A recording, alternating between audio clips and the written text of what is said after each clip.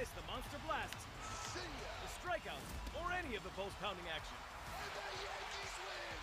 Astros Yankees, tonight at 7, only on Prime Video.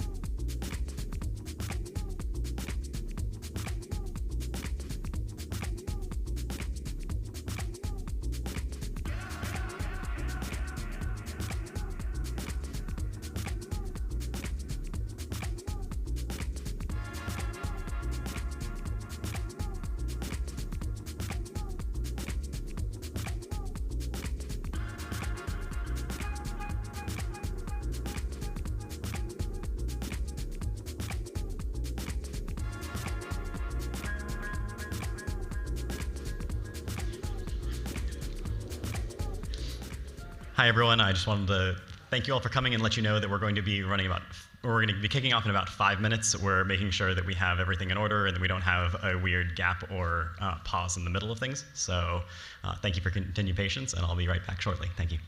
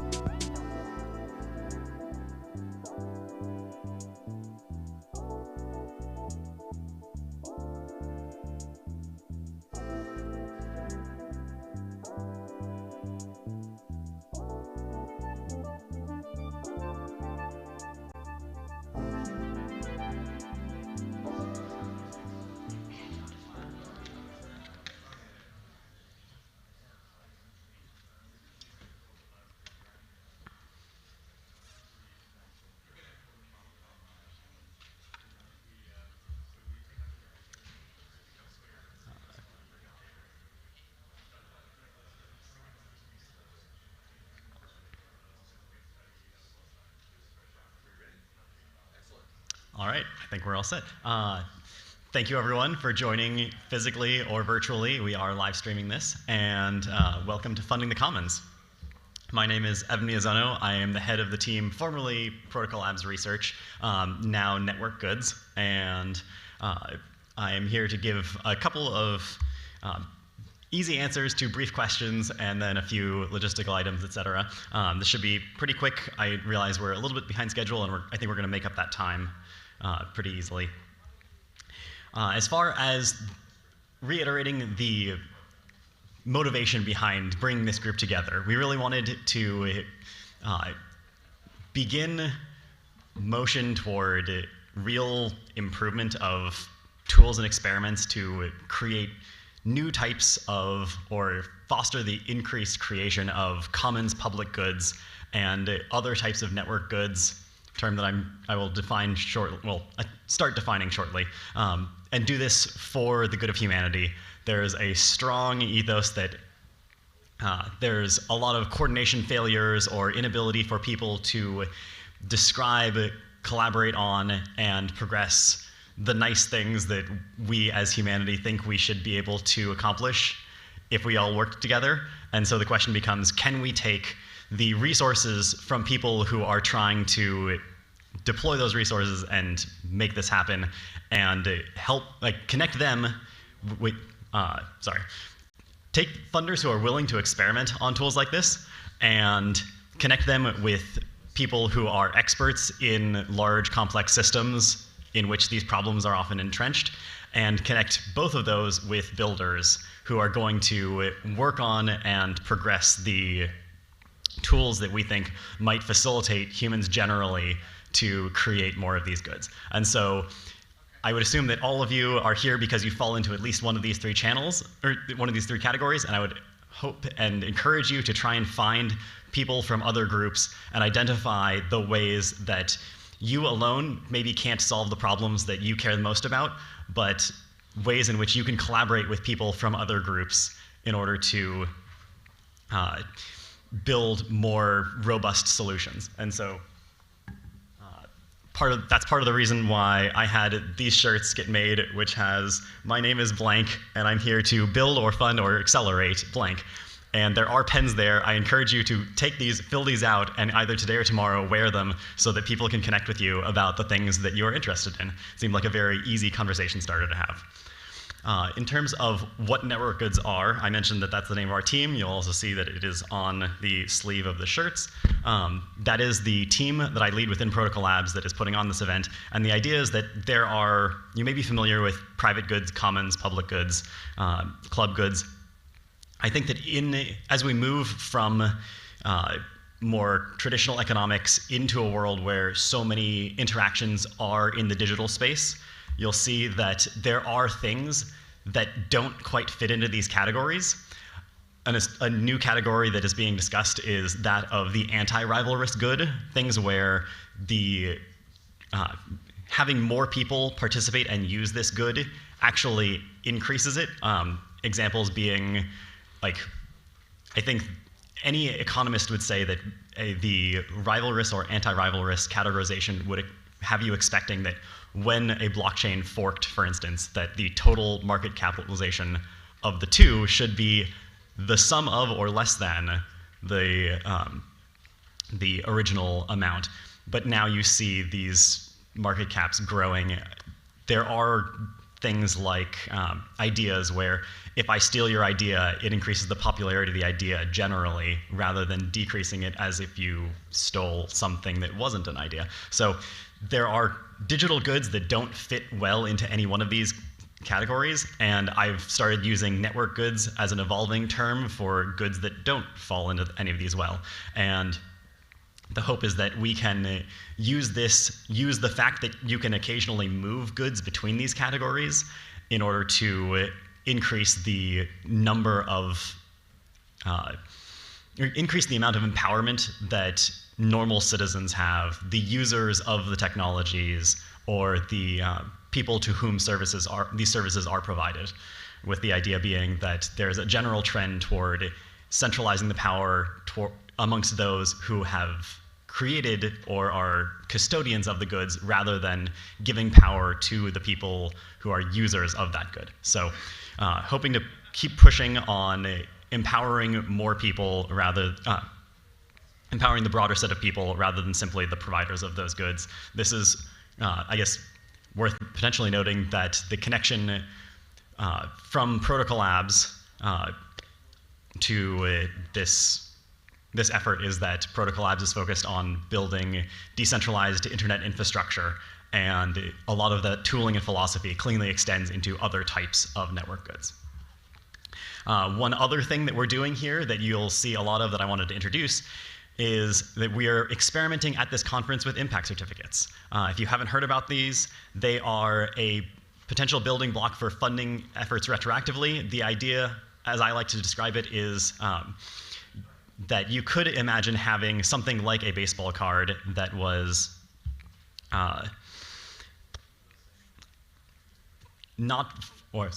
you could imagine the analog of a baseball card for some other type of impactful action. The reason that baseball cards are valuable is that people enjoy showing that they were a fan of something before the importance was known to the general audience. And I think that we could build tooling around that for the creation and support of public goods or like non-profitable impact generally. This is an idea that's been proposed before. It's worth noting that the ability to speculate is clearly insufficient to create a market for these types of things. And so the goal of impact certificates shouldn't be to have them to resell them. The goal should be to do something with them. And the experiment is that we ask the speakers to send us an impact certificate that they've either minted or had minted for them, and we can present that when we introduce the speakers. And so you'll get to hear about the great works that the speakers have been supporting that are impactful, that may or may not be related to their talks. And if we can create this as a cultural norm, then we can have conferences be a venue where people celebrate unprofitable impact and thereby potentially increasing the amount of that impact. They'll be roughly formatted like this, and you'll get to see them. And I hope you can reach out to any speaker about either their talk or the impact certificate that was presented about them that they have. I also wanted to briefly thank the partners. We have a series of talks, sessions in the upstairs room that are being organized by our partner organizations, and a few logistical items. The Wi-Fi, SSID, and password are there. There is a specialty coffee shop over here around the corner. There's also food that you probably found on level 2. There's a courtyard that we have furnishing for if you want to sit outside and chat. You do have to go outside the building and around the corner. And I also wanted to remind everyone to sign up for the Tephra Labs workshop if you plan on joining. There is limited seating there. And then last up, I wanted to commit that we are recording all of these sessions and we are live streaming them, apparently without a delay, actually, and that we will take ideas that you provide us, and we'll try and take action items from this, bring them on to the next Funding the Commons that we will have in probably about 3 months. It's been our general cadence. And want to remind everyone to check out the Code of Conduct and report violations to us if that comes up. And other than that, I wanted to thank you all for coming again, and thank the team that organized this. If you see anyone with a walkie-talkie, please thank them. Do not come up to me and thank me. They are the ones doing all the real work. Other than that, I wanted to introduce Eugene, who will be our MC. Eugene is the head of operations at Scurf and a general fan of public goods, and will be introducing all of the speakers. Awesome.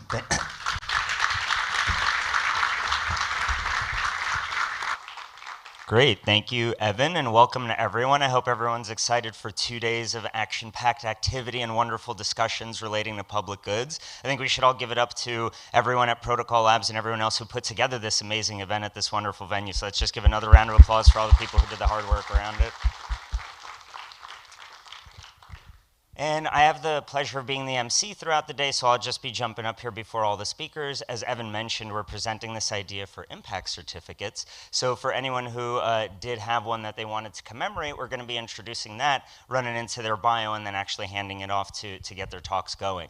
So the first person and the first impact certificate, which will hopefully be visualized shortly, is actually from Protocol Labs and Filecoin's own Juan Benet. And that is very much commemorating different educators like 3 Blue 1 Brown, Veritasium, and artists like Melody Sheep, who are sort of providing this different artwork to help contextualize some of these very complex ideas. And I'm sure in terms of biography, Juan is probably someone who can go unintroduced in these circles, but nonetheless, he is the founder of Protocol Labs, IPFS, and all the wonderful tech that made today and this wonderful conference possible. And he is also very deeply passionate about public goods, which is sort of partially what he and some of the other team members had inspiring the whole idea for funding the Commons in the first place. So as soon as I see that his tech is up and running, I will stop rambling. But in the meantime, I hope everyone is really excited. I don't know if everyone's had a chance to look through the full schedule and everything. It really is a jam-packed 2 days of activities. But it looks like Juan is ready to go, so I will go ahead and pass it off to Juan. Thank you.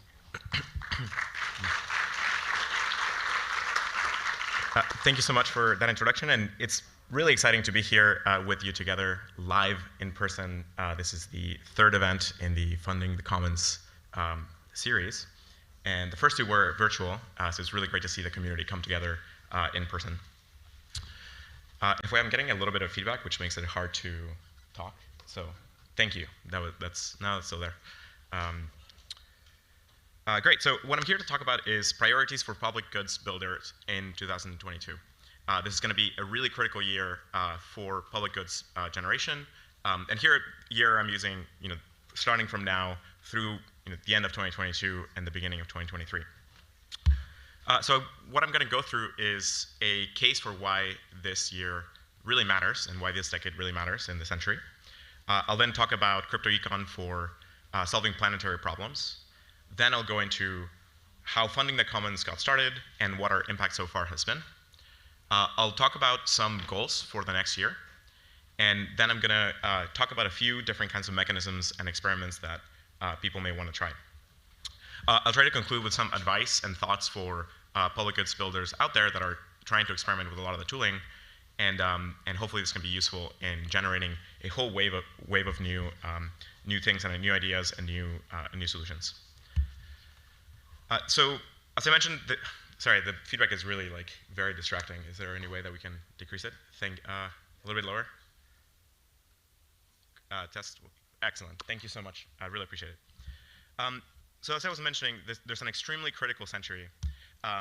We are riding on several centuries of extreme improvement in terms of all our global development across any single, against most measures for human well-being that we know to track.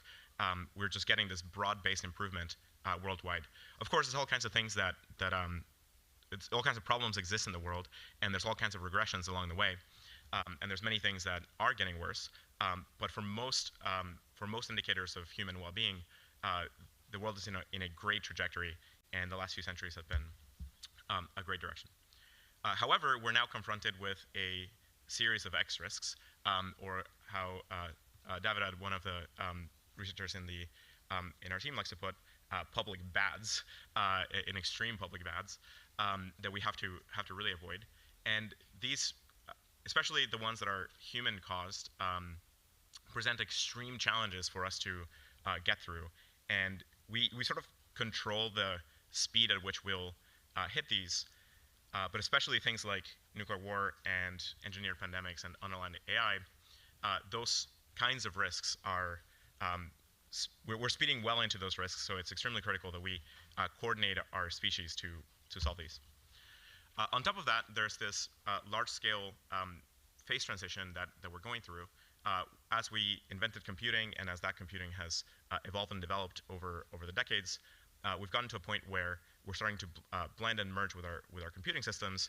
In the next few decades, when you look ahead to the next 80 years for the rest of the century, we're going to see the introduction of things like large-scale robotics, robotic swarms, augmented reality systems, virtual reality systems, brain-computer interfaces that will break through the barrier between these screens and the internet and then and our brains.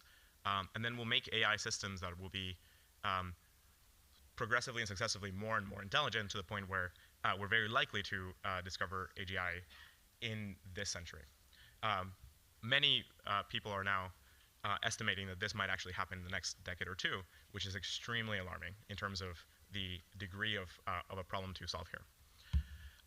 Now, to make matters a little bit more trickier, the large-scale microsystems that we've been building and which have been responsible for our the broad improvement and broad well-being for the last few centuries are starting to get captured, and they're kind of inadequate for solving these kinds of challenges. They're designed to go slowly. They're designed to solve problems of a different era, and they can't quite cope with problems of this magnitude, of the magnitude that we're encountering, and the speed that we're encountering them at. So we need a new set of solutions. We need new structures, and we need new coordination mechanisms that can enable us to solve these extreme challenges.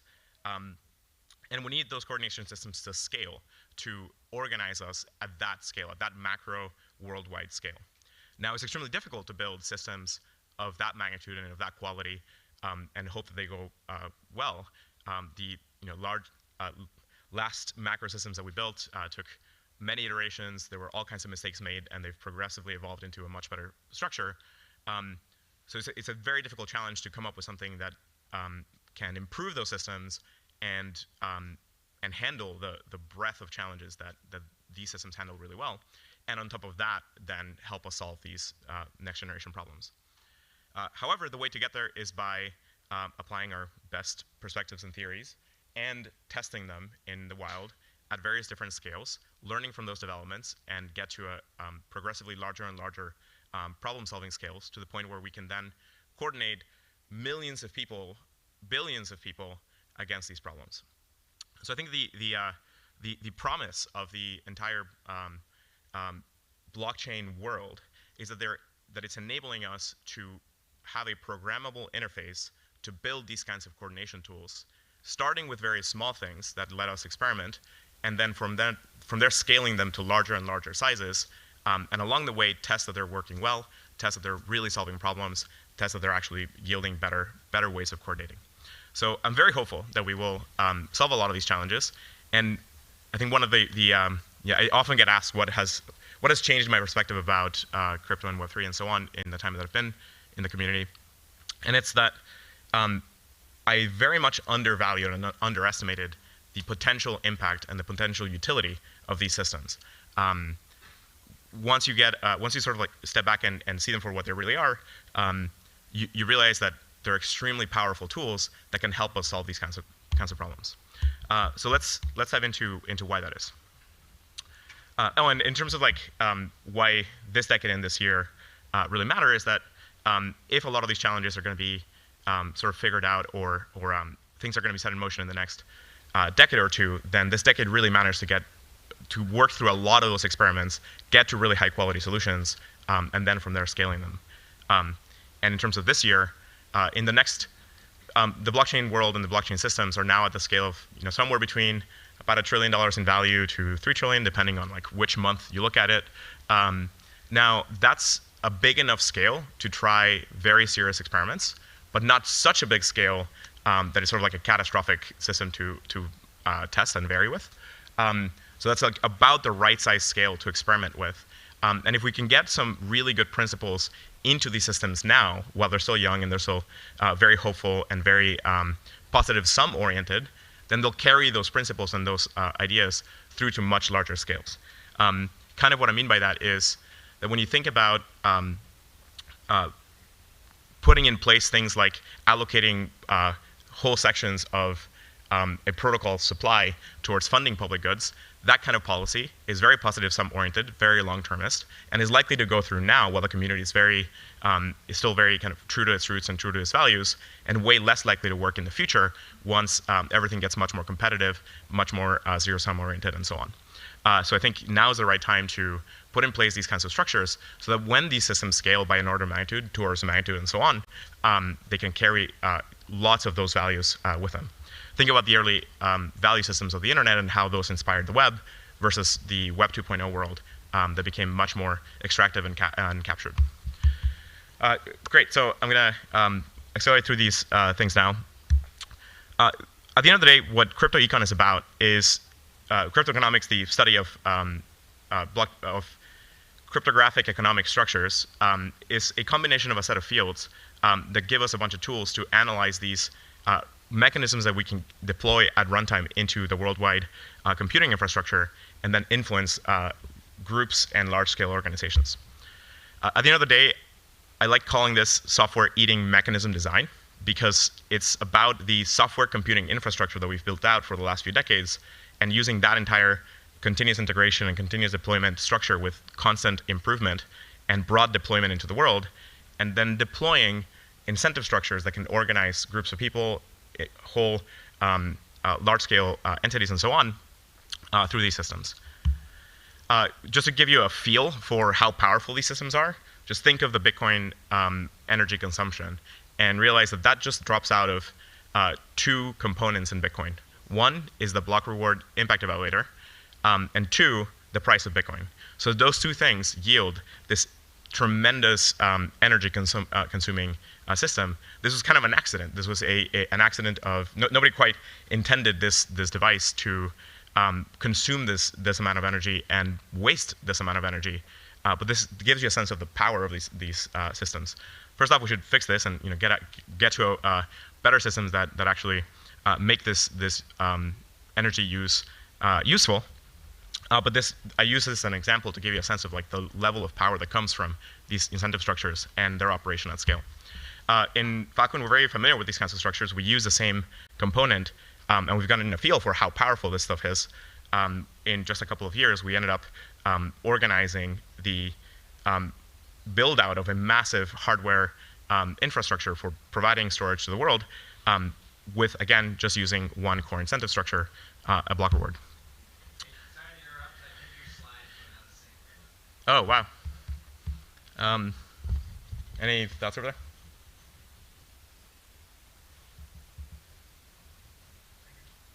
there? It seems like the slides are out of sync. Yeah, it's a while back. Thank you for the interruption. I'll try unplugging and plugging back in.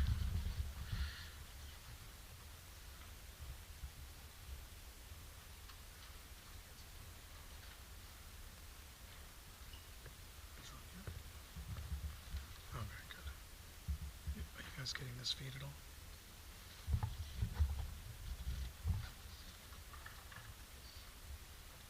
Great. So this was the crypto econ slide. I'm not going to go through it again. This was the software eating mechanism design slide. It's committed to memory. Review it later. And this is the Bitcoin slide, which is like pretty crazy. Great. And this was the Falcon slide in terms of the large-scale build-out of capacity. So all of this makes me really, really hopeful that we'll be able to build these kinds of incentive structures that can scale to solve extremely large planetary scale problems by designing incentive structures, warping the incentive fields, and getting us to little by little, problem by problem, scale by scale, solve challenges. And so I think I greatly encourage you, if you aren't already in this world, to try it out, to try creating some smart contracts and deploying them, to try working with other projects and so on to get a feel for how powerful these systems are. I'm very hopeful that things like this will have a huge impact on planetary scale problems like climate change. I've become very hopeful that these systems will let us coordinate massive action, again, millions of people, billions of people, whole industries, by letting us have the full power of law and economics and so on in a fully programmable environment.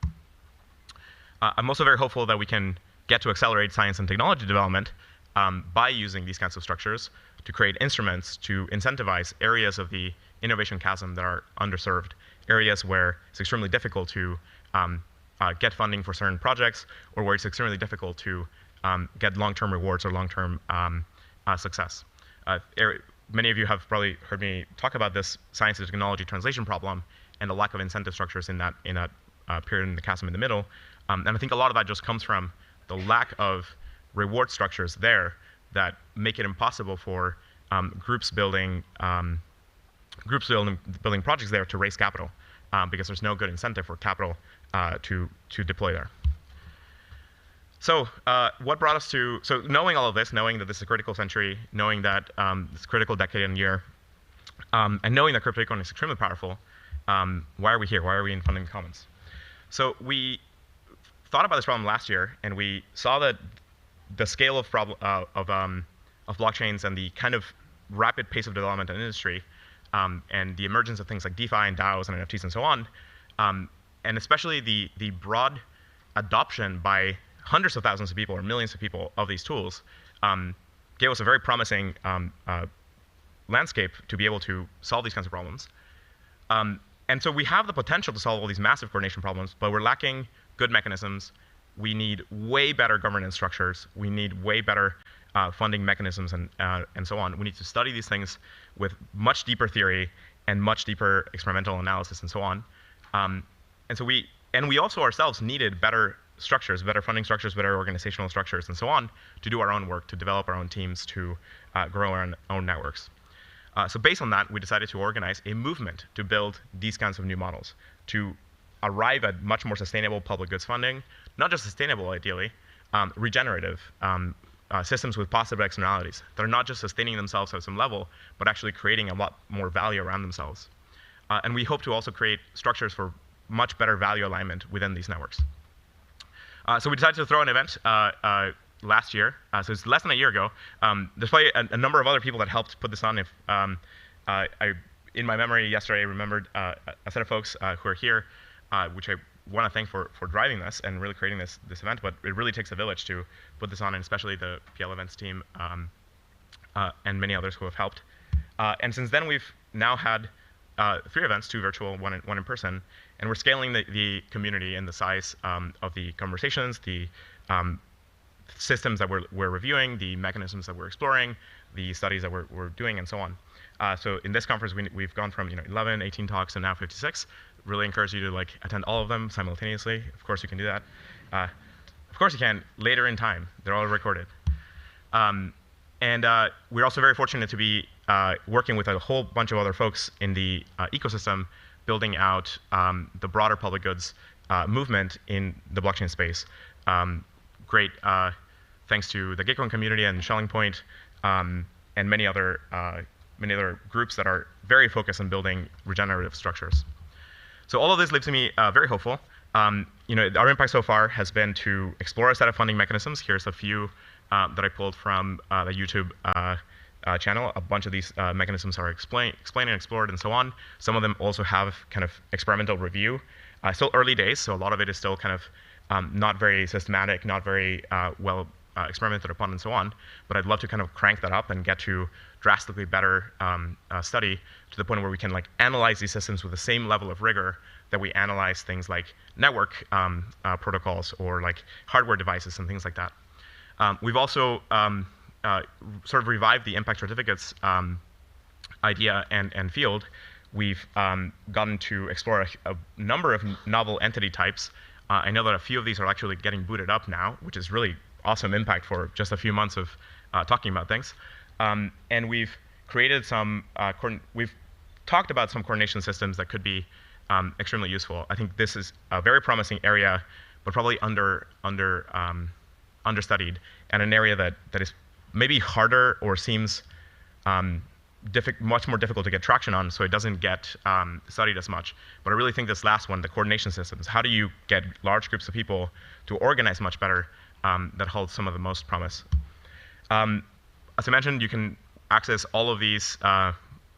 We're making sure that all of this is getting recorded and built into an archive that you can go and explore, that you can go and send around to other people. If you think that there's an important talk that somebody you know should watch, like please go refer them to them, and so on. And I want to highlight, so I talked a bit about the funding mechanisms. On the impact certificates thing, it's one of these ideas that a number of people have been discussing for the last few years, and this event really helped revive that entire track. We'll probably hear a number of talks during this conference about impact certificates, and a number of projects got catalyzed out of this. So that's super exciting. And so this is exactly kind of the kind of thing that we want to have going, not just in this one area of impact certificates, but across a whole variety of potential mechanisms, potential systems. So huge props and kudos, great credit to all the people doing this work.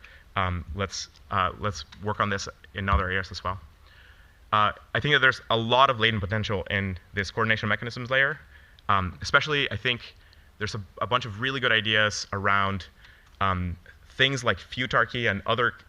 I'm not necessarily sure that that particular construction will work, but I think we need a lot of experiments with those kinds of governance structures to see if there could be ways of governing systems algorithmically, and with a way of aggregating a lot of our perspectives and thoughts and values in a much more systematic way than sort of like very brittle representative democracy that doesn't really scale to millions of people.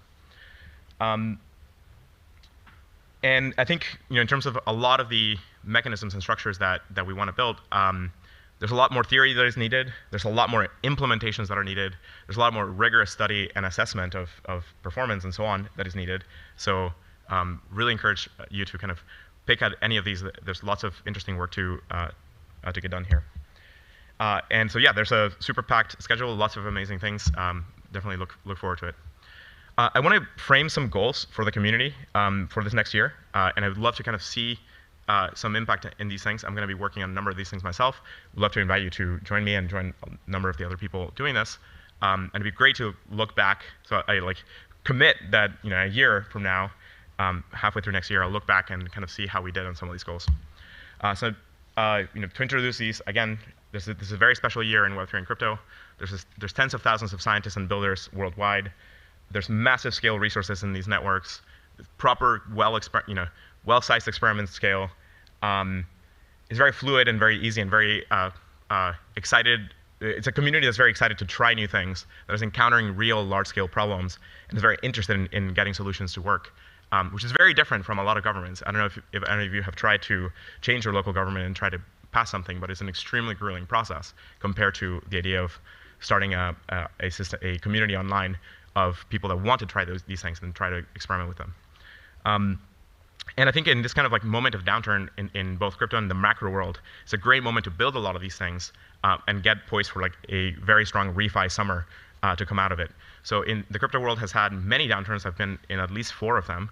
And it usually follows a cycle of there's a big hype moment and then a downturn where people start building lots of things. In one of those downturns, I started Protocol Labs and built the first version of IPFS and with a whole number of folks. And then in the next one of those, we had all of the new next generation blockchains, a lot of the layer 2s, all of DeFi, all of NFTs, all of the DAO tooling, all of that came out of that one of those build times. So I really hope that in this next downturn build time, we can build all of these kinds of regenerative structures, build out a much better framework for studying all these systems, and get to a much better outcome. So some goals. First and foremost, actually, this is a meta goal. Let's have a few meta goals. let's continue to grow this community. Let's explore a bunch of domain-specific tracks. Let's dive deeper into certain kinds of mechanisms. Let's maybe think of having some events that like pull together a set of people focused very much in one area. Let's try and experiment with workshops and hackathons. I think we've been thinking it aloud together for a while. It's time to put a lot of that into practice and stimulate that by having workshops and hackathons that enable both theorists and builders, often the same people, to come together, connect, and make a bunch of these things and experiment with them. I'd love to have some network funding for ourselves to build a network-oriented grant program to support researchers and builders in the space. I'd love to kind of like target like I think a $5 million fund size is like a good place to start. Of course, if we can get more, that'd be even better. I think we should grow the community. We should think of this as an expansion space for us and bring new people. So like each of you like bring 3 new people to the event, and this might be just refer them to like a talk or something like that, get them interested in the space, and recommend 3 speakers that you think should be talking to us about their ideas and their thoughts. Now, very concrete goals. I think the impact certificates idea space is extremely interesting and extremely valuable. Let's dive deeper into it. Let's deploy more systems. Let's deploy hyper certificates. Let's figure out the NFT structures for them. Let's build a market. Let's build ideally multiple markets in a few different verticals. And I think it would be amazing to get to a scale of having an impact market with around $50 million in value next year. I think that would be I think at that scale is where you can see some interesting things starting to take shape. Smaller than that is harder to see it working. Higher than that is like too hard to kind of reach for in 1 year. I think the $50 million scale is both achievable. It's very ambitious, but achievable. And I think will give us like really good outcomes.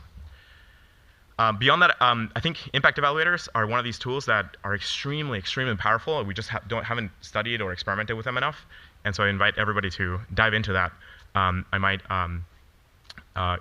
lead workshops and so on this kind of stuff.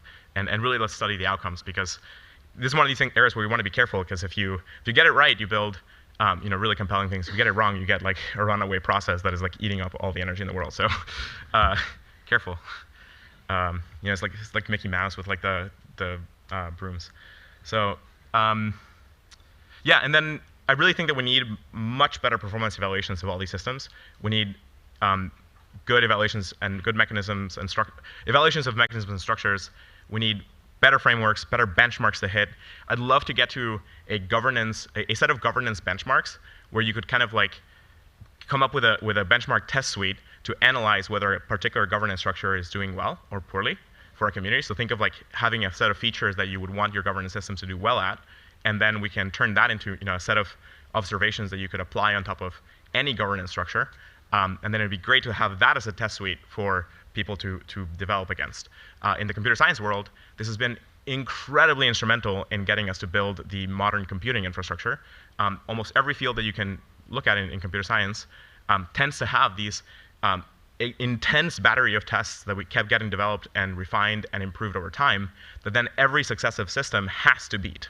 And so you get this amazing evolutionary structure where whenever you're proposing some new system, you can always run it against this ever-growing intense battery of tests and see whether it's actually better. And that yields an extremely good evolutionary environment. We need something like that for governance structures. We just don't have that. We have no way of properly evaluating whether one particular governance structure is actually going to be better than another one in a systematic, repeatable way where like we can all clearly see with hard data that it actually works better than another. And I think it is very, very achievable. So I'm going to given the timing and that I wanted to get us on track, I'm going to skip the mechanisms and experiments to try because you'll hear a ton of them throughout the week. Maybe I'll give you just one, which is this idea of an impact evaluator. I'll maybe describe it in high level now, and happy to discuss it more in detail with folks. It's a very simple system which just says that you're going to have a periodic evaluation of some value across a community. So this could be a risk contributed. This could be a rated performance against some goal. And in each time step, the impact evaluator is going to release a reward proportional to the value contributed. It's very simple. It just provides a long-running, repeatable auction that consumes a set of indicators from an environment. So it measures the environment, and it rates all participants and their contribution in that time step. And then it rewards proportionally all participants with a fraction of the pot together.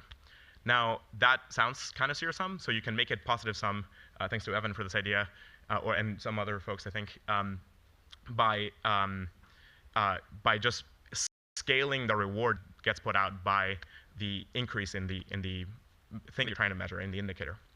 And so this kind of structure can be applied to all kinds of measuring, all kinds of properties that you might want to measure. And it's extremely, extremely useful because it gives you this repeatable thing that you can just keep scaling the level of impact and sharing in that pot of rewards. And if you associate the work being done with the value of the reward itself, then you get this amazingly positive feedback loop that then scales really fast. That's the magic behind Bitcoin and Filecoin and a lot of these structures. So in the last 50 seconds, some thoughts and advice for everybody. Connect with other folks. I think this is one of those times in the development of a field where everything is moving very quickly, and new ideas will diffuse fast. There'll be a lot of independent discovery, or independent discovery of the same thing. And there'll be a lot of people very interested in building things. So this is not a time to hold back your ideas and develop them very deeply and then publish something like, kind of like drop information theory in the world or calculus or something like that, and spend 5 years thinking about it. That is going to be way too slow. And I almost guarantee you that most, if not all of your ideas will probably get independently discovered. And so you'll do much better by working with a lot more people a lot faster, develop everything much more quickly, get it deployed out there, get it tested, get it scaled. And the sooner we do this, the better, because all of that value flow will compound. So if you have a great improvement and you deploy it now, and we get to have more months and years to compound it, even if it's like 20% as good as you could have done it in a year or 2 years, that compounding rate and that utility of scaling it sooner will be much more valuable to everybody. So really strongly encourage you to collaborate, work with other folks, get things tested, and really kind of experiment and try things out. Just try something, see if it works, evaluate it, measure it, and so on, and whatnot. And reach out for help. So if you are running into some problem, if you have some ideas, and so on, and you feel stuck, reach out to the community, ask for help. This is a super positive sum-oriented community and group. Everyone helps each other. So yeah, just reach out with your thoughts, ideas, and people will be glad to help. All right. Oh yeah, and ship quickly. So yeah, I guess I kind of made that point. Make it again. And then composability. So really focus on composability of these structures. If you build a thing, try to make it as simple as possible and try to make it very composable with other tools and other systems. That is part of what made DeFi scale. That is part of what made NFTs work really well on scale. That's part of what, and I think that's one of the things that's holding back DAOs. I think DAOs are not nearly as composable as they need to be. They're kind of composable, but they could be much more composable. So yeah, this is, let's go forth and prosper. Thank you.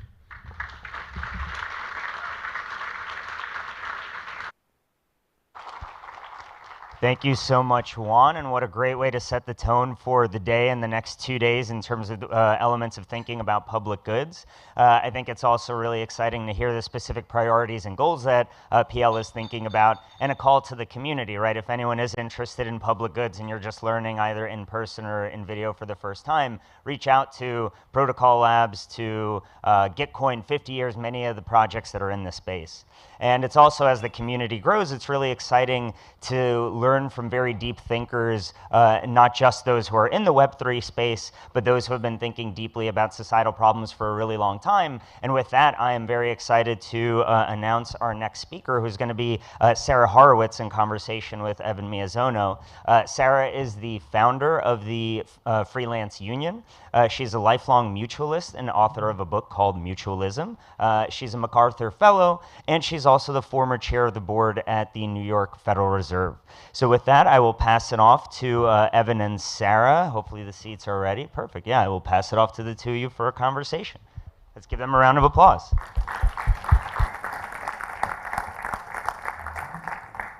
Thank you. Thanks, Sarah, so much for joining me. I'm super excited for this conversation. All of our previous discussions have been very engaging and compelling and insightful, and I'm really glad that we get to share this one with all of you. I think that I'd like to just kick it off by starting to motivate some of our somewhat spicy title. I'd love to ask for you to explain a bit about what mutualism is and how you came to this framework of thinking about systems, public goods, commons, that sort of thing. Well, first of all, it's really nice to see you all. I'm going to jump in with a definition of mutualism without any context, but hopefully we'll get to that. And I just want to say it was really interesting hearing Juan's talk just before when he was talking about what's the best way that you can get to some success, and it's by being connected to other people. And mutualism actually is the way, it's the operating system of how people come together, how they have in the past. It has three principles. It's a community. People come together because they have shared interests, they live in the same building, they're in a food co-op, they're in a union. Number two is that they have an economic mechanism. It's a self-funding community. You pay your dues, there are services. It's not like a big donor drops the money in. You organize the capital within that community. And the third is that it tends to have a long-term horizon. And you see that in unions, cooperatives, mutual aid groups, and the business of the faith communities, schools, insurance companies. And when you look at that as a sector, it's a $1 trillion sector. So this is not like a small thing. And the idea of a self-funded, long-lived community that is aligned around goals seems to be very consistent with what a lot of people in Web3 are talking about with DAOs now. Yeah. And I have not come across anyone referencing these types of labor union, these types of existing communities that have been doing this for decades, if not at least more than a century. Are there what are the most obvious connections that you see to some of these Web3 or DAO-like things that would benefit from making that connection? Yeah, no, it's a great question, and it's really true. Like, I have to say that I am like the last person you'd think would be like a Web3 person, you know? It's like just not my cultural thing, but I really and actually, sorry to interrupt, but I would love to have you dig into a little bit more about your background, your career, and how you got to this, either after you're finishing that thought or as Sure. And so basically, yeah, what a great conversationalist you are. So, but the DAO to me is like, we are so at the early stage of this, like in 3 years we'll look back at now and be like, that was so stupid. But it's like we're starting to really get smarter about it. But it is that idea of the collectivity, and that it starts to have its own ecosystem. It's boundaried. It is a group of people that are connected for a reason. And it is not just an open thing. And so I think those are the connections. So let me just say, I come from a labor family. My grandfather was a vice president of the Garment Workers Union in the 1920s.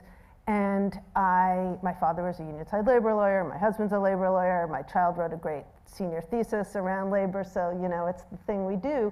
But really, unions are about people coming together. They have a collective and an ecosystem. They have their own money that they generate. The union generates it through dues. You know, when I start describing this, it's like if I didn't tell you it was a union from the 1920s, you would be like, that's a really cool DAO. So I think the big, and then let me just say, I then started the Freelancers Union. I don't know if anybody here was a member or is a member. Anybody here who remembers now? Yay, okay.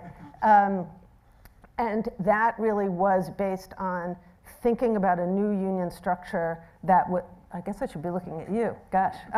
That was a union structure that was built like a network, so that you would join and be part of a network, as opposed to, because freelancers are working all over the place. So anyway, that sort of got me started thinking about DAOs. Yeah, I'm curious, has there been anything you've heard about with DAOs where you think like DAO tooling could be useful for the Freelancers Union? I realize I hadn't asked this before, but Yeah, I mean, I think it's for unions, cooperatives, I think that there's something that, like, where I feel conceptually is like the DAO world of what is being organized, call it sort of like Discord unionizing.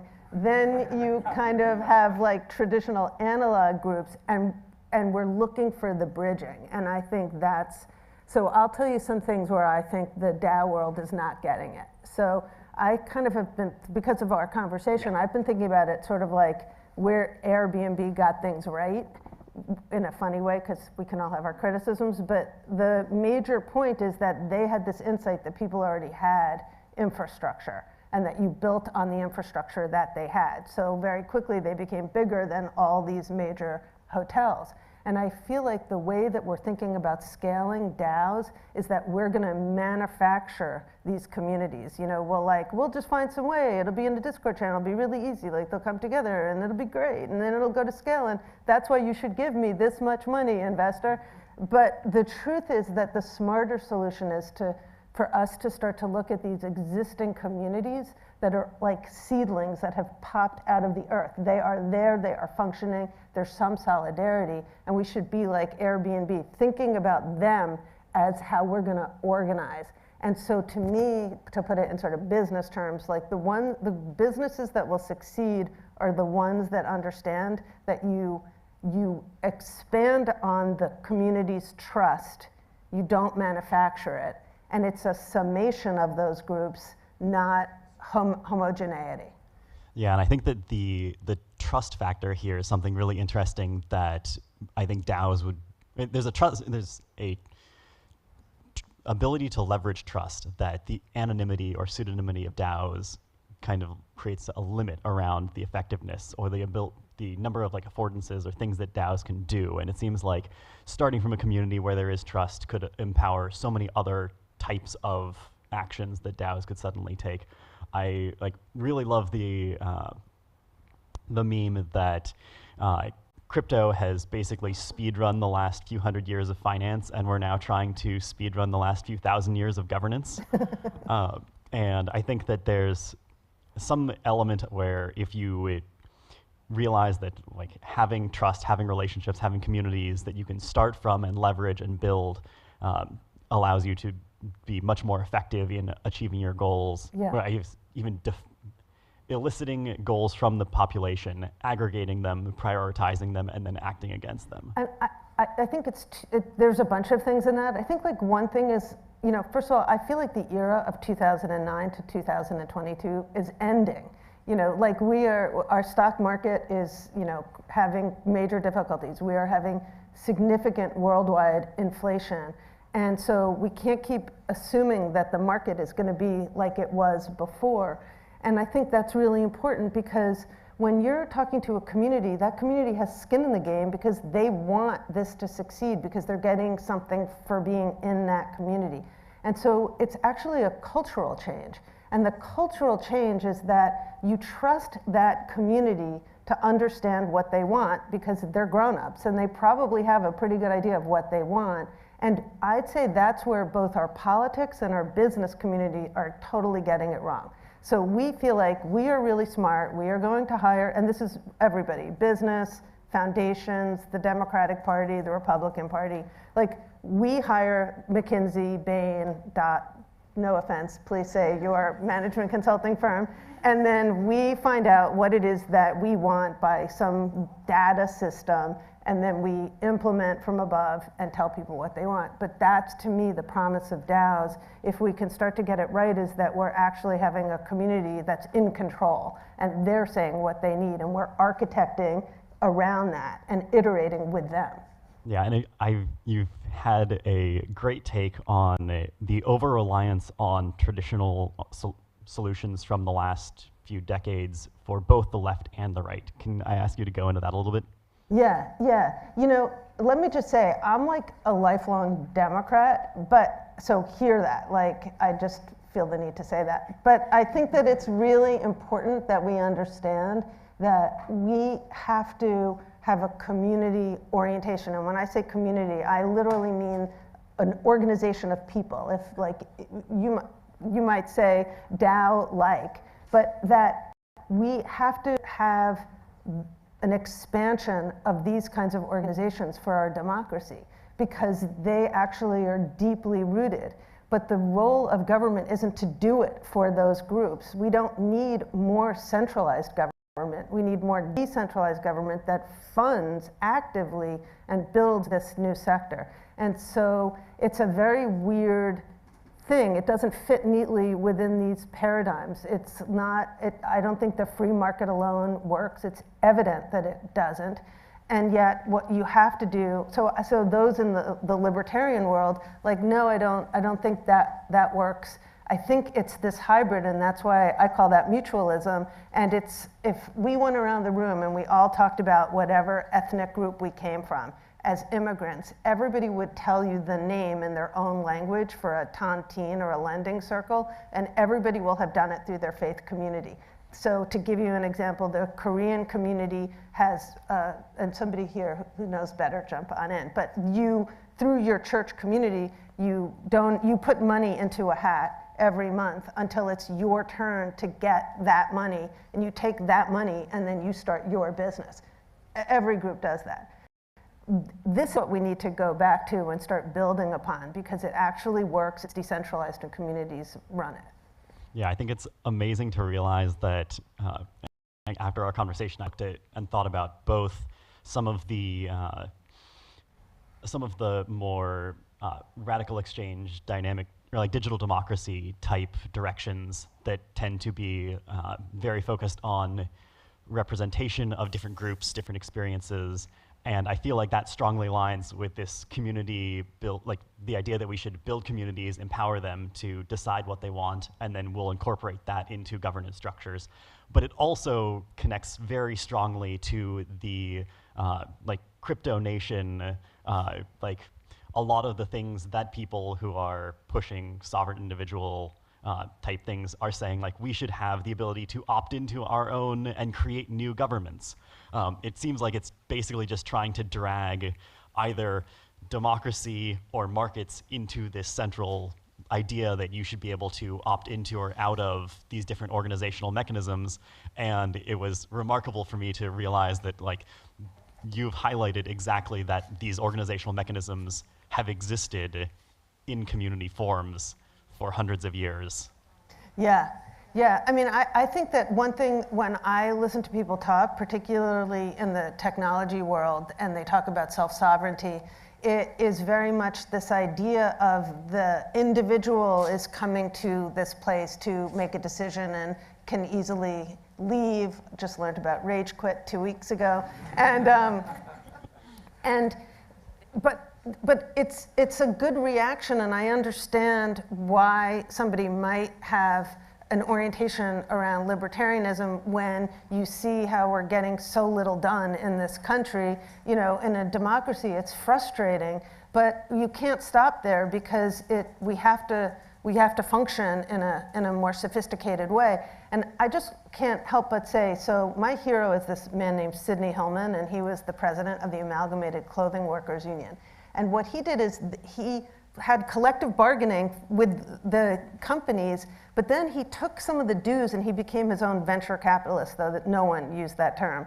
And they then invested and built labor insurance companies, banks, housing, and literally the modern system of remittances to send money back home they invented that. So it's actually extremely sophisticated. It's actually not like homespun. Yeah, and I wanted to dig into a little more of the differences between those business creations and existing venture capitalists, and the idea, or venture capitalists and entrepreneurs. You've mentioned that there's like the one large distinguishing factor is that a lot of these spin-outs from unions were to generate public goods or commons, or I guess to some extent member goods, Yes. or club goods, rather than being these generalized, open, like permissionless for-profit entities? Is that yes. how? Yes, totally. No, thank you. That's such a great question. Essentially, it was, so remember I said we'll start with the 3 principles of mutualism out of context. So the first one is community. The second is economic mechanism. But the economic mechanism, the purpose is not to extract the money out, but to recycle it back in. And that's what they did in a really sophisticated way. And I feel like there is some interesting opportunity to imagine the generation of some currency token, have the equivalent of gas fees, and the need to buy in and have membership, and to like Web3ize all of this. And as soon as you start doing that, I think that there's also interesting ideas from modern monetary theory where like what happens when every union can be a sovereign currency issuer, where you have something that looks like tax, but then you can think about what it would mean to create or drive or mitigate inflation of the goods created by this community, and the number of levers that you now pull as a sovereign currency issuer just as an organization. You know, I think that's a really good point of the really good conversations that we can start to have, right? Like it kind of sounds a little outer space, but it also really sounds like there's something that could be in there. And I think that's really the opportunity right now, is that if we can start to realize that this isn't quaint or charming, you know, it's not, you know, Birkenstock wearing, like dismiss it though you secretly wear them, you know, it's like, I think there's something here and we're ready for really creative conversations. And I think that's what's so interesting. You know, I kind of feel like we're at that moment, like, you know how when you hear like what came before Silicon Valley, and it's like really it was like a lot of people in Haight-Ashbury tripping, right? And they were like talking and sharing information. So like everybody grew more because it wasn't attached to returns. And then we started investing in the schools, in the great university systems. So by the time we got to the place where people were making their investments and making money, there had been like a lot of other non-market activity that really made that happen. And I kind of feel like that's where we're at now. And sometimes the pressure to have to like, you know, get your deck and be ready to get your A round and B round, you know, it's kind of gonna kill things. But because we have to find that place to maybe not trip like in Haight-Ashbury, but like do legal cannabis. It'll be here soon, right? But like do something where we connect to one another in non-market transactional ways. And I'll just say one thing also. That's the beauty of mutualism, is like if you think about any natural disaster anywhere, the first thing that happens is people come together. They're starting to use technology to be able to coordinate, but where they physically meet is in the credit unions, the churches, and the union halls, because that's where there's an edifice that they can go, and they start to coordinate. And I think that's kind of both metaphorically right, and it literally is right. And I think there's also a huge opportunity for like non-geographically centralized organizations like this. One of my favorite stories from the pandemic is that there were a few like Slack servers and Discord servers where the researchers working on cutting edge things got together and were sharing all of their preliminary data because they knew that time was of the essence. And I think a lot of the breakthroughs can be traced to collaborations that showed up on there.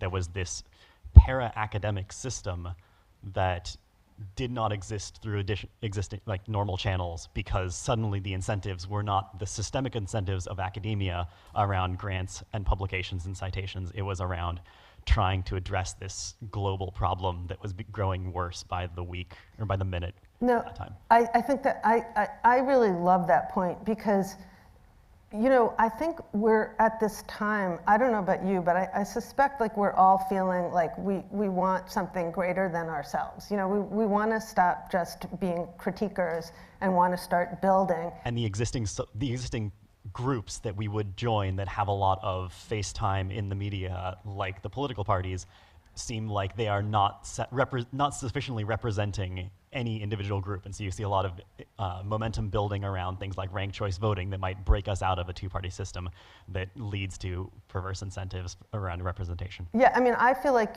you get the leaders you deserve, and so I think that we have to start to build, right, and say what we need, and I think then we will feel like we see ourselves a lot more in this.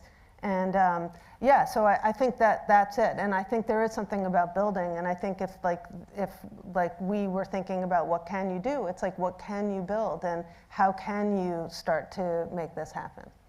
Yeah, are there any groups in the world that you think would benefit from forming a new type of union or organization that maybe couldn't, like, has difficulty or had difficulty previously because they had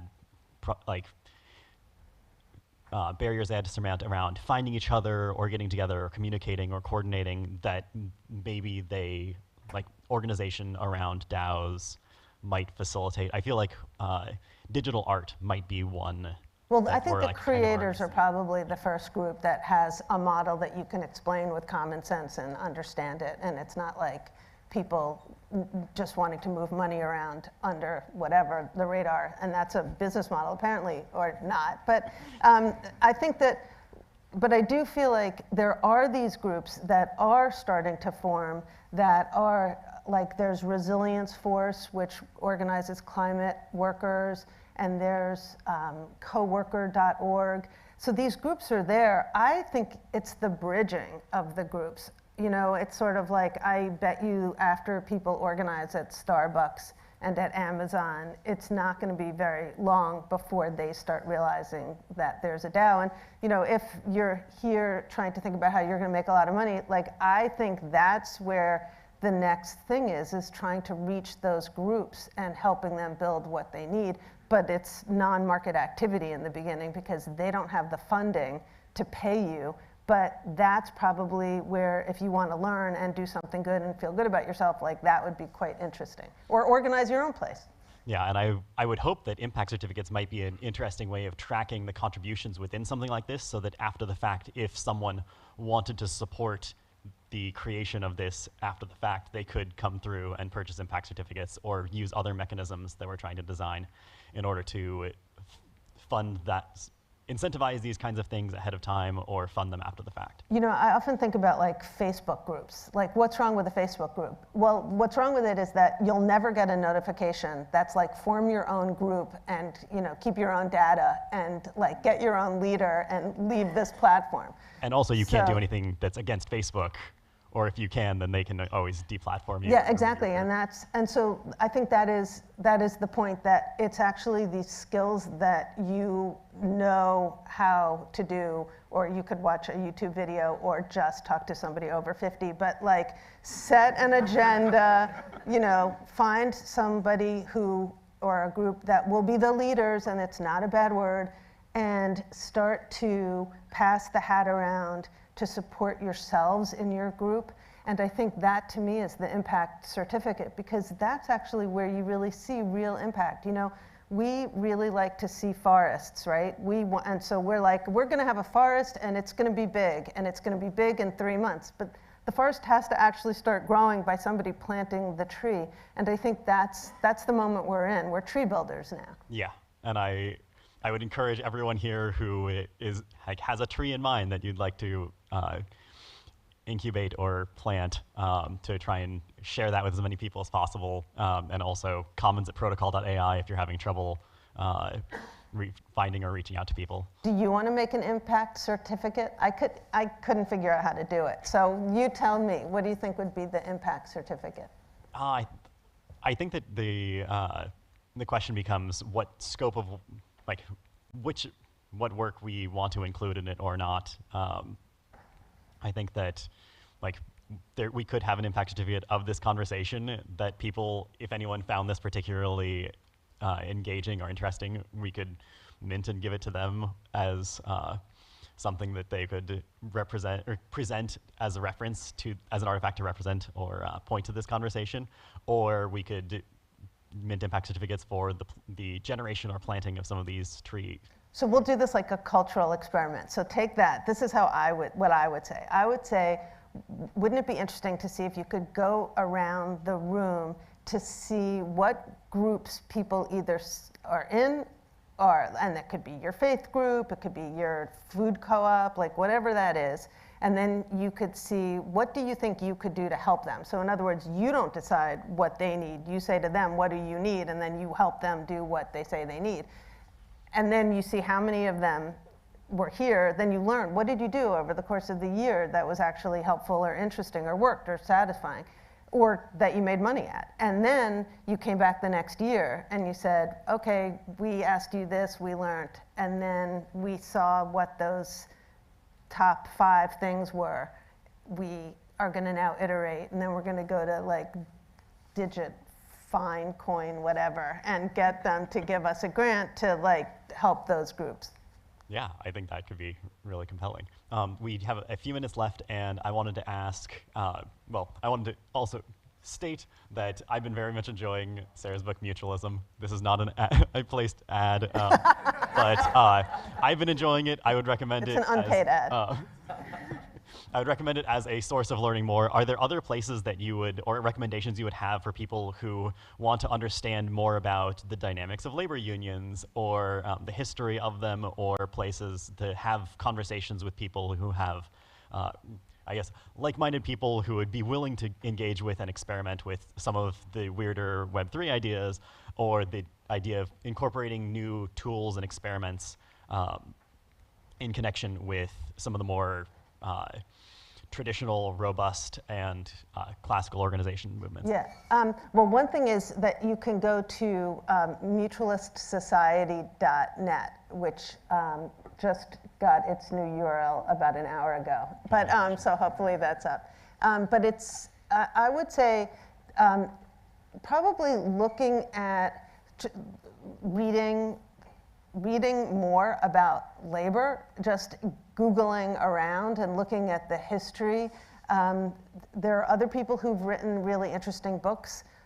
John Rostakis. If anybody is interested, you can reach out to me and I would be happy to send it, or send it to you, and we can come up with a list. But Nathan Schneider is a great person. You should look at his work in Boulder, Colorado.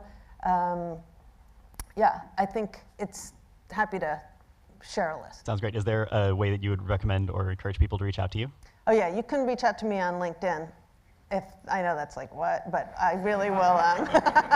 It's like the only thing. I'll give you my email, but if you want to talk to me, come find me, so don't do it up here. And I'll add some of those recommendations and contact information to the PL Twitter. Oh, I do have something. There's a really great newsletter called Ownership Matters, and that is really a good place to look at interviews with other mutualists. That Ownership Matters is a good thing to look at. Fantastic. Thank you very much. Any closing thoughts? Questions you have for me or the audience that you want them to think about? Well, I mean, I feel like the thing that is on us is to start bridging this, and starting not just for an intellectual reason, but because like the time is now getting right for these really interesting ideas. And so let's start having salons again, you know?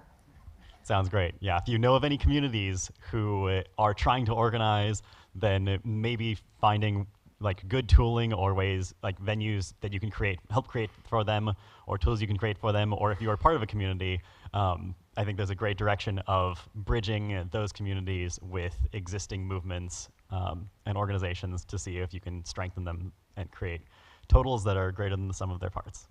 Perfect. Thank you all very much.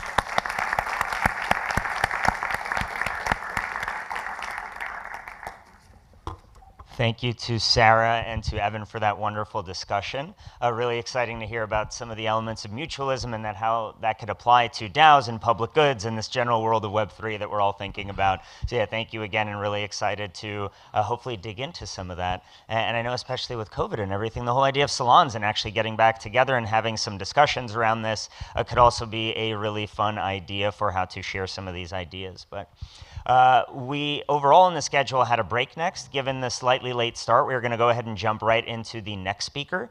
So I have the pleasure of introducing Professor Katrine Tinn. And actually first I'm going to mention the impact certificate, which is around supporting Tangled Web's modular synth and digital art. And that is work that is done by Olivier Morteau and Katrine herself. She is a professor of economics at McGill University, and her research focuses on theoretical modeling, technological innovation, financial economics, and information economics. And so with that, I will pass it off to Katrine. Please come on. Round of applause.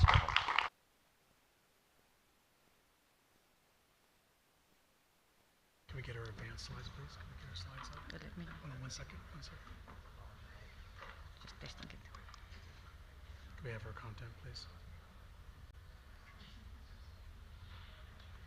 Yeah, maybe it shows.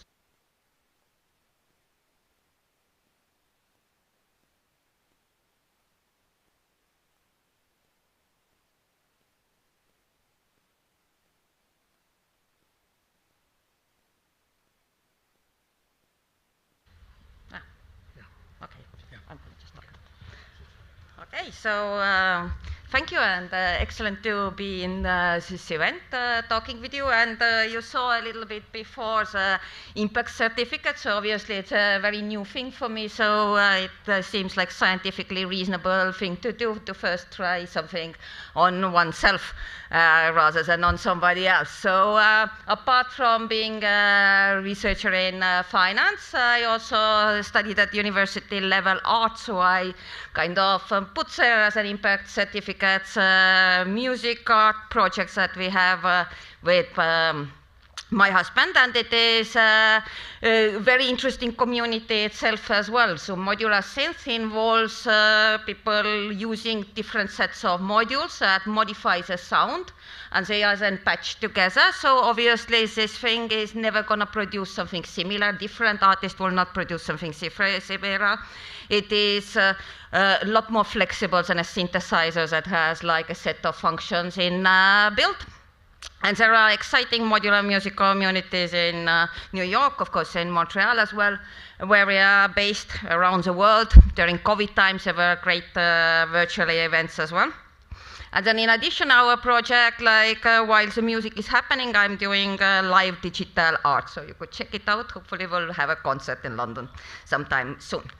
But now, going to the topic of my talk, it is about crowdfunding, and I'm going to put on now my finance economist hat, and going to assume not these communities, but very self-interested individuals. And what I'm going to talk about in particular is reward-based crowdfunding that is now over 10 years old. But it is very much related to the other fundraising mechanisms that have emerged and are emerging, also in digital space, like initial coin offerings. Even though this term is probably not very popular anymore, we can call them consumer token offerings. There is a natural connection with NFTs and many other initiatives that this conference is about. And the key idea is that what makes it different from other sources of crowdfunding, which in the broadest term just would involve some crowd giving some funds to somebody. What is interesting about reward-based crowdfunding is the fact that expectation is to be receiving some non-financial reward. Typically, it is a promise to receive a product or service sometime at a future date. And what is fascinating about it is, of course, the fact that at the time of asking these funds, like it is possible, and likely that the product or service doesn't yet exist. Okay?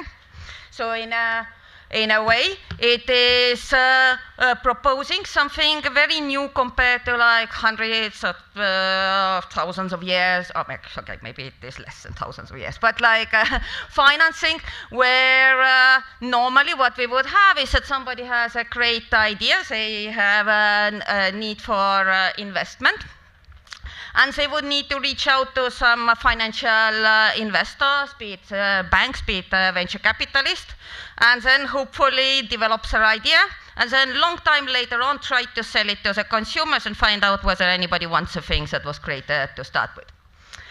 Okay, and in this case, when we are thinking of innovative ideas, there are particular difficulties to get financing because these projects often don't have tangible assets that you can collateralize, no stable cash flows.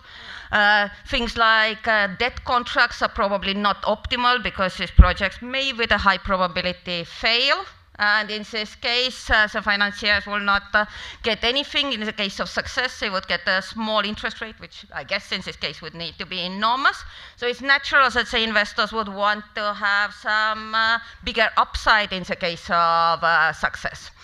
And then, because of this intangibility as well, like there are a lot of problems with aligning the incentives because entrepreneurs themselves or artists may know better how able they are to create something than outside investors.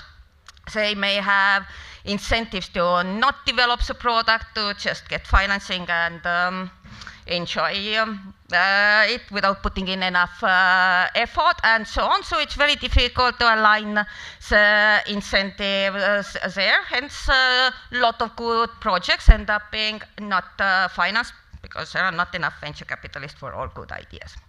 And in contrast, in the case of reward-based funding, like as I said before, there is a promise of interaction with directly with the consumers of the firm itself, because eventually these are the people that are going to generate the cash flows that would be also needed for paying back to these investors made in the previous slide. So, of course, these investors, these individuals, they could either provide enough funding for the project's investment, or it could be still some need for the traditional financial contracts and players there. And what is, we all know that like reward-based crowdfunding works like pretty well. Actually, the cases of obvious fraud are very rare there. But it looks like almost on a superficial side, too good to be true. Because as a firm, it looks like an excellent deal. I can get money. I don't have to give up even some ownership of my shares, right? I will be eventually selling the product to my future consumers like before I even produce it. So it looks like an excellent way to finance something, while at the same time it would be potentially risky for the consumers participating in it, like because very possibly they are not going to get anything unless the incentives are aligned in this sort of system. So related to that, we were working on the research to try to understand why does reward-based crowdfunding work. Because we know that the venture capital financing contracts are rather complicated to align the incentives using the convertible assets, having the venture capitalist closely engaged with managing the firms and so on. So there is a lot of things happening there to align the investments. And now with the crowdfunding, we just have individuals that are not associated with a firm or potentially even in a different country, somehow managing to overcome this incentive problem. And so the greatest issue is that how does crowdfunding seeming to be overcome the moral hazard problem, which is just telling that the entrepreneur could have a crowdfunding campaign, get money, and then not produce anything, telling that things just didn't work out. And it's like extremely difficult for these investors, potentially in different places around the world, having a small amount of money placed in the project to take some action to win this thing in the court, especially if there can be good reasons that the project didn't work out rather than failed. Okay, so related to that, we have this theoretical research paper with Professor Gilles Schemler, who is in Imperial College London. And we are asking there that what is a source of value creation in this, I should be specific, reward-based crowdfunding. What types of firms would benefit most of it? And how do we overcome these incentive problems that I just mentioned? And additionally, our model talks to the case of why is it useful to have third-party platforms there. So why is it, for many firms, not necessarily a good idea to run a crowdfunding platform on their own website, for example. And it's going to be potentially not too surprising, because it is commonly understood in the community that one benefit of reward-based crowdfunding is that it enables to test out the market, to find out whether there is a demand for the product to be created. Okay? And this aspect actually turns out to be important, not just about learning about demand, but also to the moral hazard problems that I will mention. And what is the benefit about learning about demand? It's giving what we call real option value, which is enabling better investment decisions. So in a way, as a firm, I'm happy in both ways. I might run the campaign, and I learn that there is, I say, enough, or even in a good case, more demand for my products than I expected ex ante, so I'm very happy to invest. I'm also happy if it turns out there is very little demand for my product, because at least I'm going to save investment costs and time of effort by knowing that it's probably the case that my consumers are not going to value this product, so it's no point in developing it. So the real option value of learning is here going in both cases. And second, I will show that what this value of learning does. It is also what mitigates a moral hazard. So in this model, we allow the entrepreneurs to run away with the money they raise in crowdfunding at no cost whatsoever. Of course, in reality, there could be reputation costs, more cooperative entrepreneurs, and it's less likely, but that is like an extra bonus. So if something works in a case that we make the assumptions that everybody is extremely self-interested, then it is certainly going to work even better in the case that it's not totally the case. And what is also very much a feature of many crowdfunding campaigns is the campaign lengths tend to be short. And actually, the shorter campaigns have been empirically shown to be more likely to succeed. So again, a superficial way would be to attribute it to short campaigns involving some sort of enthusiasm, so which can definitely be a part of the story. But in our setting, where the short campaigns are crucial because of this moral hazard problem, because it is what enables to overcome the incentive problem.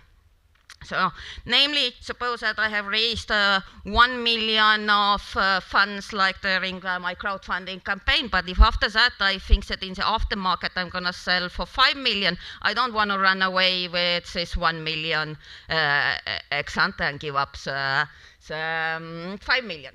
Okay, so in that sense, this is ways that we argue that the reward-based crowdfunding overcomes a moral hazard problem. But it, of course, has a bit of implications of what sort of products can benefit from crowdfunding. Okay, so I'm not going to go into the full proofs and the details of the model, but I think that it is still useful to highlight the simplest setting to emphasize the same arguments that I just made. So in this setting, imagine that the firm has identified its target market, so it has n potential consumers, and some of them, an unknown fraction of them, will want to buy the product because they like the product.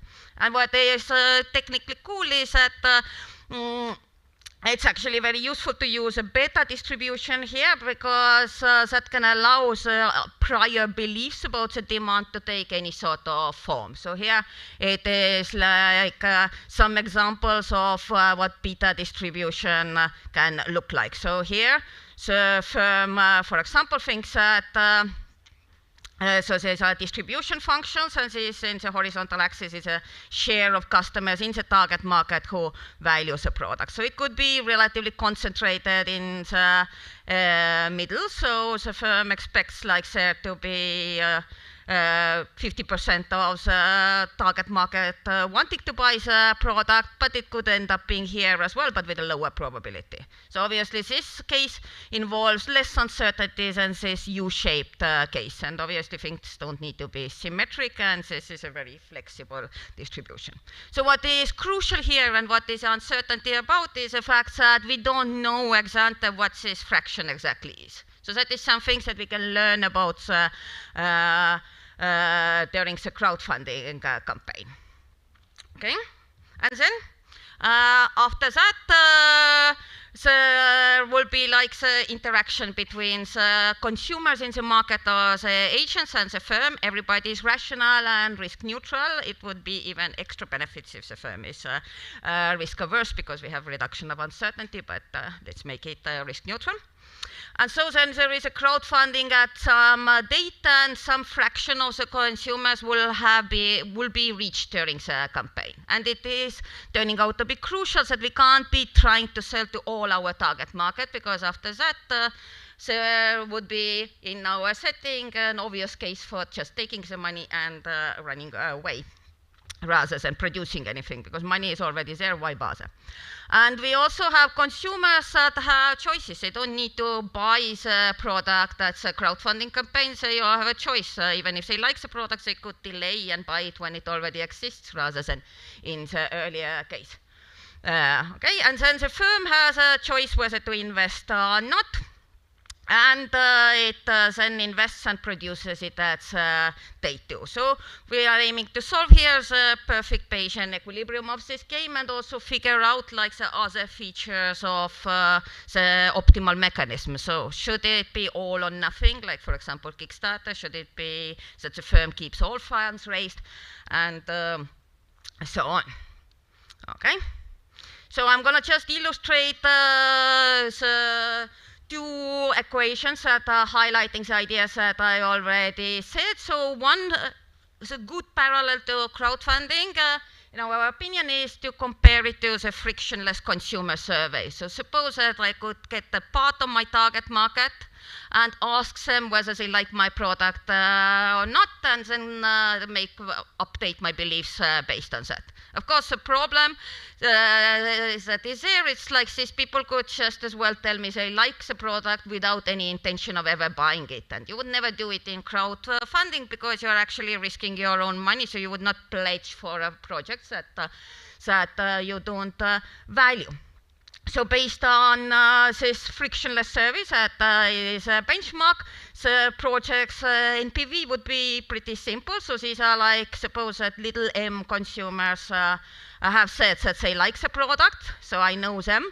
This is aftermarket, so these are the ones that I'm having in my target market and haven't yet reached, that I'm hoping to sell in the future. And I am updating my beliefs about how much demand for my product there is. Okay, so if this is non-negative, I will invest and things are good.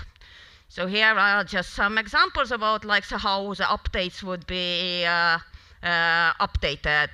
The beliefs would be updated here. So again, share of customers here, probability distributions here. So the black one is here the prior beliefs. And if I get more than my ex-ante expectations of people telling that they like my product here, I'm going to increase like my expectations. So this is blue here, so beliefs have gone up. And that's why I said that risk aversion would be working in the good direction as well, because uncertainty is reduced because we have this distribution much more concentrated. Of course, I could also get a negative news, so this was my initial beliefs about my target market, but it turned out to be less than that, so I would have updated my beliefs here. So what is the case here that one can show that like the type of firms in terms of their finances, the ones that would benefit most from crowdfunding are the ones that are just at the verge of breaking even based on the prior beliefs. So if I don't know whether my project is worth it or not, then it is most valuable to test it out in a crowdfunding. So if it is that I'm very certain of my product, it's very unlikely to change my mind as a crowdfunding outcome. And so if I can get financing from other sources, like there is no need to do it. And second, pretty intuitively as well, is that the value of learning is highest for firms that face the greatest demand uncertainty, which fits very well together, for example, in Kickstarter's projects that getting most attention are the technology gadgets rather than things like food, because it's still developing a new technology gadget is noticeably more uncertain whether there is a demand than a restaurant where I can just compare it with something reasonably similar. Okay, and what is also crucial and like one needs to keep in mind in terms of testing the demand is that what gives later on the incentives to continue with the project is that I have to update my beliefs about aftermarket. So if my crowdfunding crowd is very different from the ones that I'm going to try to sell later or engage later, it's not going to give me information. It's actually going to make the moral hazard problem worse. So if I can get financing from somewhere else, it's a better thing to do.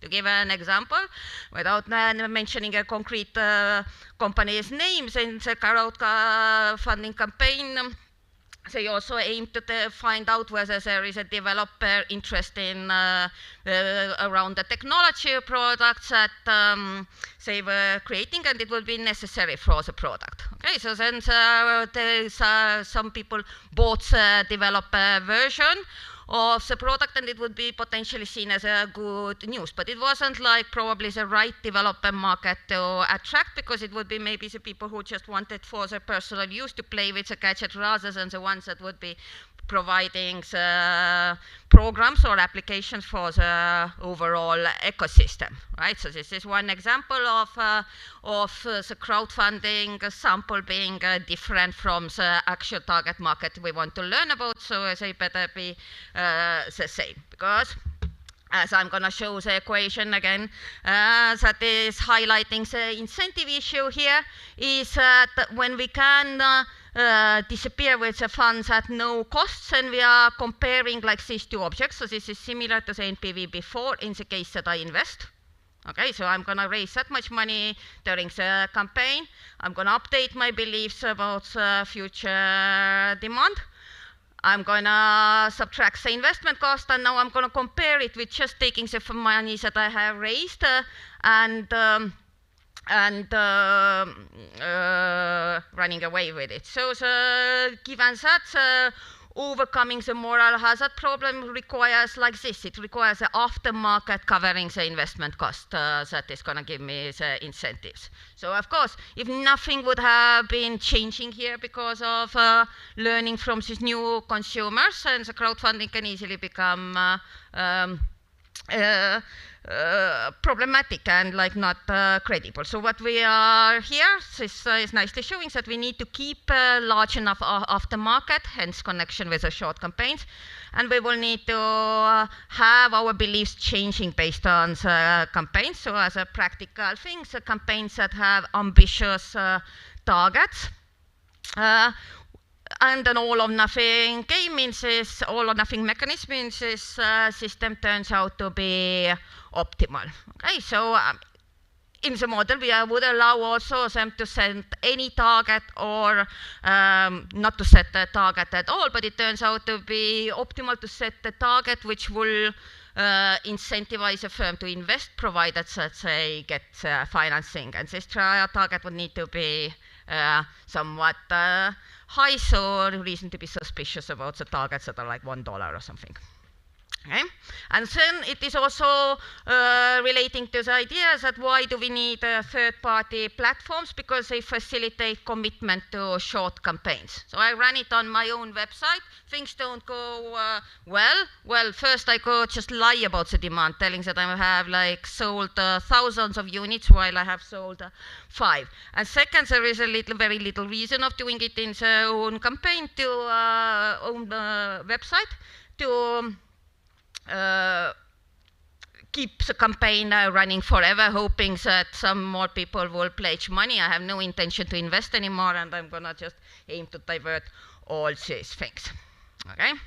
And this statistically kind of also very nicely relates to the observations in these campaigns that, for example, if you are looking at the technology projects that have the greatest uncertainty, arguably, then conditional on the project being funded, actually the campaigns are often massively overfunded, which is interesting, because if you would have an interpretation that there is some sort of charity aspect dominating it, then why are the investors giving them money more than a firm needs, like several times? So we can see here that if we look at this distributions, then about 10% of campaigns get like 5 times more money than they set target for. And this is true even if we exclude projects which have like ridiculously small target, which would be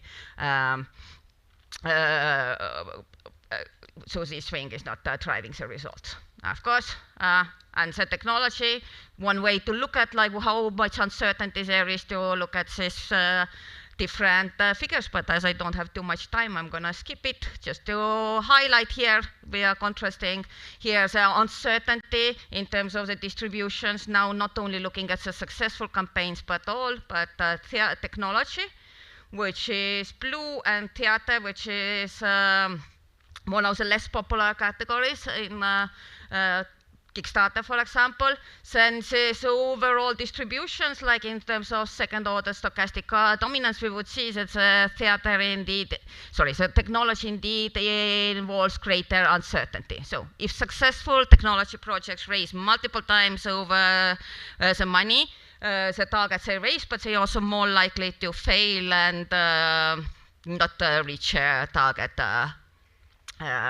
funds. So this has these predictions are very much consistent with interpreting crowdfunding like that.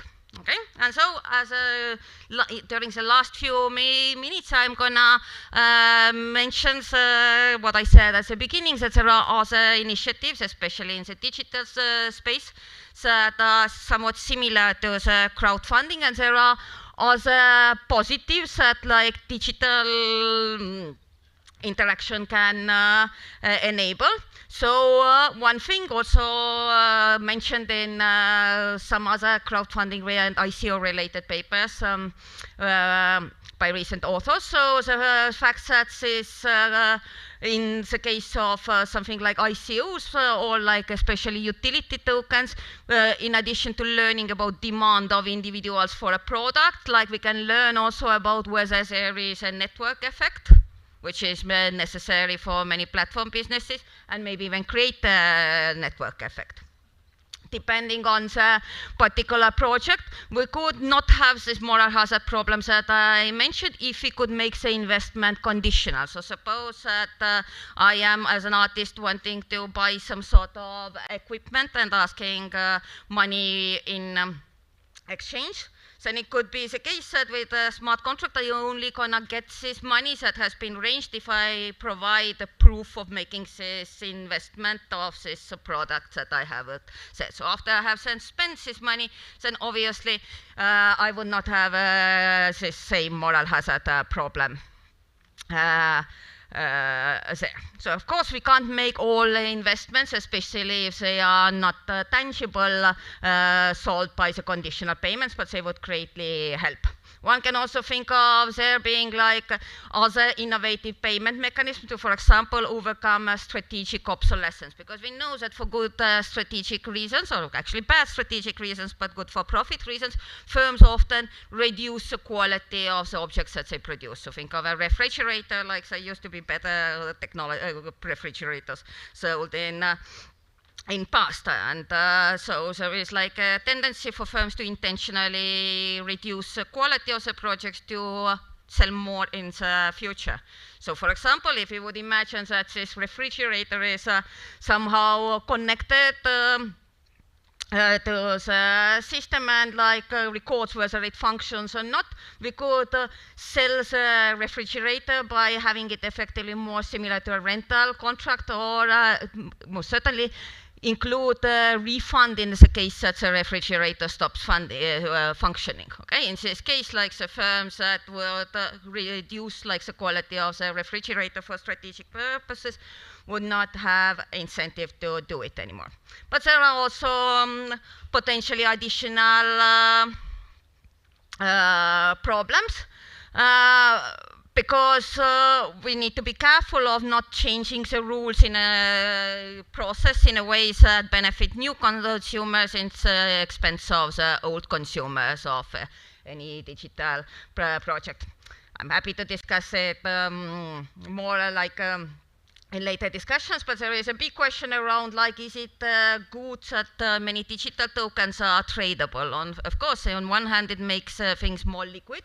But on another hand, there is a demand then for these particular assets that are not driven by the preferences in the target market. So that can muddle what we learn about it. It can drive the price too much up for the target consumers. And so it's an interesting question about is the tradability of digital tokens good? Should we intentionally make some things less tradable? Okay, and more things when we have more parties. So overall, like reward-based crowdfunding and related developments, I would argue, is one of the most novel and exciting and game-changing ways of thinking of financing, because we can also make the more traditional fundraising contracts for financial rewards better with these technologies. But what is exciting here is exactly the interaction with the eventual target market directly. And thinking about mechanisms that can actually maintain the creators in investment incentives in this project. So I would argue that it is probably around all exciting ideas is to try to see whether in the worst case scenarios, creators would still have an incentive to develop this product or not. And finishing again with the same idea is that if something works with very selfish agents, it is certainly going to work with less selfish agents even better. Okay, thank you.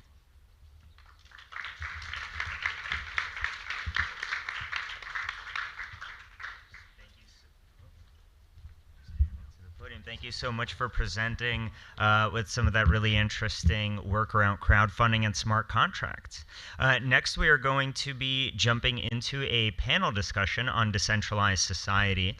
And I'm pleased to get to invite up to the stage Pooja Oliver, Divya Siddharth, and Leon Erickson. And I'll just do some quick introductions as the setup happens and before we jump into the panel itself. Pooja is the co-author of the Decentralized Society paper with Glenn Weil and Vitalik Buterin. She's the strategy counsel at Flashbots and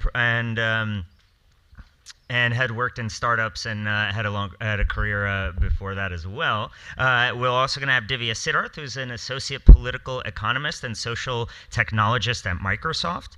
She's a researcher at Radical Exchange and at the Collective Intelligence Project, as well as a core contributor at MetaGov.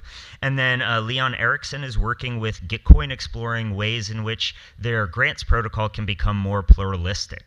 And for this panel, I will actually kick off with a few questions, and then I will be running around with a microphone for anyone in the audience who has questions, so start noodling on those. But to actually kick off this panel, a question for you, Pooja, as the co-author of the Decentralized Society paper. What was sort of some of the inspiration that led to wanting to write this in the first place? Thanks. So thank you, first of all, for having us here. Before I answer that question, I just want to acknowledge that the paper was actually a coordination of many individuals, including Divya and Leon and members of the Radical Exchange community.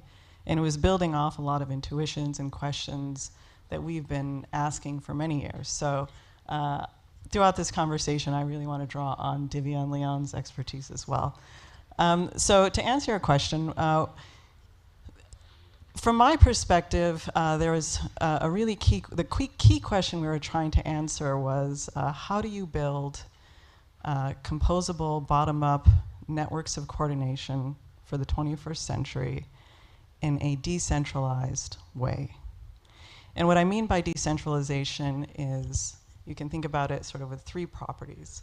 One is where one level of social coordination isn't dominating, say, the level below it, or say a level above it. Another way to think about it is where no particular actor or institution or nation state or set of actors can dominate another set of actors. And a key principle around this is consensus across difference or cooperation across difference. And the idea there is that we draw on a maximally diverse set of participants to draw out consensus in decision making. I want to also draw on Leon and Divya and see what they have to say about this question. Okay, so yeah, what I find pretty valuable or most interesting maybe around like the DSOC paradigm is that, that economics as a academic tradition has this very rationalist philosophy where we kind of, when you go to economics classes or business school, people will tell you, okay, all our models kind of make sense based on the assumption that we are isolated from each other, rational individuals, and turns out everybody is not the most rational possible actor, and we actually are not isolated. We care about our friends, our family, our neighborhood, our university, our religious community, all our soccer club or whatever. We have all these. We're embedded in a network of communities, and the weird thing is that even say Gitcoin's quadratic funding in its current form is kind of only assuming isolated individuals in its model, where we don't really have any measure to account for the relationships between the people that are contributing to the projects on the Gitcoin platform. And I think the Radical Exchange community and Glenwire specifically are now realizing we need to actually build formal institutions that can recognize all these social culture groups that people care about, and who cares about what social culture groups or is a member of them, and feed that reality into the decision-making models Gitcoin grants or quadratic funding. And I think the DSOC paper did an incredible job in kind of bridging that social philosophy to Web3. As you might have recognized, on social media there was a lot of debate around how it would particularly be implemented, and I think it was super fair for the paper to suggest that the Ethereum community, or which natively uses Ethereum tooling, right, would kind of use Ethereum native technology to bring pluralism to its institutions. I think other institutions, say governments, might use different data structures, maybe pen and paper, usually, or other technological communities. Facebook could also do more pluralistic content curation or sortition, right? And their data obviously lives in different places and not on public blockchains. So I think, whatever, all kinds of institutions, including Web3, and I guess that was kind of the focus of the DSOC paper, could work on recognizing social culture groups and then fostering cooperation between groups and not just between supposedly isolated individuals. Yeah, I think for me, my background is in working on technology and democracy. I started out studying, decision-making processes and institutionalization of social movements, cooperative organizations, collective data ownership, things like this. And when you're in that space for a while, it sort of becomes clear that we need new primitives over time to allow for, the subsidiarity principle that a lot of our democracies are built off of, local autonomy as much as possible, and then you move to the next level up sort of questions.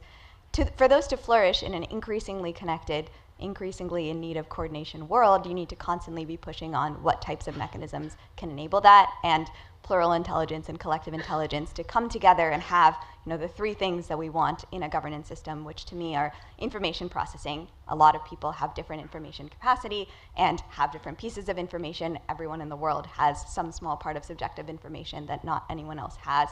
You want to process that, you want to coordinate people to take action, and you want that system to be legitimate, right? I think there's a significant normative component here where people should have that ability to affect their circumstances.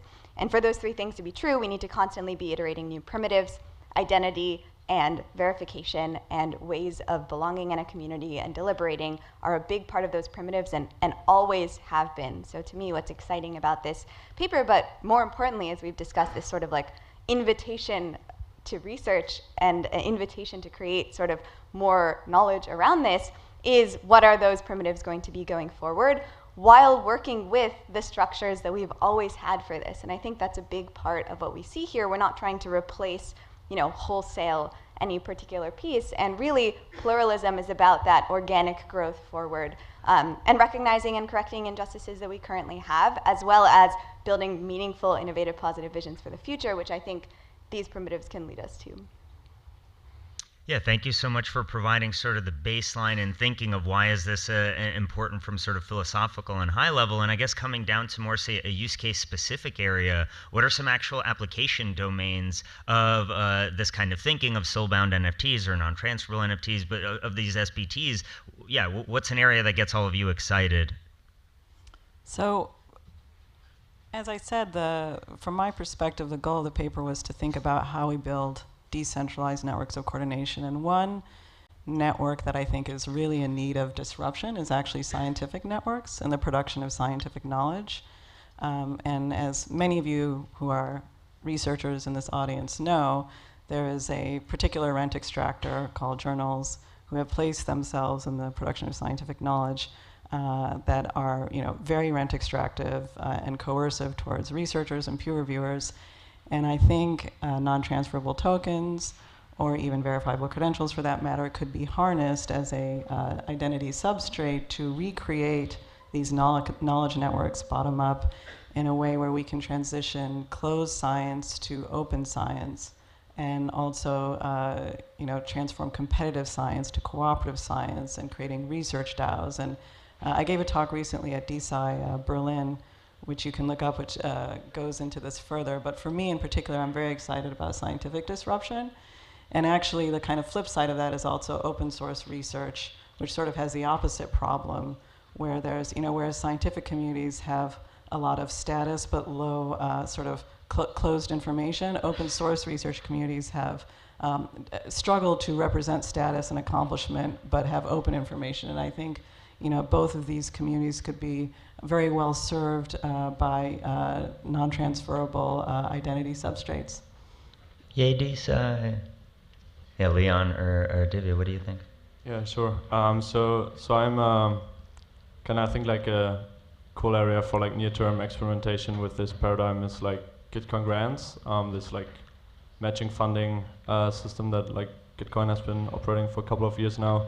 Basically, like we'll usually have like a philanthropic organization or like wealthy individuals like who provide matching funds, where you'll have like projects that kind of need, like open source projects usually so far that need funding, and then based on community donations, which also kind of count as votes, that matching fund will like match the community contributions to these projects.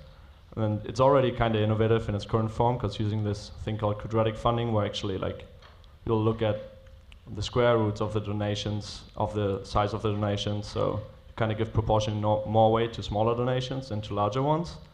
But even though like this already kind of strikes a better balance than like current mechanism designs, like between like preventing tyranny of the majority and at the same time tyranny of the minority, it's kind of like a cool trade-off. It is still like assuming this very individualist notion and like doesn't, it only considers kind of headcount and the square root of the size of the contributions. And like, obviously this seems a bit ridiculously simple to like provide like very rich, scalable social cooperation. I mean, think about like, I think a very good example like to just visualize these dynamics is like, consider like you would apply quadratic funding of that kind in the United States of America, then like, although like we kind of allow minorities to kind of show how like much they care through like making larger donations, like that anyway has a limit since like the costs are like growing serverly like with the square root and everything. Like it would likely be the case that like a large homogeneous group, let's say people in California or like people in New York or like people at the coasts, would be able to dominate every decision, right? Because like they care about like coastal issues or like New York or California issues. Well, like the countryside might be less populated and just smaller headcount. So like to address that, we could, and the federal system is kind of trying to address that already, right, by like giving local representation to the states, but that's like adding just one dimension of complexity to the system. We could also look at like where people work, or like what universities they went to, or like what high schools they went to, whatever. And I feel like basically we can map out like this like multi-dimensional social graph, and like even 1 or 2 dimensions I think would really help making quadratic funding more pluralistic by then like putting increasingly like more matching to projects that not only have high headcount and like contribution sizes, but also diverse groups supporting it. So we'd add like diversity to the rewarding mechanism. And I think like this is something we could explore, like other people who are building like quadratic voting or quadratic funding type stuff. I mean, Optimism's also working on similar stuff. So I'd be pretty excited like about making these quadratic models more pluralistic. Yeah, I think for me it's kind of a symbiotic process, right? It's not just use cases for soul-bound tokens, but really why did we write the paper? Certain use cases for which they were created are the ones that I'm sort of excited about. And one of those, I think, is around a network of how people handle and have voice over and utilize data. And so a lot of my work has been around data as an input to AI governance and different types of technology governance. And one of the big problems that we face there is, I actually came into this space and was super excited about direct democracy over data. Like people should have control over data, they should have an idea of the kinds of questions they want to solve, they should be able to target and basically donate their data to specific things. And quite quickly, which maybe you've all realized quicker than I did, it took me like a month or 2, direct democracy over data would be terrible, right? No one wants to have that kind of granular decision-making power. You have no idea exactly where everything is going and where it's being stored, and that's not really the level of abstraction at which you want to operate. And yet there's rent-seeking problems in the data space. There are so many ways that positive externalities and positive sum outcomes are being curtailed because a couple of organizations have access to so much more of this inherent problem-solving input than others do. There's a lack of competition, and there's huge privacy problems. There's extraction from communities to build tools that will then go back and harm their communities. There are just a lot of issues here. And moving from direct democracy to then realizing, okay, we need something much closer to a network. We need liquid representation. We need new kinds of institutions. And we need ways to figure out what problems we can be solving. Suddenly you need these primitives like soul-bound tokens to get a sense of what communities are people a part of? How do we track those values? What kinds of places would people be interested in delegating their values to so that they can be acted on their behalf? How do we have the appropriate inputs? Data lineage tracking is a big problem. I mean, how do we know what data is a part of which data set? We can imagine some use cases there. So to me, it is one of the inputs. It's not the only input that can build this kind of ecosystem. And of course, I'll speak to what I'm familiar with, which is the data space and the AI space. But this is true in creating a lot of different kinds of networks, I think. So I think the networks that this can enable is what's most exciting to me. And it feels like that's kind of true for a lot of the space that's coming up around this paper. Right, I just want to add on to that. So earlier in Juan's talk, he was talking about networked coordination. And so what we were trying to do in the DSOC paper is not just create like one big monolithic network, but actually recognize that we have different levels of coordination, right? There's local coordination, there's state, there's federal, there's global coordination problems like climate change that we need to solve, right? So how do we create this, right, diverse, pluralistic network, composable network that is very dynamic at these different social layers and social levels, right?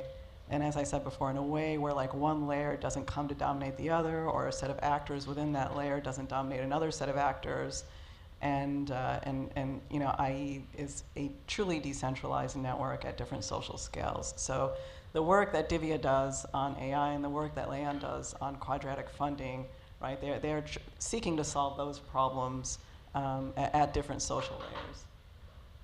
That's great. And as we transition to questions, please raise your hands and I'll come run up to you. But a quick question for the panel as I start running around and catching anyone who does have questions is sort of, what do you think needs to happen in the next 6 months to really start making progress in these directions? Is that more of a tech problem or a culture problem or something in between? And yeah, if you do have questions, let me know and I'll start running around. So I would actually say, first and foremost, this is a research problem. We need a lot of really creative thinkers in incentive design and a lot of small, scale local experiments. We shouldn't be introducing any technology, in my opinion, whether it be soul-bound tokens or whatever, unless they're actually solving like genuine coordination problems. So running small-scale coordination experiments that can like scale up, right? And I would say I gave the initial use case around. Is this still on? Yeah. Okay. I gave the initial use case around science and open source research. That's a great use case because there's already a high level of publicity. We want science to be open. We want research to be open. We want people to get recognized, right, for the contributions they make to a field. So that is a great place to run like experiments, but it is a research. There are a lot of open, deep research questions, and if anybody is a researcher and wants to get involved, feel free to DM me. Leon and Divya, I'll let you also answer. Yeah, I'll shake up the order a little bit. Yeah, I think exactly like you were saying, a lot of it is around tight feedback loops and identifying what's going well and what's going badly, right? And so I think that, and I may have said this already, this is kind of like an invitation to enabling a network ecosystem. That means that there is a huge amount that hasn't been figured out. I mean, there's not a technical spec in the paper for a reason, right? And there's a lot of governance questions. There's a lot of questions at which level of communities this can be plugged into. And I think a lot of that comes around, can this be piloted in small sorts of ways? Some of the questions we've talked about that are definitely still open are like, what are the ways that you have checks and balances on negative reputation? I mean, that is a massive open question, but it's also been an open question for a very long time. It's not an open question that this kind of new primitive created. It is a problem that we contend with daily as we try to live with each other in a pluralistic society. And so those types, bringing together the research that has been answering those questions for a long time with some of the ways that we can use technology to enable this, and I think consistently being really humble about the role of the tech here, because it is purely an enabling mechanism. And the second that it stops enabling positive outcomes, we should not choose the technology over the outcome, right? And I think that that's something it's easy to be blind to when we are excited about a technology, and it's something we are really sort of invested in being careful and humble about as we determine whether experiments are going well going forward. Cool, yeah, I want to give space to the audience too. Yeah, so this is a question that's similar to what you just mentioned, Divya. So in a DSOC world that is doing a good job at producing good things for groups, for amplifying good things for groups, like, are you worried about the ability to amplify prejudice? And if so, like, what should we do about it? Yeah. So that's an excellent question, and we talk about this in the paper in Dystopia as much, right? So one of the key principles is cooperation across difference or consensus across difference, for example, right? Elevating and surfacing consensus amongst the most diverse participants to signal, say, broader shared goods, pluralistic goods across, broader networks. But like you could do the opposite, right? You could do consensus across similarity, right, and amplify, the interests of the majority, or say even the interests of a minority over a different set of groups, right? So ultimately, in whatever technology we design, and we make these sort of tacit decisions every day already, we need to sort of, at the forefront, declare sort of what our values are and what our goals are. And I would say, like, an existing technology, like Web 2, which I don't actually see as being very different from like Chinese surveillance state technology, right? We are making tacit value judgments when we use that technology as well, and we should just be aware of what are the values we're actually subscribing to and enabling. I think DSOC just makes it much more transparent that, hey, we are actually making value judgments, and like, what are those value judgments? But it's a concern, but I would say it's a concern not specific to this substrate, but is actually implicit in the substrates we use every day today. Yeah, I would second that. I mean, if you think about it conceptually, like the social credit system and like the People's Republic of China and like kind of the attention-driven like social networks like Facebook, Google are kind of that world where like we use a social graph, right? That's pretty rich, like much richer, I guess, than we can even imagine to like foster homogeneity, to foster like attention bubbles, like these like echo chambers, right? And like people start talking to each other in like social media world. And I guess the People's Republic of China is like trying to like make their citizens more compliant and like homogeneous and like supporting the government that they have there. So I think basically we could, I mean, it like all these systems for like pluralism will kind of have a similar architecture where you have like some social graph that you will look at. And then the only question is like, how do we define diversity instead of homogeneity? Obviously diversity is a very like broad term and you need to make a lot of like normative judgment there. You know, like it's not like that there'd be like a verifiable ground truth, you know, now this group is diverse or not. Like it depends on like what you consider diversity, right? Or like valuable diversity. So yeah, I think the key will be like to at least have more accountability than like kind of the like homogeneous virtual societies that have been developed, and like people can understand, okay, why do I now get like lower matching in my Git congruence program than like previously, or like why do I get higher matching than somebody else? It should be like accountable, like why is that happening? And I don't think like, for instance, like that China or Facebook or Google are like very accountable in like how they do algorithmic recommendations or whatever. And on the other hand, it should be value aligned with the community that gets impacted by these algorithms, which is also not the case, I would say, on the like bad example side. Didn't mean to show at you. I mean like Facebook and the others. Just learn from. So yeah, I think as long as accountable and like value aligned in terms of like value aligned with what the community that gets governed through this stuff thinks is like diversity, we are kind of going to the right direction, but it can like totally go wrong. And I think it will be like we will never like reach a perfect like diversity algorithm, right? We'll be like continuous iteration on like these algorithms and like aligning them closer to the community that it governs.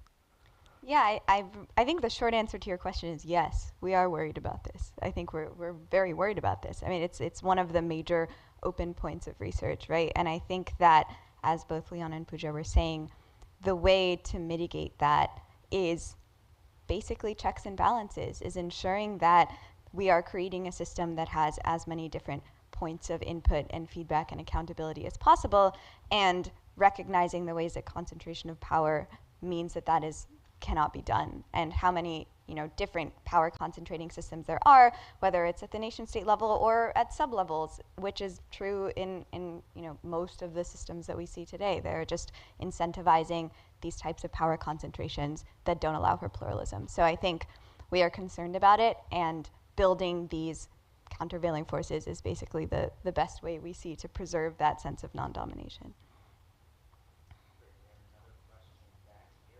Yeah, pass it off to you. Hey, big fan of the paper. A lot of thought-provoking stuff in my community. So one of the big ones was this notion of like soul-boundedness or non-transferability. And I'm curious, basically the question is like whether either from your research or in circulating these ideas, like what seems to be the way that we can facilitate that. Like, for example, in the Linux Foundation Public Health Working Group, where they're working on like COVID passport stuff, they have a whole task force on what they call the identity binding problem. How do you know the token or credential is bound to a cryptographic identity, which we could share keys or something with, versus like my soul or this human or something. So what seems to be a good solution or candidate solution from y'all's perspective on that? Do you want to take this, Divya? No, go. Okay, so I hope I understand your question. Eugene, maybe you can go back so I can clarify. So I think your question was like how you were differentiating between like other identity systems and like soul-boundedness? Yeah, like let's say I get a non-transferable token for my academic credential, but it's bound to a cryptographic key. If I could just share my private key with someone else, all of a sudden they could impersonate me. But it seems like there's something with this notion of soul-boundedness where so we would want to potentially prevent that for the decentralized society to emerge. Right. So the key thing to understanding soul-bounded tokens or non-transferable tokens or community-bound tokens, because ultimately we see individuals as a nexus of their social relationships, right? So they're different sides of the same coin. A key to understanding the idea around non-transferable tokens is also this idea of community recovery, where you cannot credibly sell your wallet because you could always just recover it through the communities in which you participate in. And we sort of gesture towards a mechanism which is very similar to the mechanism of consensus across difference. And the idea there would be that you would draw on, say, for example, the most maximally diverse set of participants, ideally participants that maybe you know, but nobody else knows each other, right, in real time in a programmable way. So if somebody tried to steal your keys or you gave your keys, it would always sort of be recoverable, and so nobody would do it to begin with. And so this is like a very critical part of DSOC, right, is having these community recovery mechanism, and which doesn't exist anywhere. And so this is a key, thing to be innovated in like security research communities. And at the same time, though, like we talk about it at the end of the paper, like, well, what comes first, right? These non-transferable tokens, soulbound tokens, or community recovery. And actually, both of the things are, should instantiate relatively at the same time. And we kind of recommend, these proto-soulbound tokens, which are revocable by the issuer, right? So if you do need to, take a new wallet, you can have those tokens like burned and then reissued in the new wallet, and like carry on until we have community recovery in place. I hope that answers your question. Yeah, I think super briefly on the particular, like, what is it tied to? Is it tied to your wallet? Is it tied to your passport? I mean, what is the mechanism by which it is tied to your quote unquote soul, which is, not something you can really tie stuff to yet.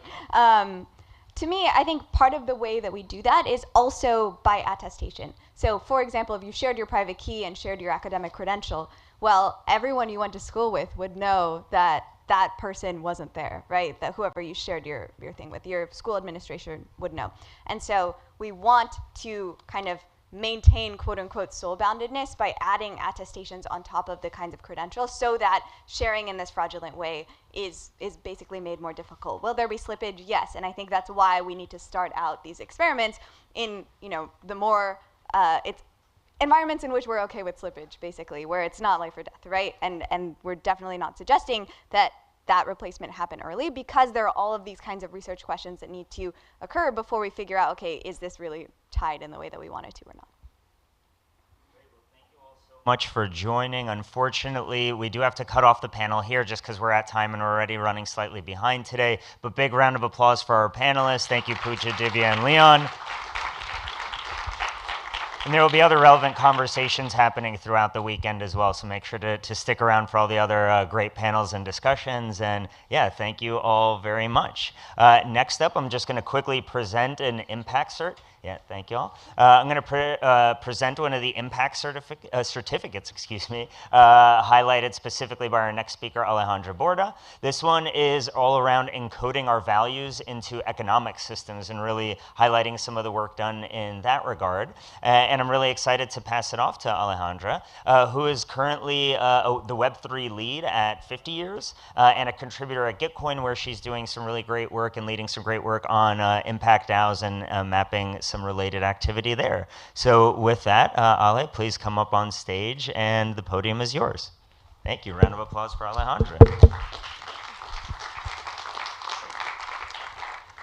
Thank you. Yes, okay. Yes, I'm here to talk about how do we encode our values into our economic systems. And let me start by, imagine two companies. One is curing diabetes, and the other one is creating diabetes. If you see the financial metrics of those companies, they have the exact same financial metrics, like revenue, the profits, everything is the same. But one is killing people and one is curing disease. And markets right now kind of value those financially the same.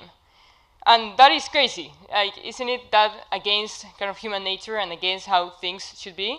And I think right now, this is like a system that humanity actually created. And markets right now, or this current system, has no mechanism to actually correct for our values, or encourage positive actions, or encourage communities to actually develop their own mechanisms and their own values and what they should be working towards. And our society currently runs on very, very extractive mechanisms. They run on fossil fuels and obsessive growth without any reason. And actually, this is how society currently operates that. But if we were to design mechanisms in our economy from scratch again, would that be the case? Or would it be for positive outcomes to be at the core of our economic thinking and driving positive action and driving the different ways of how do we coordinate, what value do we want to create, and what jobs do we want to engage in? But who is Ale? Well, I've been working on from nonprofits to startups to VC, now impact DAOs, and all trying to find the intersection between different roads and different perspectives of how do we achieve the most impact. Right now, that looks like working at 50 years, supporting both portfolio founders in 50 years as well as like, founders in general, like around the world. How do we actually support them in creating these inspiring visions? And we do everything we can do to actually increase their odds of success at achieving these positive outcomes in the world. And so we all agreed already that positive outcomes, or at least hope so, that we agreed, that positive outcomes should be at the core of our economic system. But how do we get there? Right now, one of the gold standards is that kind of like shitty company killing people, giving a spare of their profits, like one subset of it, towards this philanthropic arm to reduce hunger or to make up for carbon markets or different things. So you're seeing like there the most subsets of their externalities are towards positive things, while their negative externalities are actually orders of magnitude bigger than the positive impact they're achieving through their philanthropic arm. But if we re-engineer the incentives, and as we have seen with impact DAOs or with different startups and founders that we support, if profits generate mostly positive externalities, then we only have a subset of negative outcomes that we have to make up for. And we can use that small philanthropic arm to actually make up for those externalities. This is a world where we kind of like engineer the railroads that keep us on track towards the positive actions that humans actually value. So if I see value in the ecology, in human health, in human thriving, I see that value, we give that monetary value, so that then that incentivizes the actions and the ways of operating a company or a project or whatever activity you do. And then you can actually create what humans value. And even by being part of this system, even if you're a bad actor, or if you just care about like growing your economic profits or different things, you're actually driven by your self-interest, but producing positive outcomes in the world, just by the way the system is designed. So for example, if you have an economy that's backed by nature, of course, you increase your economic outcome, you increase your financial measurement, whatever, but if it's backed by nature, it also increases our ability to plant more trees, to care for nutrients, to care for the ecological system. And I think Web3 tools are one of those tools that could actually enable us to achieve that and to achieve these positive sum worlds. And I want to start with one of the questions that I am particularly excited about. How do we embed regeneration much earlier in the stack, so that it actually drives our actions forward? But before even encoding our values into our economic systems, we need to come into coherence into what do we actually want to make decisions on, how do we collectively decide what's important to us, and how do we actually act on it. So previously, governance systems were based on the assumption that the social contracts or different things were meant to be for like huge groups of individuals, like nation states, and prolonged for a long term. But here we actually have small communities integrating different governance mechanisms to push the decision process to the edges, to the crowd, or to give the decision power to the experts. So these are like evolutionary, always iterative decision-making mechanisms that we can implement, iterate, or change based on the outcomes of the team or of the project. And where do we implement these decision-making mechanisms? Into microeconomies. With digital currencies, we have the choice to design new token engineering systems that allows us to align individual incentives with collective outcomes. One of these, as I mentioned, is like, for example, if you have a currency that 40% of it or 50 is backed by nature, by natural capital currencies, the more money is, the more currency is flowing, the more our ability to care for nature. This can be further improved by tying smart contracts to positive behaviors in ecological assets with digital imaging, satellite imaging, different sensors, etc. And then now, this is the hard part. How do we embed our values into different forms of capital? how do we translate the value of what we want to see in the world, what we want to create more, into the monetary system that our world currently operates at, that we actually are able to transact and like produce these economic flows. So let's go back to our paradox. Remember the shitty company that was killing people with diabetes and the positive company have almost the same financial metrics. Of course, there's some extra costs on like local supply chains, local ingredients, or giving health to their employees, etc. Now, but this is not actually how the world looks like. This is not actually the outcomes that are coming out of these companies. It's just the monetary metrics that our current systems operate by. What if we actually saw the world in the real outcomes that came by? This is including all the negative externalities like deforestation, sickness, fossil fuels created, are in the positive social gains of these companies. And now we have a real math solution where it's more negative externalities shown. And I think one of the problems here is also both, one, the timing, and then two, the detachment or separation from the outcomes. For what I mean by timing is that often we work on public goods, on different positive outcomes, or even like climate change, for example. It took us years to realize the consequences of our actions. And then detachment. What if I am a company planting trees in the Amazon, but we're living here in the US? Like, we cannot actually, in our internal balance sheet, we don't actually internalize that change. So there's this both missing timing on like feedback loops that enables us to both internalize and gain the different negative of positive externalities that will guide our actions.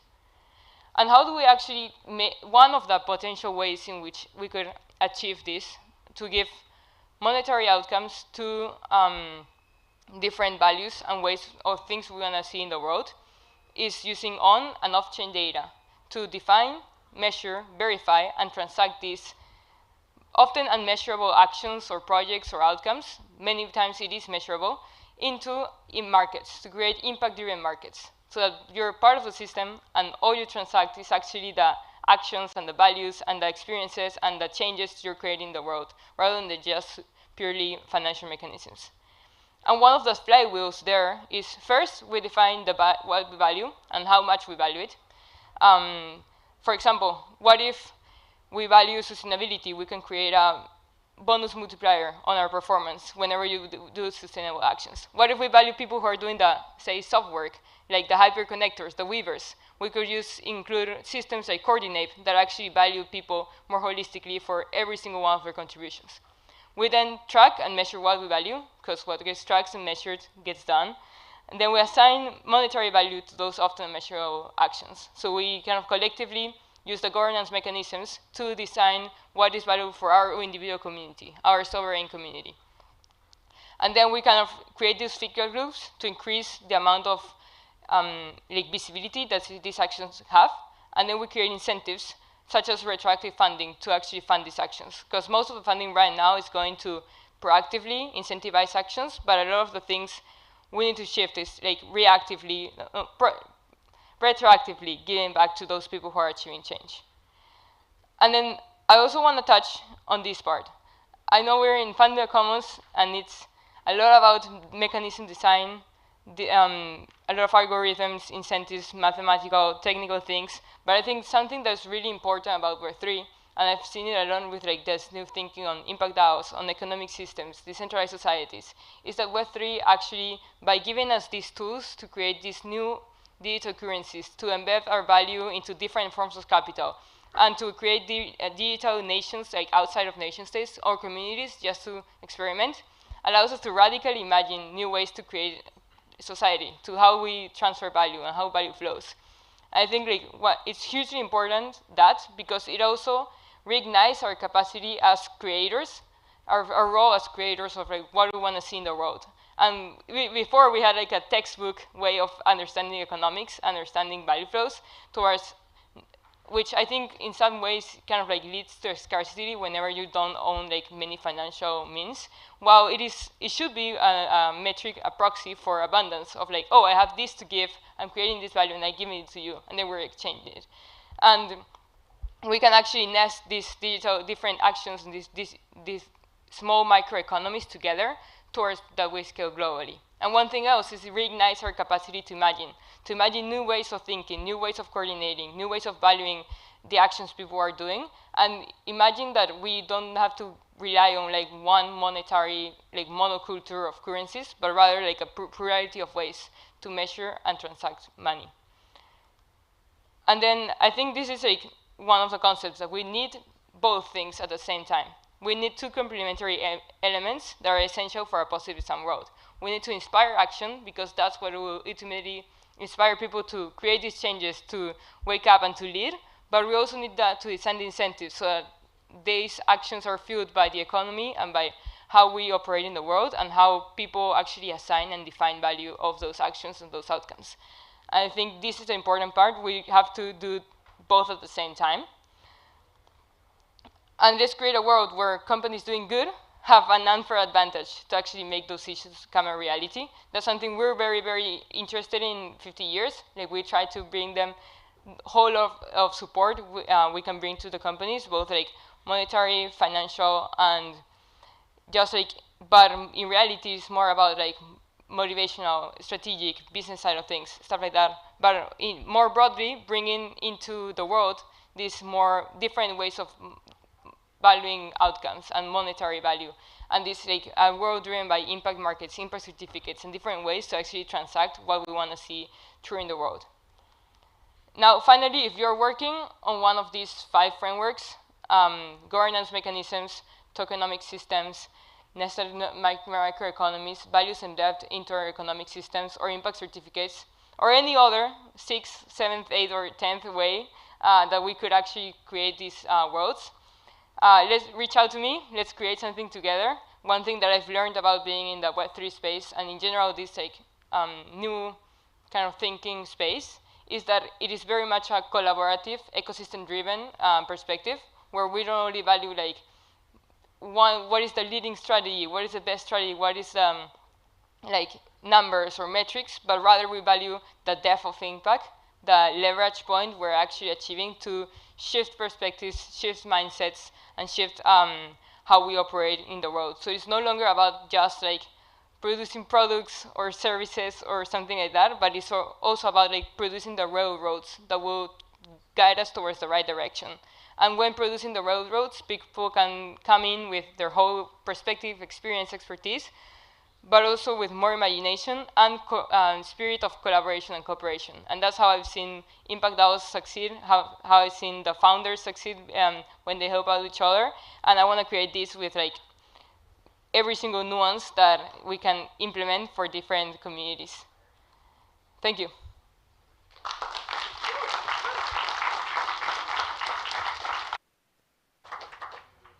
Thank you so much for presenting. And we're just going to be adding one more chair on stage as we transition from Alejandra presenting to a panel. So yeah, please feel free to stay up here. And we're going to have joining us for this panel, we're going to have Simona Pop, Matt Fredrickson, and Scott Moore joining us. And so, Furlick, I'm sorry, I realized off the top of my head, I just messed up your name. And yeah, so Alejandra, in case anyone missed the introduction, she is the Web3 lead at 50 Years. Scott, who's joining, is one of the co-founders of Gitcoin. Simona is a lead on the DAO engagement strategy at Gitcoin. She's also a MetaGov steward at ENS. And if you've ever been to a Shelling Point and loved it, make sure to tell Simona thank you. That was great. And last but not least, we have Matthew, who is the network funding lead at Protocol Labs and comes into the Web3 world with a physics background as well. So we have a really cool panel with some different backgrounds, but everyone at the core thinking about public goods and regen. So with that, I will ask all y'all to hop on stage. Please come on. The chair should be just about ready for you. And I will keep talking slowly until everyone gets filed and comfortably seated, and then we'll go ahead and kick off this exciting panel. So it's just, yeah, I'll take the clicker.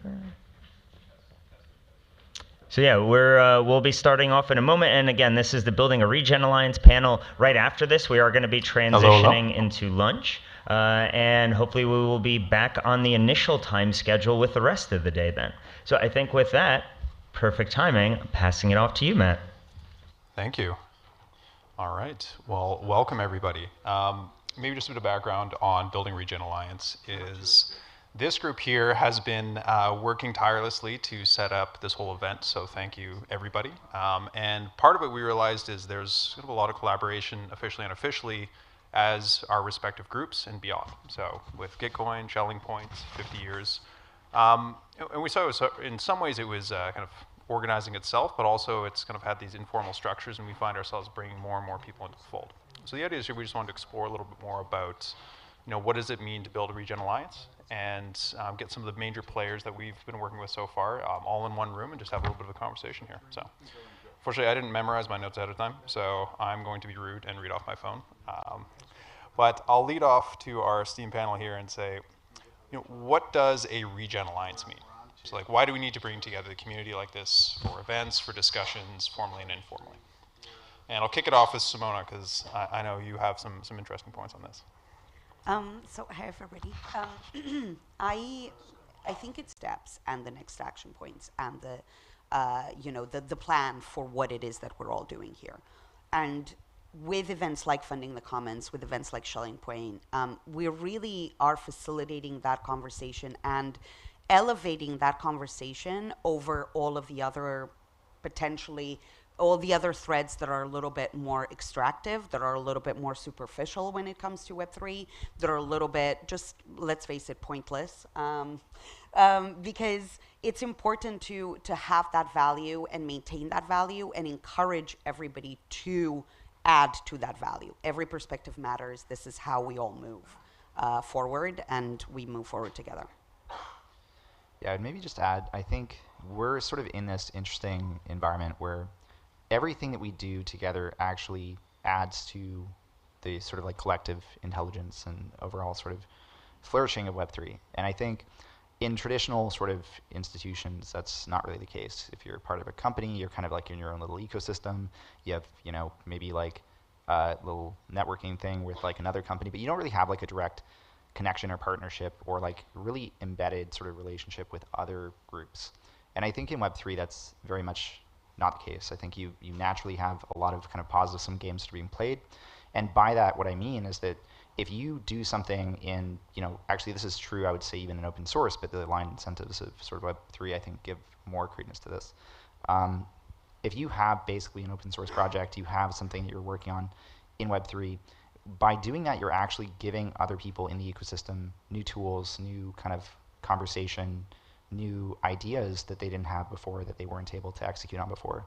And that's kind of like the money Legos conversation in DeFi as well, but I think it's especially important in sort of the regenerative economic space because we have these massive global scale problems, and I think the idea that you can just have one institution solving those things on their own is probably not realistic in the face of these kinds of challenges. So I think to me it's one, just a natural way of Web3 kind of enabling this coordination across organizations that didn't exist in Web 2. But in addition, I think it's also a question of how do you actually, why is it important in Regen and why is it important to focus on this particular space when we are thinking about those alliances? No, I was going to say that very similar same thing, that I think that it's important for us to build as an ecosystem because Web3 is inherently interoperable, and you can actually take some of the strategies, mechanisms that someone did and implement it on your own, but also just like very, very like symbiotic. So organizations that are like us, we were mentioning like the Regen Alliance, if one is particularly good at one thing and then the other one has another expertise, we don't need to actually like develop those expertise. We can just partner together and achieve like collective good, while also making sure that we have the aligned incentives towards like building the ecosystem and building for each other. So it's more about like how we become enablers for others in the ecosystem than like how do we optimize for our own strategy.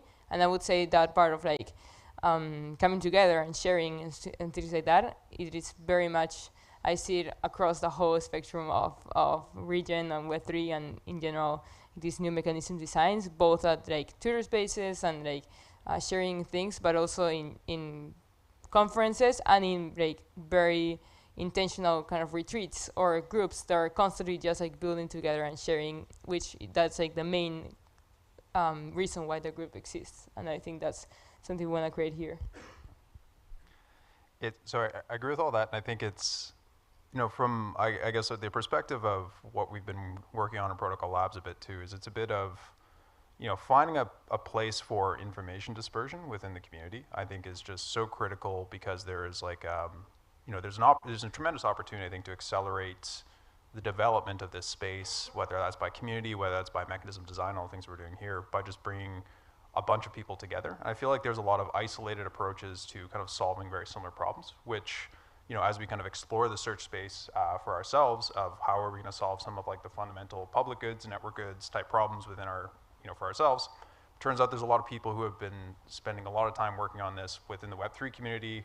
The research in the economics community has been looking at these coordination problems for a very, very long time. So I think it's, for us, what I think is so valuable is just like understanding and like compressing the search time it takes to find these problems that others have spent a lot of time and have very unique approaches on, and like help bring it to ourselves. So in that sense, I think it's like, it's very much like we don't want to reinvent the wheel, and we also want to be able to like pull all these threads in versus like trying to search for ourselves. So, and I think by bringing all these people together, it also creates a lot of resiliency, which, I'm curious, Simona, what you think about, how do we kind of install resiliency and like build a good foundation for this movement as we go forward, especially, given, everything that's going on right now in the markets, everything that's been happening lately in the world.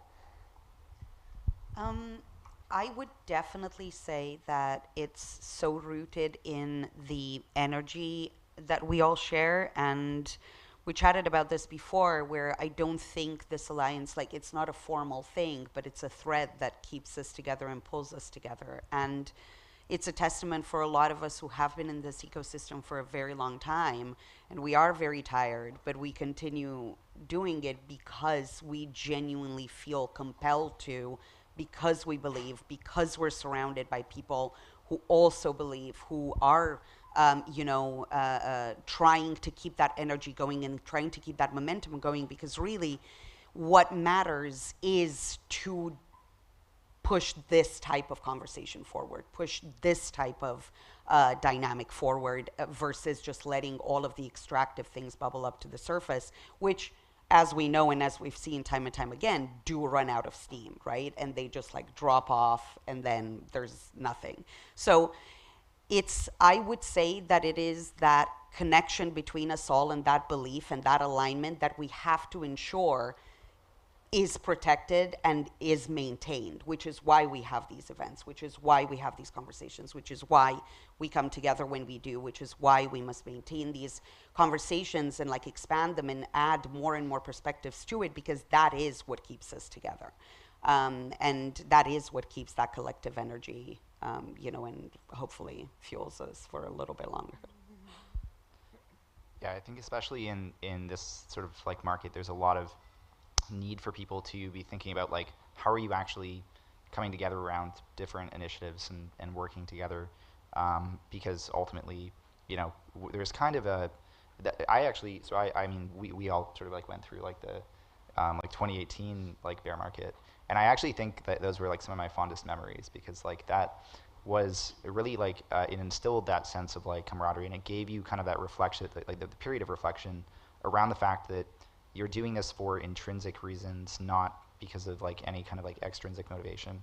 And I think that's always stronger. I think you can have both, but it's always stronger to have some degree of intrinsic motivation.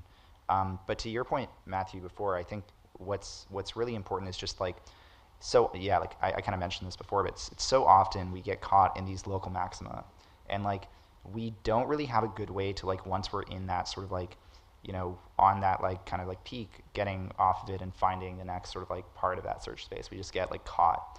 And I think by having these kinds of like shelling points, no pun intended, like I think this is actually a way to produce like a kind of just almost a force that pushes you off of that hill and forces you to go back to the search space and go back to this sort of like exploration phase. And I just think that's super important. And I think one, to follow up on both your points here, one of the things that we've kind of installed as a mission to fund the commons in terms of community is how do we bring together these different communities that may exist outside of Web3, so traditional researchers, institutional investors, academics, to all kind of understand the shape of the problem and understand that there's a lot of ingrained knowledge out there that matches to the work that we're doing. And one of the things that we've noticed, we have some great speakers, Sarah Horowitz, for example, earlier, comes from almost a non-traditional Web3 background, and there's a lot of this understanding Web3, understanding public goods and regenerative finance, and onboarding into the ecosystem and the community. And start with Simona. Talk to me a little bit about, we had discussions about what it means to really have a core set of onboarding. Like, what are the things that need to be imparted to people coming into the community, and how do we bring them into this this mission that we're trying to create here? And I've said this before, and I do, again, throughout the years, it has become more and more apparent just how important it is. There needs to be this process of initiation into something, because when I arrived in this ecosystem, the main thing that I remember having is this incredible sense of humility and awe, and being in the presence of this technology that for the first time in such a long time, you have this stack that is so prone to anything, to innovation, to change. And it was excitement, but humility, and also just so careful to make sure that we use it for the right stuff. And I think as you get flashy things and as you get extractive behaviors coming in, people get distracted from having that humility and that excitement and that care about what you're using it for. And it's powerful stuff. And the opportunity that we have, we really shouldn't squander. And it's a very fine line to instill that in people coming in. That this is, with great power comes great responsibility. The fact that you need to be mindful, the fact that maybe you need to elevate your intentions when you do build something, the fact that you should focus on impact and redefine value that way, not dollar bill signs. Let's do a little bit better. We've been at a plateau for so long. This is an opportunity for us all to just take a step up or forward or whatever. Yeah, just chiming on that. That was the same thing when I just came to Web3, which is much later. I saw we have this tool set to encode our visions and our whatever we want to create. But this tool and this technology can go anywhere. And it is about making sure that while we're still kind of very early and we still have a great design space to engineer these token incentives or these coordination mechanisms or different things, is how do we also make sure that everyone who is also very much driven for impact, for good, for new thinking is also onboarded here and thinking together. So I more from the personal side, for example, I'm really excited about technology and coordination systems and economics, but I'm also really excited about health, about going to natural areas, to indigenous wisdom, to philosophy, stuff like that. And I feel when I got into this space, it was one of the few places when you can actually come and bring your whole experience and your whole self to it. And I think that is something that a lot of people have felt, and a lot of just the conversations have from people having experience with I remember one Git in public goods was about magic, and it was Sarah telling her about her experiences, and so everyone was bringing their own expertise, and I think that's what this is about as well, everyone coming from their own research and their own area. And one final thing is I think of it as when you come together and you bring in your Lego blocks, you could either bring a already structured house and put it to the table, and then once you go back after the conference, you just saw their houses and take it back, or you can bring the pieces of knowledge and the expertise that made up that Lego house, and you bring only the Lego pieces, and you collectively kind of create something together. And once you leave, you actually need that Lego piece from someone else, that piece of knowledge to create that vision. So that's how I like to see kind of this world.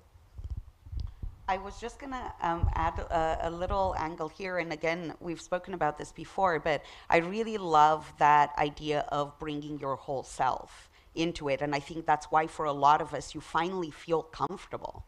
And I don't know if anybody here feels that way, but I remember just feeling finally comfortable with everything that I had to share, that, you know, I was thinking about the fact that I could vibe with people, share knowledge and thoughts and ideas with people, and then we would create something new together. And the distinction that I kind of make is, for such a long time, we've been like one-dimensional versions of ourselves that we bring to the thing, and now we can be like the full 3D model. And it feels very good. Like, and how do you capture that, and how do you make sure that you allow people to feel comfortable? Because we've been so restricted for so long that we just feel like we need permission to do it. And this, Web3, in my opinion, it gives you that space to become 3D versus like a sheet of paper. Yeah, Andy Ted Hope from Kernel just released a piece called Signature Economies, which actually like talks a little bit about this idea of, you know, what are we actually doing when we're interacting with like anything in Web3? We're kind of creating our own sort of maps of meaning by signing to things that actually are important to us, that matter to us. We're like showcasing that in actions by interacting with the system that we're building. And that's something that I think you know, allows us to do that kind of like bringing our whole selves sort of mentality to what we're up to, because we all understand that this stuff is in public. It is, you know, tied to our personhood. We had, you know, Pooja and others talking about some of this and models for this earlier. But I think the one thing I really want to highlight, just in addition to that, is just that the sort of kernel community, which Andy and Vivek started, is really about communities of care, and it's because there is that care that I think people feel comfortable in the first place, and that's what I think was missing from previous like sort of institutions. So I think this is like super important and like super critical. I also want to potentially like throw a little bit of a wrench or challenge in here as well, just to see. So I think there's, you know, part of what we talked about with mechanism design is kind of like, how do we rewrite the fundamentals? In our previous talk by Ale is, you know, that I think like the community is incredibly important. And I think there's also, but I think it's like, how do you bring this community and this like bring your whole self? And how do you merge that and have the right discussions and discourse around things about like, well, there is a financialization aspect. There is a fact that like if we, you know, scalably redefining value flows in an end state to be able to like fund the things that we think are incredibly important, does require at least a, you know, acknowledgement of like some of the limitations when it comes to like the financial system, some of the, you know, the realities of the funding and like how it needs to be regenerative over time. I'm curious, how do you think, because like, you know, for some of the work that our team has done, we're like almost two in our heads about, you know, how do we make the financial and like the mechanism design stuff work? And then like also, but the community is incredibly powerful to basically, you know, help with the allocation, help with the, you know, the longer term vision, help bringing people together to solve this like mechanism design problem in some ways is how we would think about that in certain ways. How do you think about balancing this need for having, you know, innately being in a like financial value driven market of like funding public goods with this maintaining, you know, the goodwill, the ability to bring your whole self to this community, the need to kind of like keep ourselves oriented in our, you know, understand what's important that may not be financialized in some ways? Like, does that mean that we just acknowledge that there are some areas where we won't be as economically as efficient, or is that we need to focus on the mechanism design and build all of this in, but understand that may take longer, and we need to rely on the community to backstop some of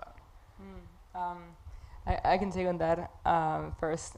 I think there's two things that resonated. One was the balance between being in our heads, designing those mechanisms, versus actually like doing the whatever we are funding and whatever those mechanisms are like meant to create in the world. I think that's actually a good balance I got from like working directly with founders and like teams at 50 years that are using these funding models to create change, while creating all those like more mechanism design like through the Web3 thinking. But also like I even had this like moment, like I went to Costa Rica like 2 weeks ago, and it was like this concept of like we're building this solar bank narrative and solar bank futures of regeneration, like natural backed economies, and I was like, I want to actually like experience a little bit of that. So I literally went to Costa Rica to like be in one of those villages and the communities to see one snippet of that. But I think another part of that, like of the balance between different ways, I think is actually the plurality and the interoperability. Like for example, Gitcoin Grants 2.0 will hold like many different ways to funding public goods or caring for the economy. I know that like Anna, for example, she's like they're from Celo.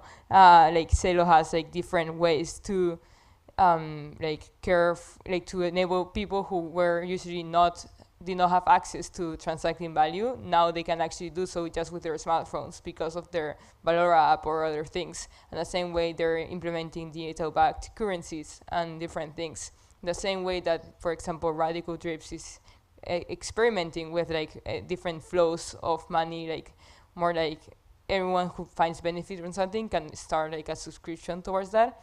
And one final thing there would be like with this concept of like building together and building like an ecosystem, it allows us to create these mechanism designs and then implement them in different communities within Web3 or within real life. So for example, token engineering commons having like these different ways of like we can use those tools, but then adjust the details towards the the communities and the economies, particularly to them.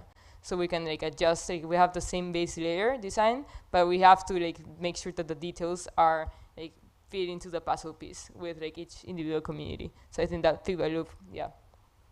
Yeah, I feel like one really interesting thing to note is that we are in a world where we sort of like often in Web3 think, oh, like this is the first time we've like had a movement where there's like been like any kind of regenerative discussion or like climate discussion. Like these things have existed before, but the difference is that we actually have these kinds of shared currency and like these ways of actually taking action that didn't exist before, or if they did exist, were just extremely cumbersome to actually implement. Like you'd have to go to like a grants program and wait 6 months for a response, or like a year for a response, and maybe you'd get $50,000 to do your thing.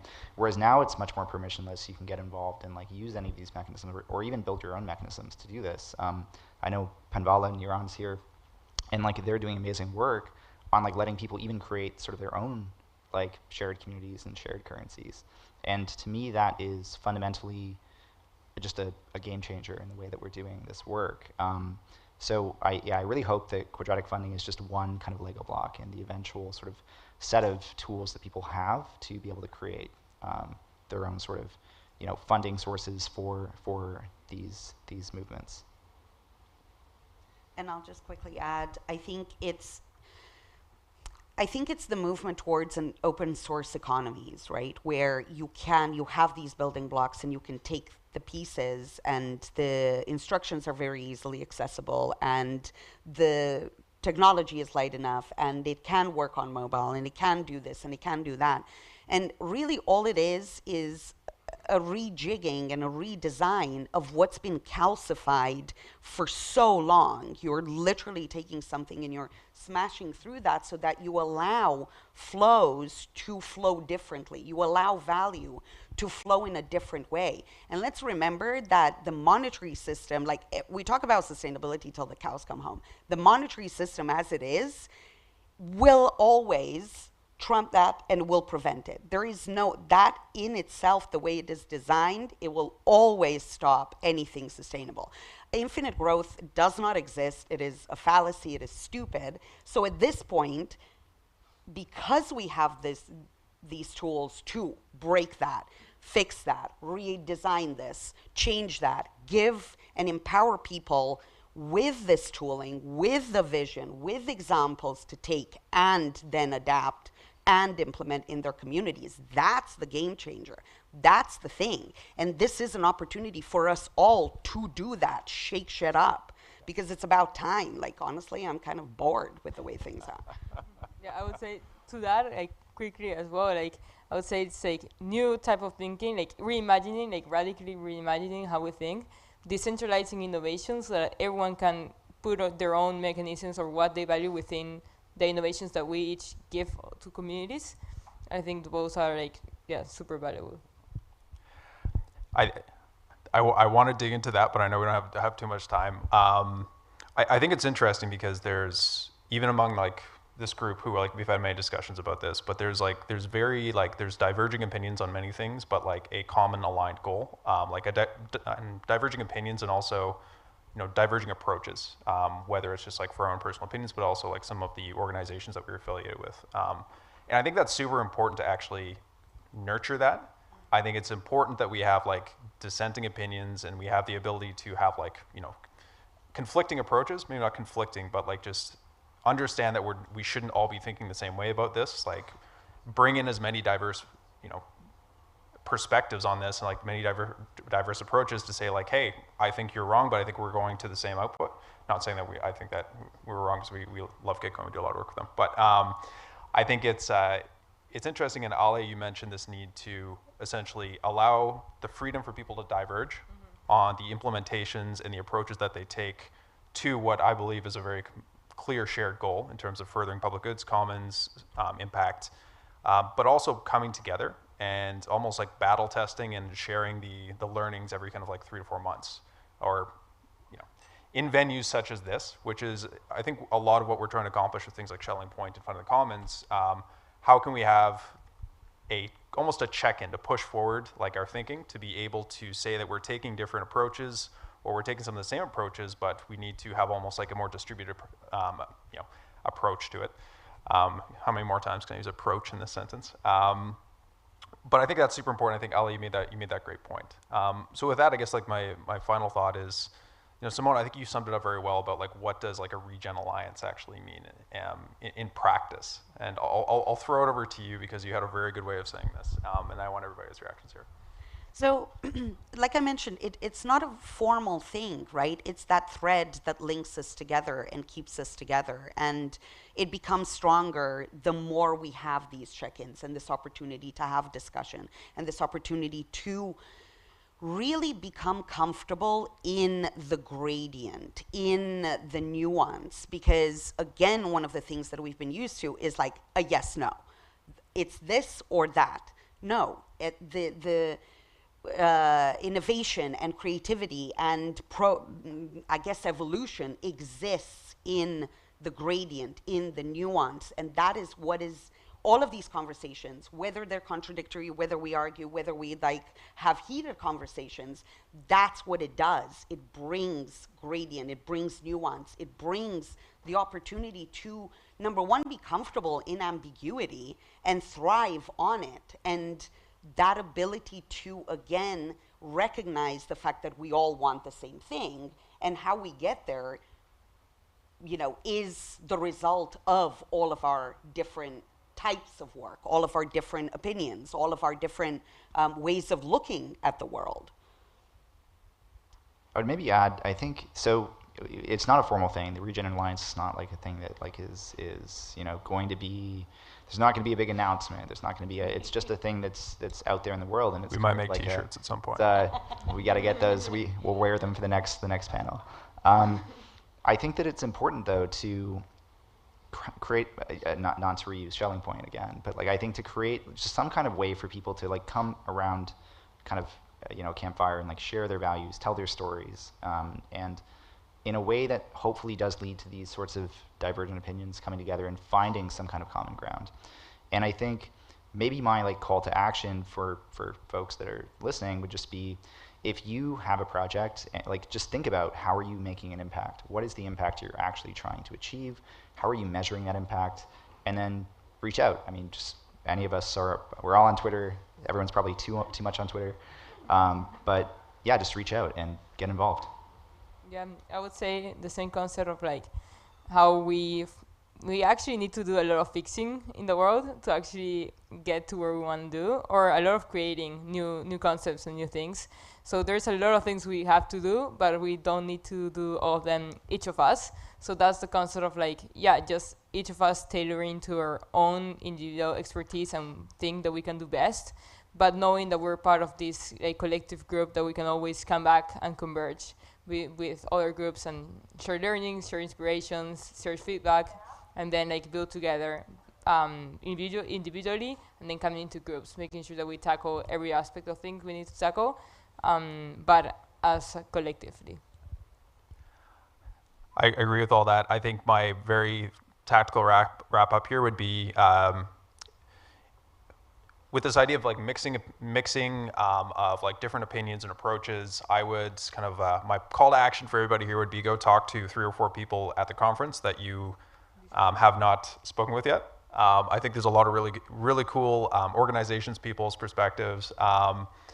And the whole purpose that we tried to get this event going for was like, how can we get a hallway track where we just have unofficial conversations and like inspiration from the talks and like the great speakers we have here are carried into these private conversations where I think like bonds are formed, and we've seen this where, you know, meetings in hallways or meetings in the chat section of our previous virtual events have evolved into projects that have now made tangible impact every 3 months that we do Fund in the Commons. So that would be my call to action. Have a conversation, ask somebody like, what is it that you need to push your work forward in the public good space, and then see if you can match them with somebody else or see if you can match them yourself. All right, cool. Thank you. And yeah, let's give a big round of applause to the panelists here. Thank you to Simona, Scott, Ale, and Matt. And yeah, with that, it's already been a wonderful early morning through early afternoon of conversations and discussions. Now we're heading into good old lunchtime, so please feel free to step out and grab some lunch, and we'll be reconvening back here at 2:30 for the next panel. So yeah, thank you all. That was a good one. So many things I want to dig into. I also very much appreciate that. Matt. Oh my god, that was amazing. Did you get word that it was 2:30? Because we still have 2:15 on the. Oh, did I say 2?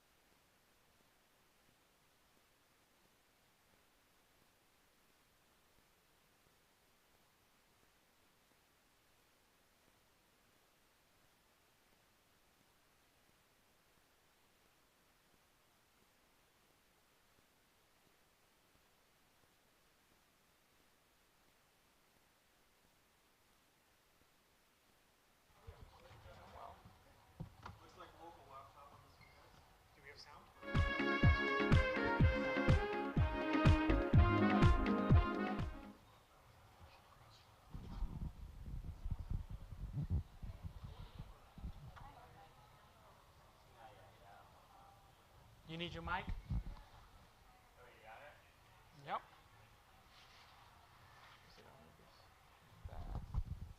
Are we kicking it off right now, or do we want to wait post-lunch? This is your presentation, correct? Yeah, cool. Sure. Should I say 2:20? Do we want to give?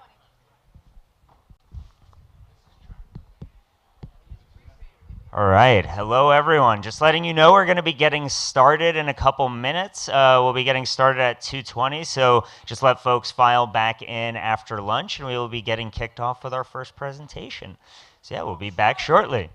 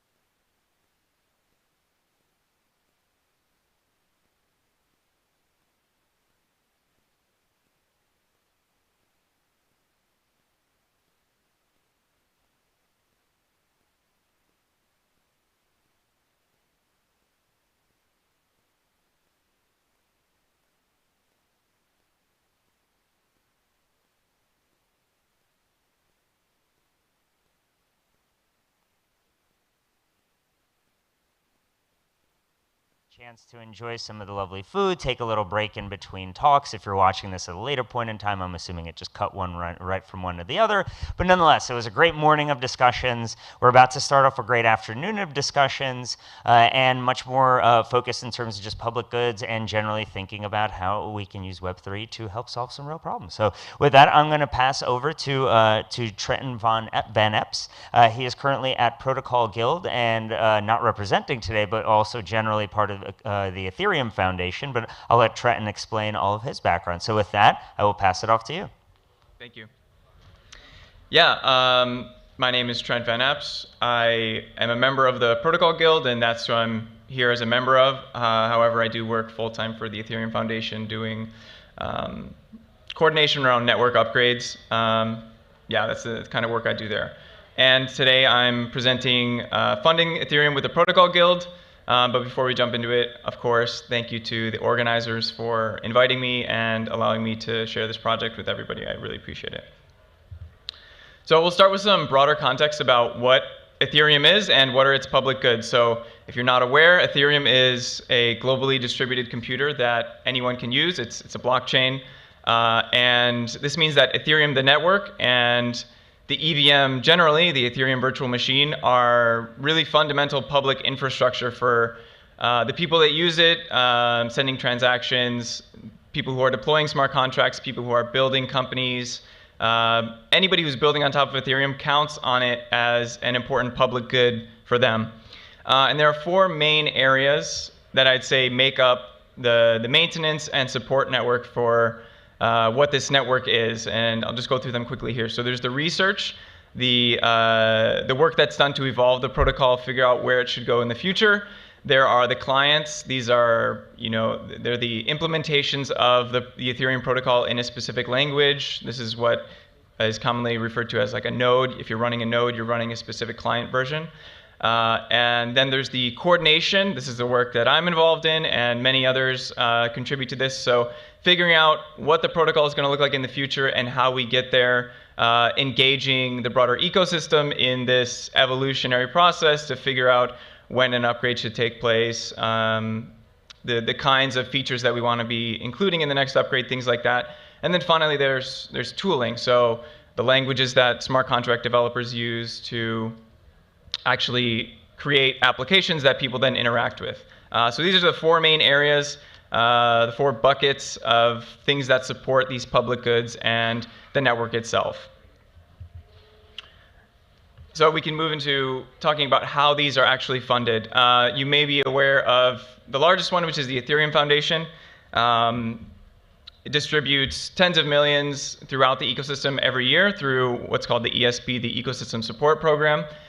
They do amazing work engaging with the ecosystem, finding out what needs to be funded, and then getting funds to these people who are actually doing the work and constructively engaging with the work that needs to be done. And one of the programs that they run is the Client Incentive Program, which gives a chunk of ETH to client teams, people who are developing the node software, and it allows them to run validators and participate in proof of stake. And this unlocks over a few years. And then there's other names here: Gitcoin, CLR Fund, Giveth, and Optimism. These are organizations that exist within the community that run, every quarter they'll run a matching round that allows community members to fund these grants, and then there's a matching pool which then boosts that funding amount. So these are kind of the big ones. There's a couple more listed on this slide, and many, many more, which I don't have the time to get into, but it really underscores the fact that Ethereum has a really rich diversity of funding options for public goods and different mechanisms that we're able to experiment with. And I think this is probably one of my favorite parts of the community, is that we're so willing to experiment and try out new things and engage with different mechanisms to fund the people that are actually working on important public infrastructure.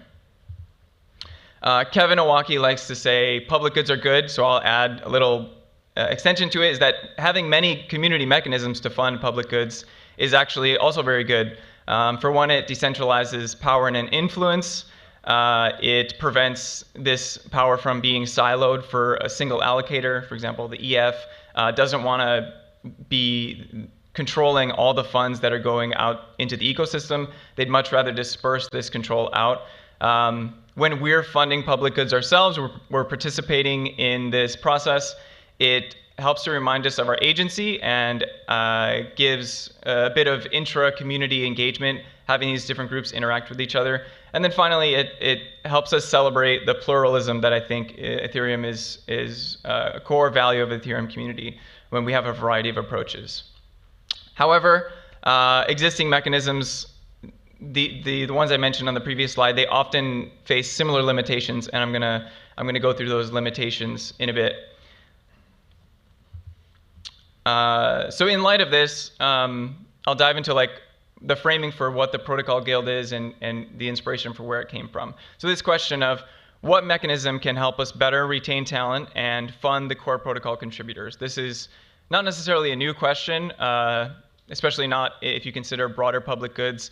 This is something that's been discussed for many, many years, and in crypto and Ethereum for years as well, figuring out how do we incentivize people to commit to working on this stuff that's super important, that many, many people are building on top of And the discussion came up again last November, and myself and a bunch of other people who work on the core protocol decided to take a swing at this and think about what sort of mechanism would best serve this purpose.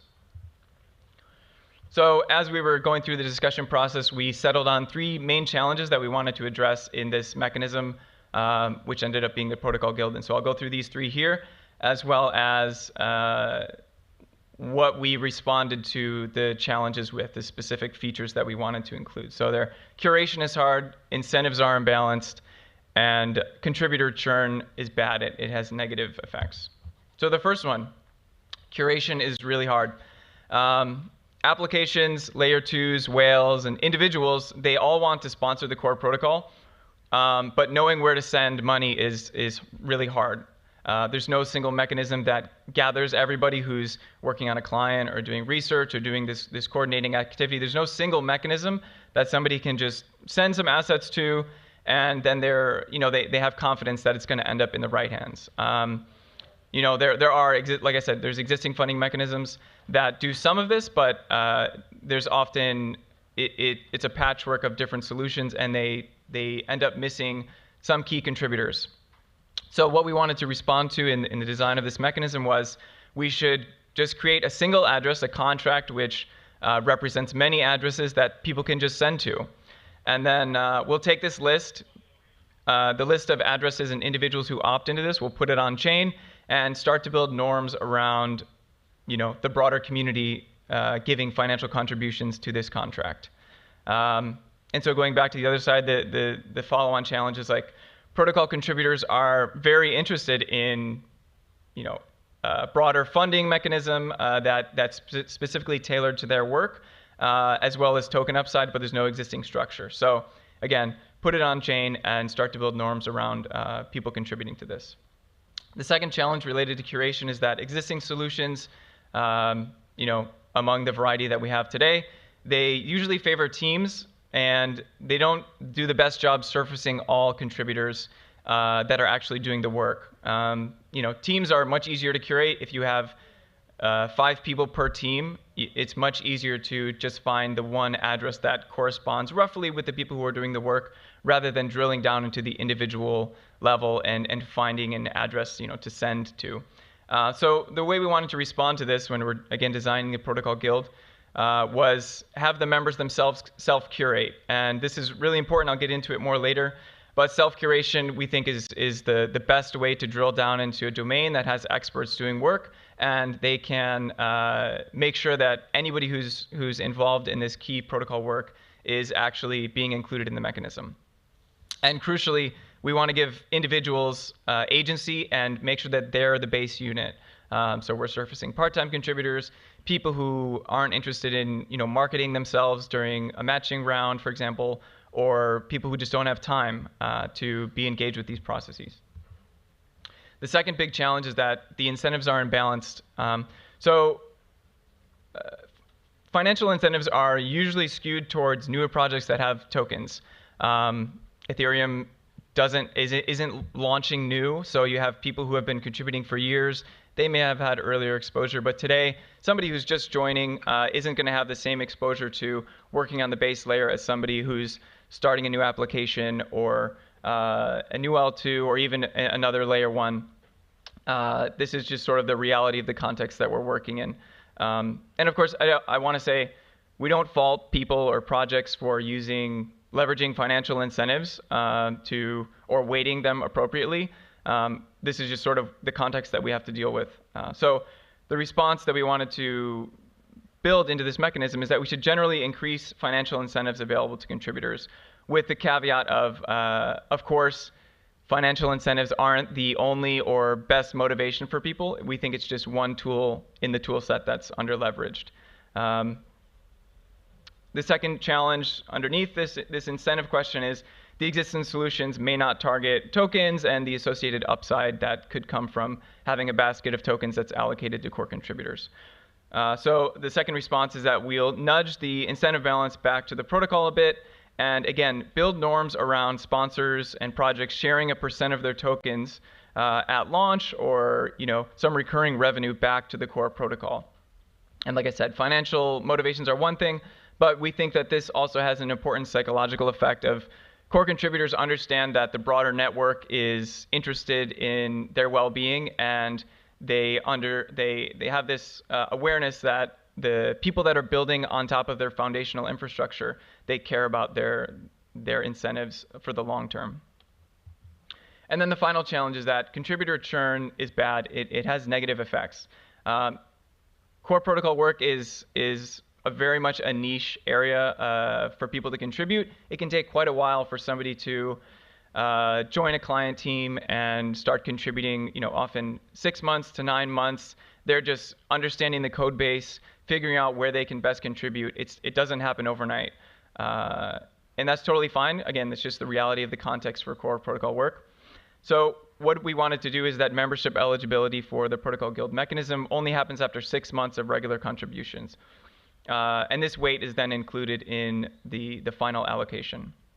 And then secondly, we wanted assets to vest in order to help knowledge transfer between cohorts. If you have somebody who's been around for 5 years and they're working with somebody who just joined within the last year, we want to be able to keep them around to transfer that important institutional knowledge about how to do a specific work related to the core protocol.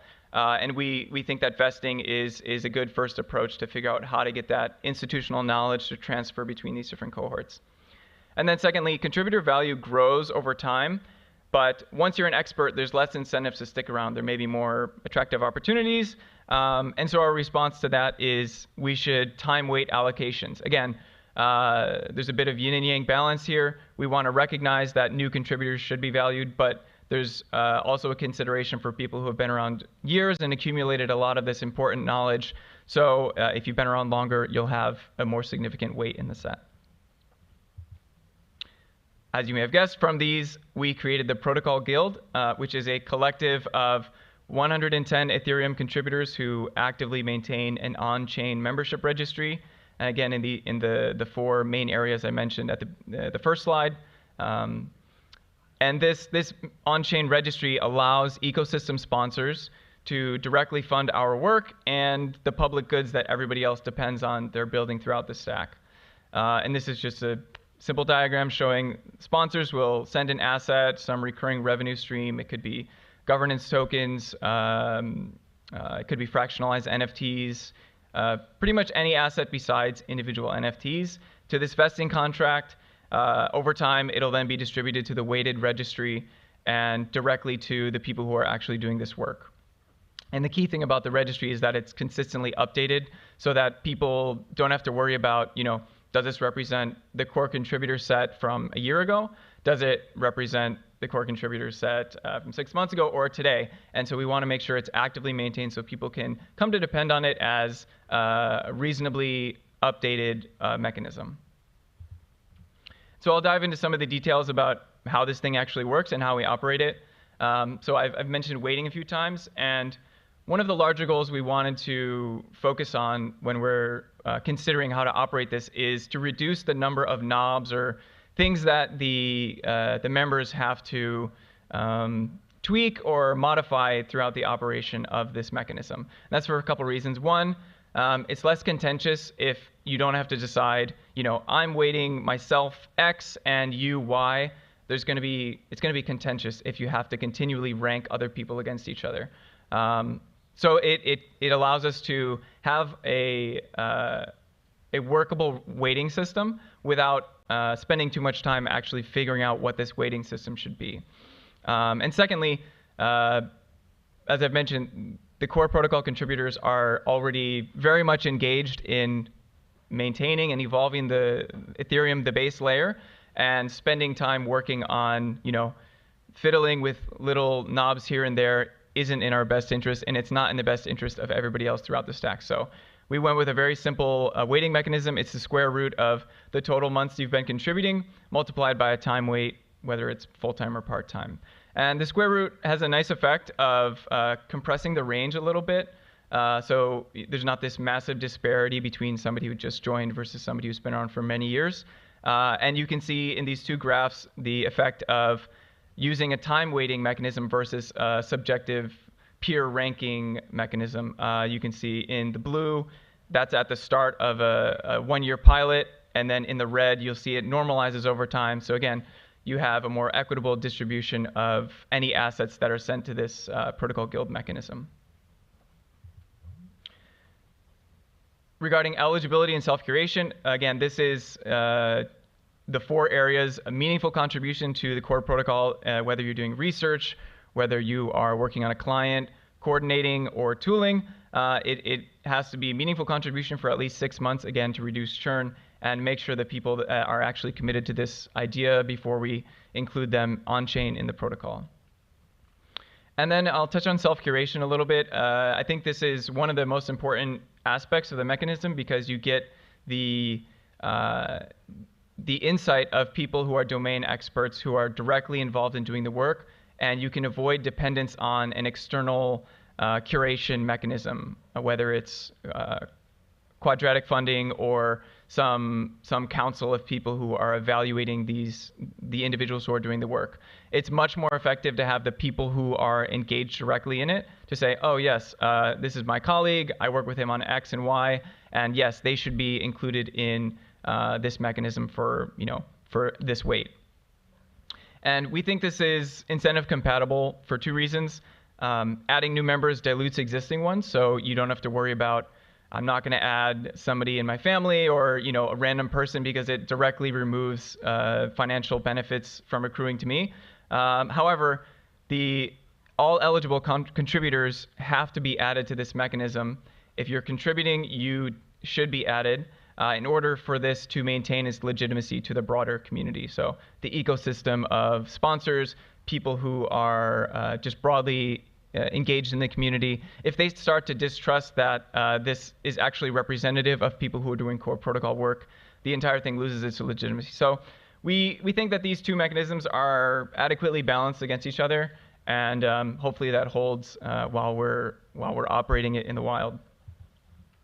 So we've taken all of these features and learnings from the engaging with funding mechanisms over the years and framed this protocol guild mechanism, and we're taking all those learnings and running a 1-year pilot. It's already in progress now. We have contracts deployed, and we're targeting $10 million in sponsoring assets, which will vest for 1 year.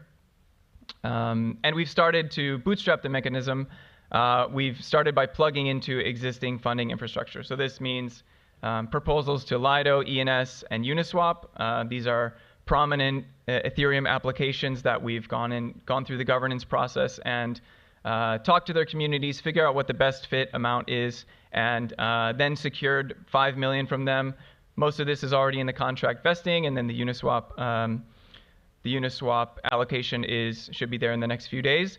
And we've also plugged into the Gitcoin matching rounds, and it's been successful, and we've secured 100,000 from 2 Gitcoin matching rounds so far. And we plan to use other ones like Optimism's upcoming retroactive funding rounds. We think this is the perfect, maybe not perfect, but it's very well suited for Optimism's looking back, seeing who's been contributing. Just from these 3 examples, we've been thrilled to see that the community actually resonates with what we're proposing. They think it's valuable to give back to the core protocol. And it's just been really exciting to see people understand what we're building here for the long term. However, what we want to do for many years into the future is start to build a norm around allocating a % of an initial token supply or annual revenue.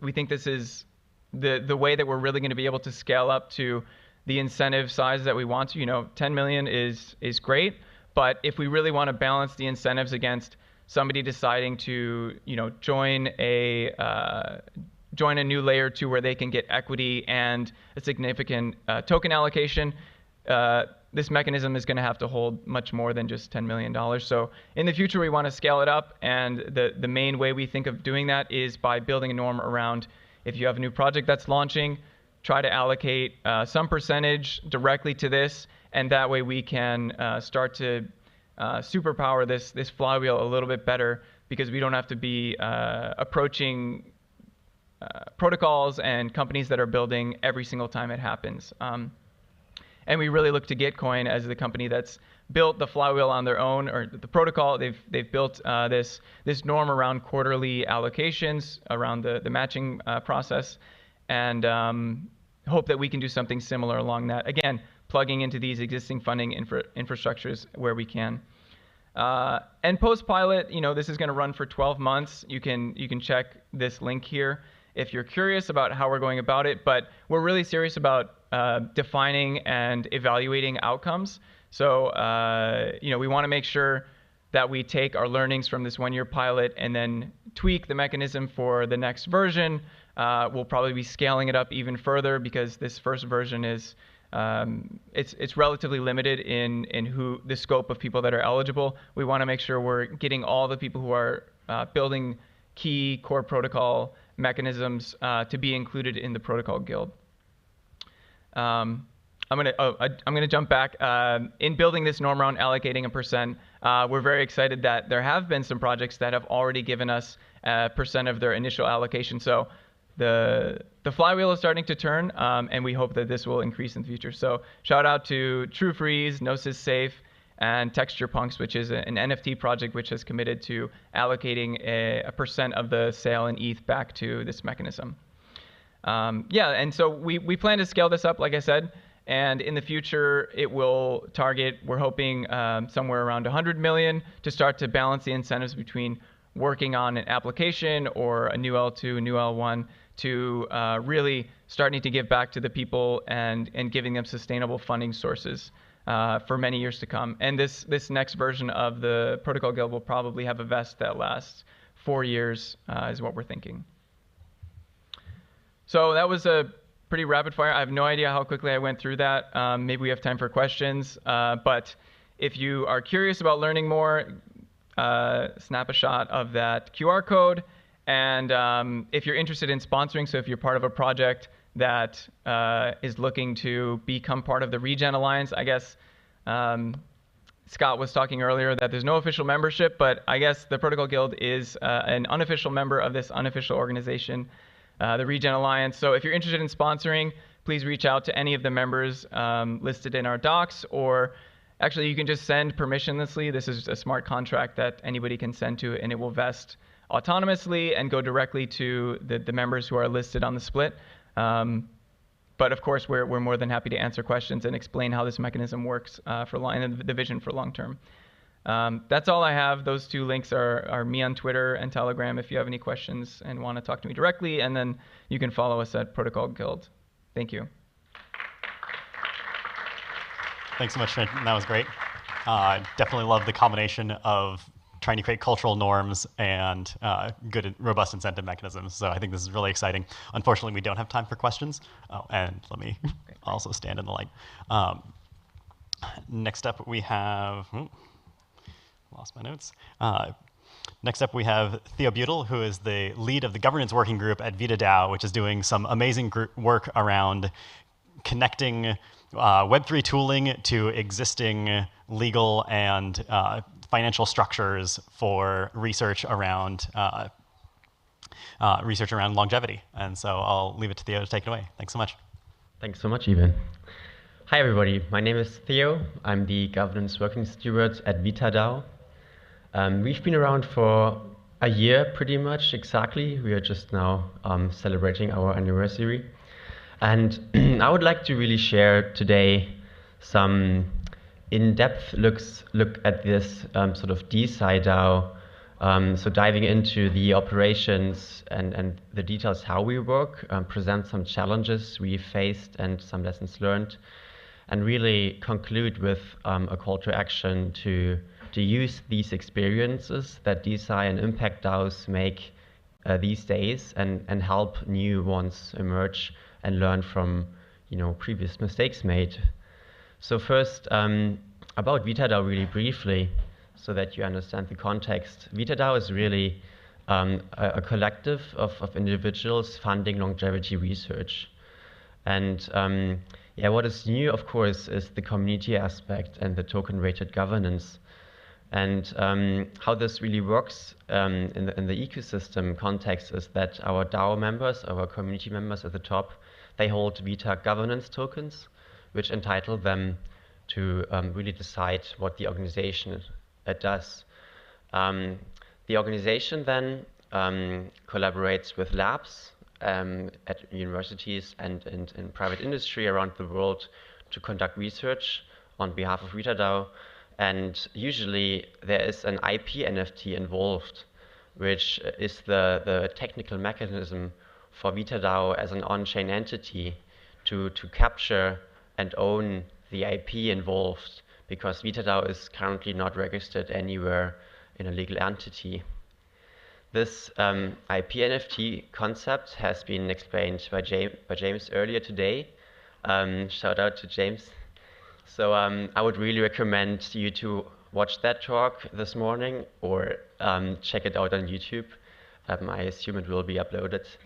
Really briefly, for the context of this talk, I'll just say that the IP NFT framework is really this mechanism for this on-chain entity like VitaDAO to make use of IP, and it combines a really clever combination of layers, including a data storage and encrypted storage with federated access control for the owner of the IP NFT to access it, and also some legal framework that allows the on-chain entity, even without having a legal entity, to make use of the IP of the protection.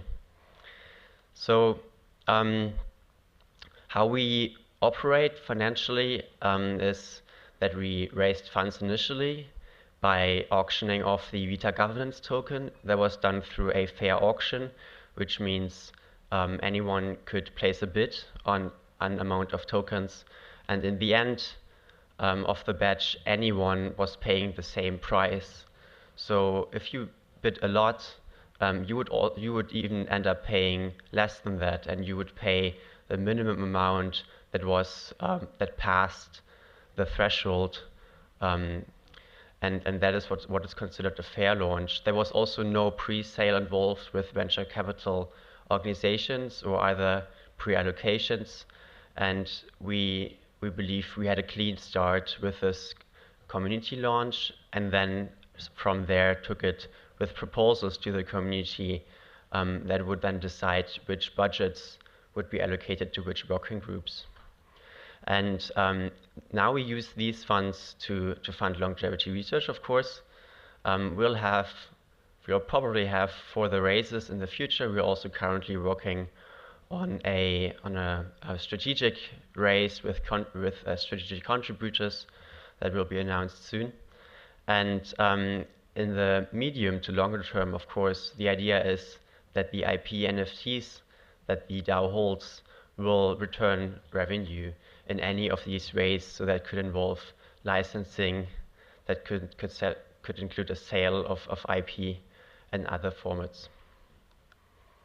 So why crypto and longevity? What makes this niche of longevity research really appealing, and what was the reason for VitaDAO really to come into place? And what's interesting here is the parallel between crypto as this new means of inside finance as opposed to traditional finance, when longevity is really seen as this niche in health and pharma that is arguably not getting enough attention and underrated. So they are both fields are having this sort of outlier characterization. And on top of that, what's also really interesting here is the third point, that a lot of crypto OGs, a lot of crypto community members appear to be personally interested in longevity. So, and then of course, we have the fact that a lot of existing systems across the world, health systems, and how the pharma businesses operate, they are usually designed around incentive systems and mechanisms that prefer treating disease over preventing disease. and aging, funding research on aging and providing products and services around aging is usually complicated to achieve through these existing systems. Nevertheless, of course, there is a high demand, there's a lot of interest among individuals and researchers, which is why VitaDAO really filled this gap. And in this way, the longevity niche out of all possible decentralized science applications was really sort of a low-hanging fruit to get started, to validate the concept of a decentralized science DAO. And yeah, I'm going to come back later to some best practices for hopefully many, many other DeSci DAOs to emerge. So about DeSci, I'm sure you've heard the term a lot of times before today, and I'm probably not the first one defining this, but I just want to make sure we're on the same page here. So, and this is also, I should say, just my own take. I don't think there's a commonly accepted definition of DeSci yet, which is also a really good point, because there is a lot of debate on what DeSci is, what it should be. And my take is really, there are these two perspectives. So the first one, really coined by communities like Blockchain for Science and others, sees decentralized science to care about the scientific method. So it's sort of a continuation of the open science movement, specifically leveraging decentralized technologies like blockchain for the purpose of, well, advancing the scientific method, like publishing and reputation systems. And then the other perspective is much more focused on the application layer. Like VitaDAO is looking specifically at longevity research applications, or other emerging DAOs looking at rare diseases. They would really apply research and make use of decentralized technologies to provide goods and services, to have some sort of fundraising involved, some coordination mechanisms that are decentralized, some distribution mechanisms. So of course, there's also the intersection, the overlap of both, and the so DeSci could also be both. But I'm curious to see what really turns out to be the major focus of DeSci in a few years.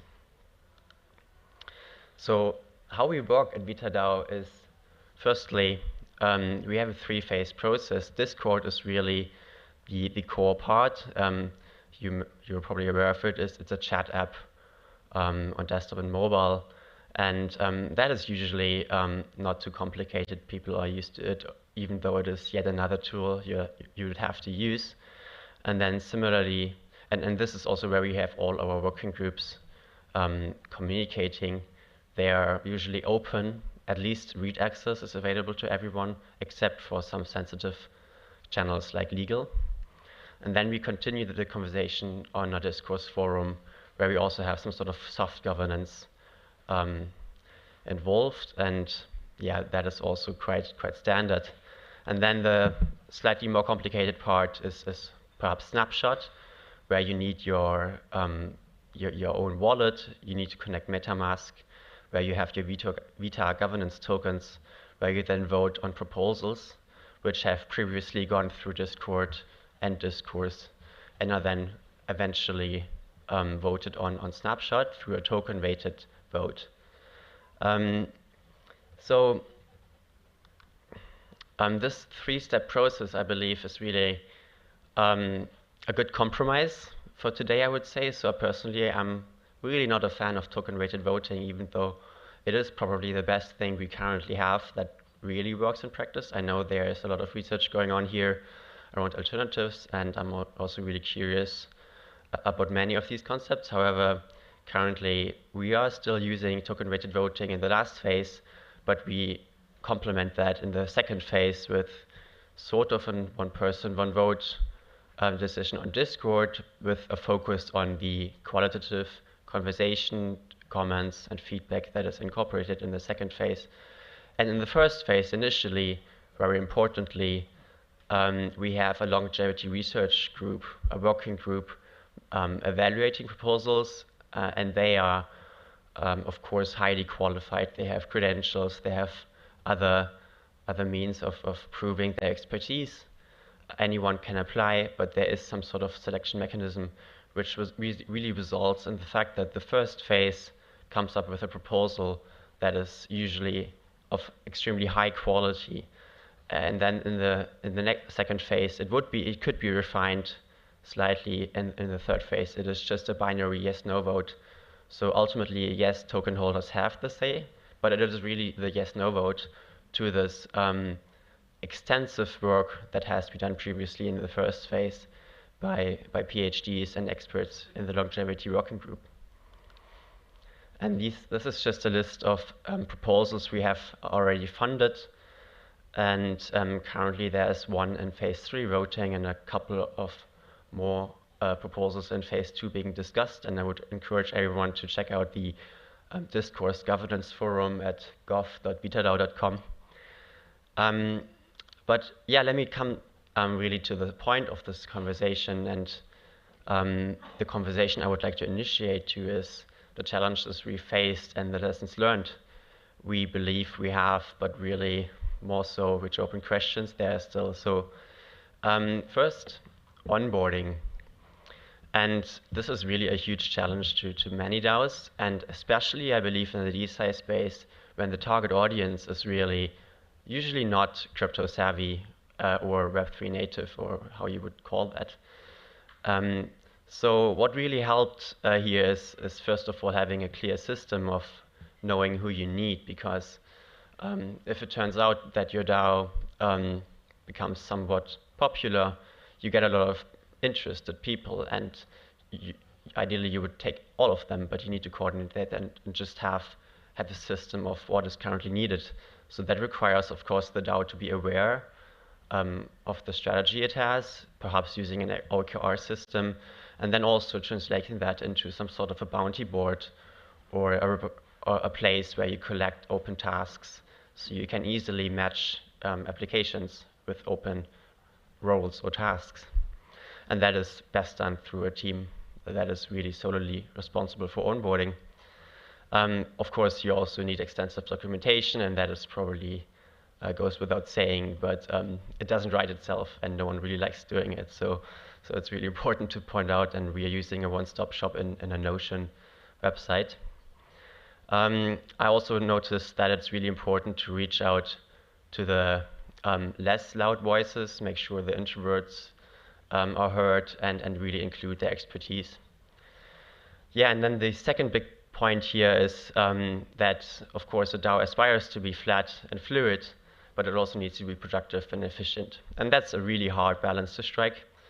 So we are using a core team for efficiency, and we have some checks and balances involved, some governance mechanisms, some reoccurring road, but that always needs to be improved more. So I believe you should have individuals and core teams, but always make sure that the governance, that the context, the underlying governance makes sure that there are no silos emerging or no permanent positions, and that the DAO community really has a say and has an effective say about who takes these core roles. And then second big point would be about culture, and really this remote first setting when most DAOs are usually exclusively working online. Having never been in an office, because obviously it helps a lot when you have at least a kickoff workshop in person and then you work online for a year. That is even much better than starting off online and never meeting in person. So when meeting in person is possible, you should totally do that, and we're doing that at offsites around conferences, for example. But if not, of course, one-on-ones are really important and usually not done as often as they should. And then we're also using tools like GatherTown, or just some casual online video calls to try to at least have some casual conversations. Yeah, and then another big point is resolving conflicts. Yeah, we realized you need to expect them to happen at some point, and you better have at least some sort of process in place, or someone who's qualified to help out with these, to mediate. And whatever you do, no matter how formal or less formal you do that, you do need some sort of process, because if you have nothing in place, it just takes up all the energy and time of the core team and could even end up destroying the DAO. And then the two last points I'd like to make is firstly about the tokenomics dimension of involving contributors with Vita governance tokens for voting, with stable coins as payouts, with tokens as payouts and rewards or bounties. And all of that, of course, it requires new people being onboarded to Web3.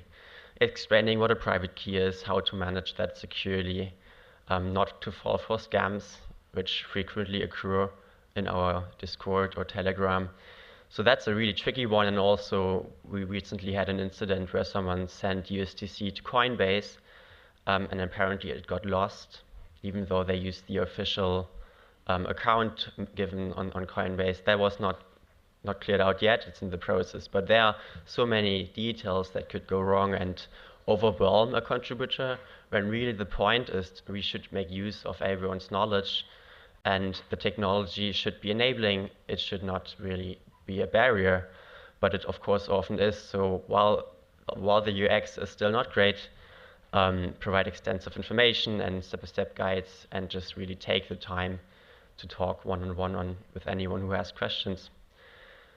And last but not least, also the coordination processes, the governance, which includes voting, and on-chain voting, of course. So we started out with a Moloch DAO adaptation on mainnet with $50 of gas fees for each single vote at times. And of course, we realized that is really not practical.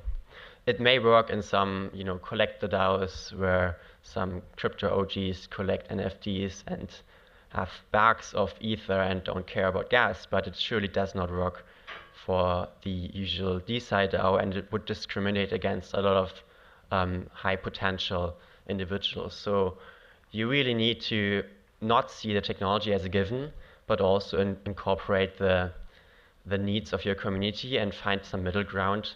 And I'm a strong believer in the idea of incremental decentralization. So working towards the goal of becoming perfectly decentralized eventually. But while the UX is still a major downside, do compromise, and in our case, we are using Snapshot, which is somewhat secure, but it's super easy to use. It's free to use. You use your governance tokens to just sign a message instead of paying for a transaction. So that's just one example we're taking for a specific example we're doing in the short term, but in the long term, and that's also a conversation I would love to have afterwards, is the step-by-step process over the next years. How do you start out as a DAO that makes sure that contributors can effectively participate? So what tools are specifically appropriate for that? And then also have this roadmap and timeline in mind. Where do we want to be in a couple of years to be really decentralized, and what are the preparations we should do today? So yeah, that's really my call to this whole room, and would love to continue the conversation on the hall after the next talk, because that's Niklas from LabDAO, which you shouldn't miss either. So really let us all work on templates for new DeFi to emerge, like VitaDAO, been around for a year, LabDAO just growing up now, PsyDAO emerging soon, and really let us share this knowledge to provide newcomers with templates on governance and tokenomics, so that these newcomers can focus on the science. Thanks very much.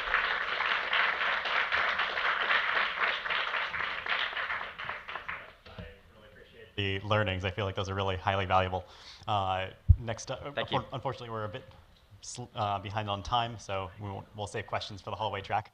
But I'm happy to introduce Nicholas Rendorf, who is founder and core contributor of LabDAO, who's going to be talking about creating an online research institute.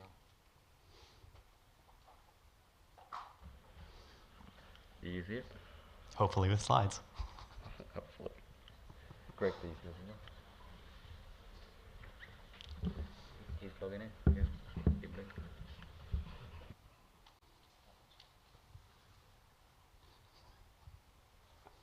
good. Thank you. Great. All right. Thanks so much. Thank you. Hi, everyone. I'm Nicholas. I'm going to be talking about LabDAO. And at LabDAO, we're building a research organization that's online.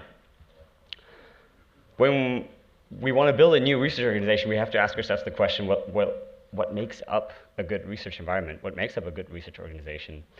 And this is not a question that we've been asking as the first people. There are actually a lot of people that have been asking this question before, and some of them are even in the room with us today, about what have been in history research organizations that have been very productive, research environments that have been extremely productive, and what were the key hallmarks that made them effective. And these are just some snippets. This is a slide actually from the last Funding in the Commons conference, a slide from Juan, then Ben Reinhardt has been talking about private ARPAs. This is a book I can very much recommend by Michael Nielsen, and then Adam Arblestone's and Sam Rodriguez's work on focused research organizations. And when I think about what all of these works have in common, there are three elements that, for me at least, keep recurring, which is scientists have access to tools. They need to be able to basically test the boundaries of theory and tinker there and bump things against each other at the sort of cutting edge of technology. Then they need to be able to form dynamic teams that consist of scientists from different disciplines, maybe even not only scientists, but also practitioners that have very valuable micro expertise. And then they need to be able to have some unconditional funding to get started, and then ideally a smooth distribution of funding access as these projects mature. And I think one understudied example of where there was a productive research environment were the Cold Spring Harbor laboratory courses after World War II. So Cold Spring Harbor is actually not that far from here. It's like a 50-minute commuter rail train ride from New York. And after World War II, you had chemists, biologists, and also physicists come together at Cold Spring Harbor and study the interaction between bacteria and phages. And that was at a time where the structure of DNA was not yet discovered or just about to be discovered. And by coming together only over a summer with a diverse group of teams that had very specific micro expertise. So for example, Max Delbrück was a trained nuclear physicist, didn't know a lot about phages and bacteria, but had a very quantitative way of looking at the world. These groups of scientists were able to ask some really interesting questions, had the lab, you can see that in the background, to start some very easy first experiments, and then would go back to their research institutes, some of them in Europe, some of them in the States, and were able to write the grants that they needed in order to actually do the meaningful work that then later led to a lot of breakthroughs. So wrapping it up, I think what scientists need to be in an effective research environment, they need access to scientific infrastructure to allow for this targeted tinkering, this access to like a new method that allows you to discover something about the world in a new way. They need to be able to form dynamic teams that might also just be very project focused. So for example, at DARPA, teams don't come together because there's a professor that has tenure and that's their lab. They come together because there's a particular project that needs to be solved or needs to be addressed.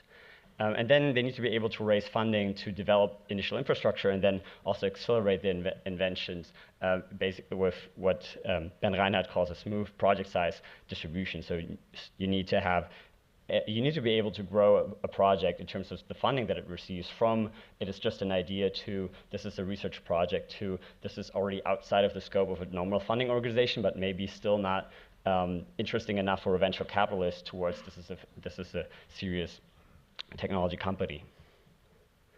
So then the next question is, if we feel like we have answered some of these questions, what makes up an interesting and productive research environment, why do we want to do this online? And this is a bit of a personal story. So this is a graph that shows the movement patterns of inventors.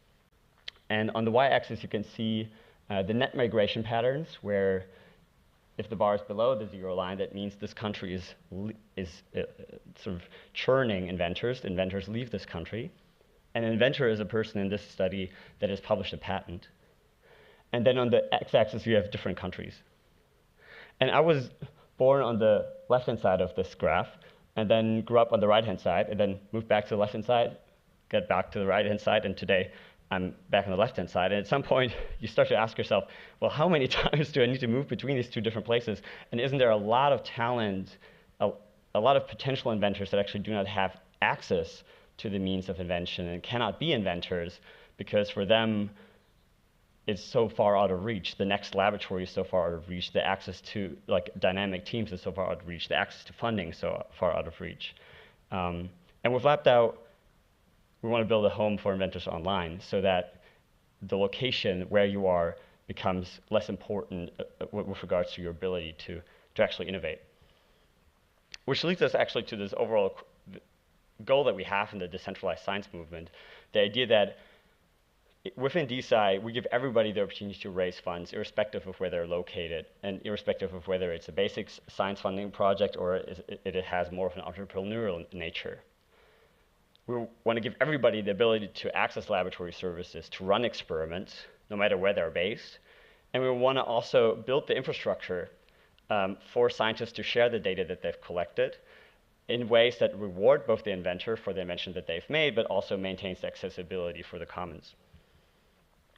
And when we look at the DeSci stack today, and I tend to think about decentralized science or science in general as this three-step process where we have funding agencies, we have execution agencies, places where actually the science gets done, and then you have distribution mechanisms.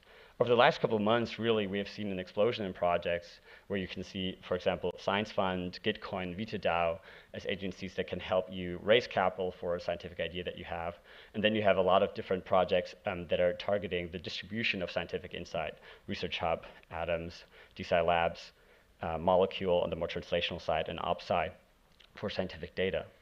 And what's really, I think, missing in the middle is a place where teams of scientists and tools of scientists interact, where the funding has been collected, and now you want to build your lab, you want to build your web lab, and you want to have access to particular services that, to generate new data, and then you can distribute that new insight that you've gathered. And that's something that we're really passionate about at LabDAO.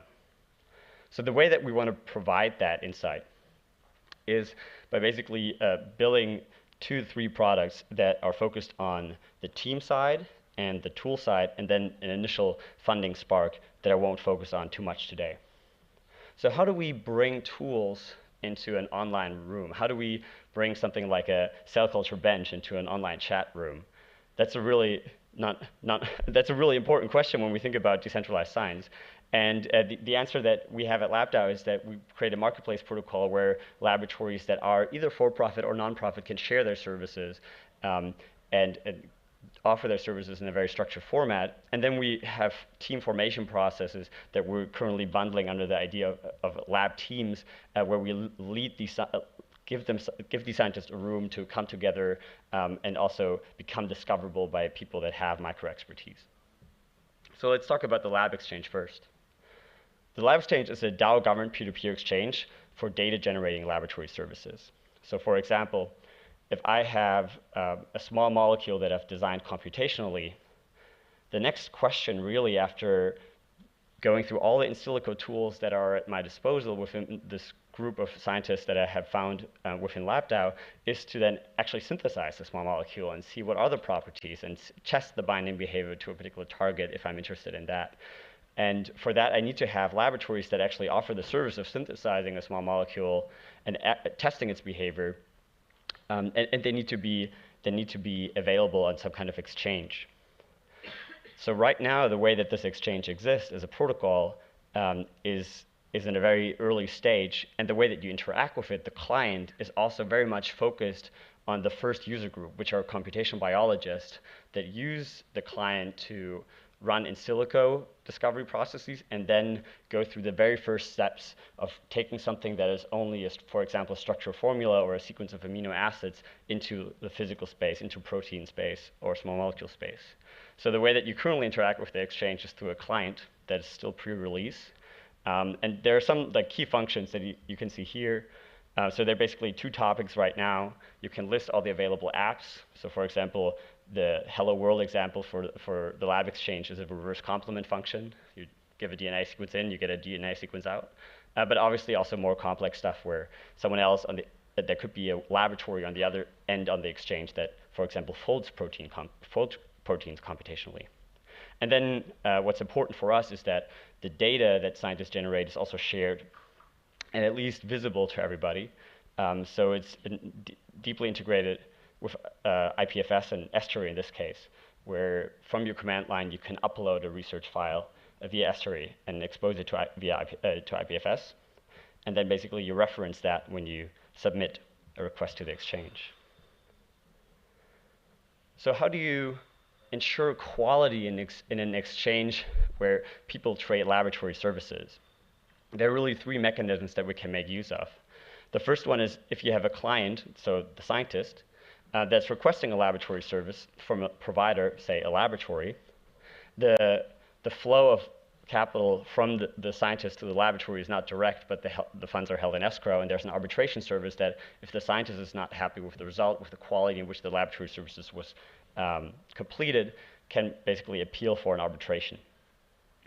And the second mechanism is the staking and slashing. So the LabDAO plans to have a governance token lab that will be used by community members to basically collateralize the transactions that are taking place. So for example, if there's a transaction that's worth $10,000, such as synthesizing a protein, I expect the lab that's doing the work to put something at stake that's proportional to the value of the transaction.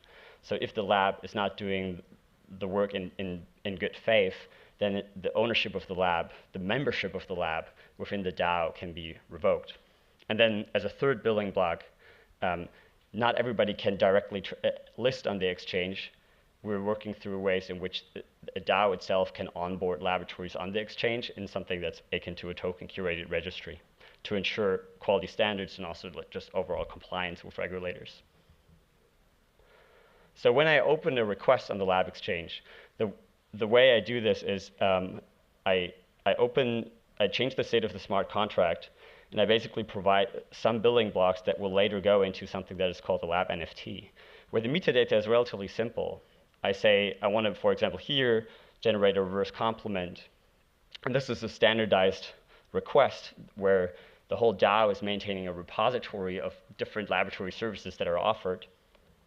And I say, okay, this is the user, that's my wallet. There are some parameters, and in this case, there are not a lot of parameters. And this is my input file, which is a FASTA file. And then this is posted, and once the laboratory claims that transaction and says, I'm on it, and does the job, it adds 3 additional data fields, takes that metadata, mints it into an NFT, and sends it to my wallet, where the 3 additional fields are the identity of the provider, any type of execution environmental information. So was this done, for example, if it was a computational job, in what computational environment was it done? And then the output itself, which in this case would be a FASTA file, so just a genetic sequencing file. Yeah. And our hope is that through this open source community, we cannot only maintain the development of new tools, but we can also drive the emergence of standardizations around laboratory services overall, because otherwise the conflict resolution cost between scientists is going to be so high. So the hope is that over time, scientists will converge on certain standards for how laboratory services are done, such that we eventually end up in a state where something that is one-off, where we have a one-to-one relationship, eventually there's liquidity around certain laboratory services, and you have many-to-many relationships.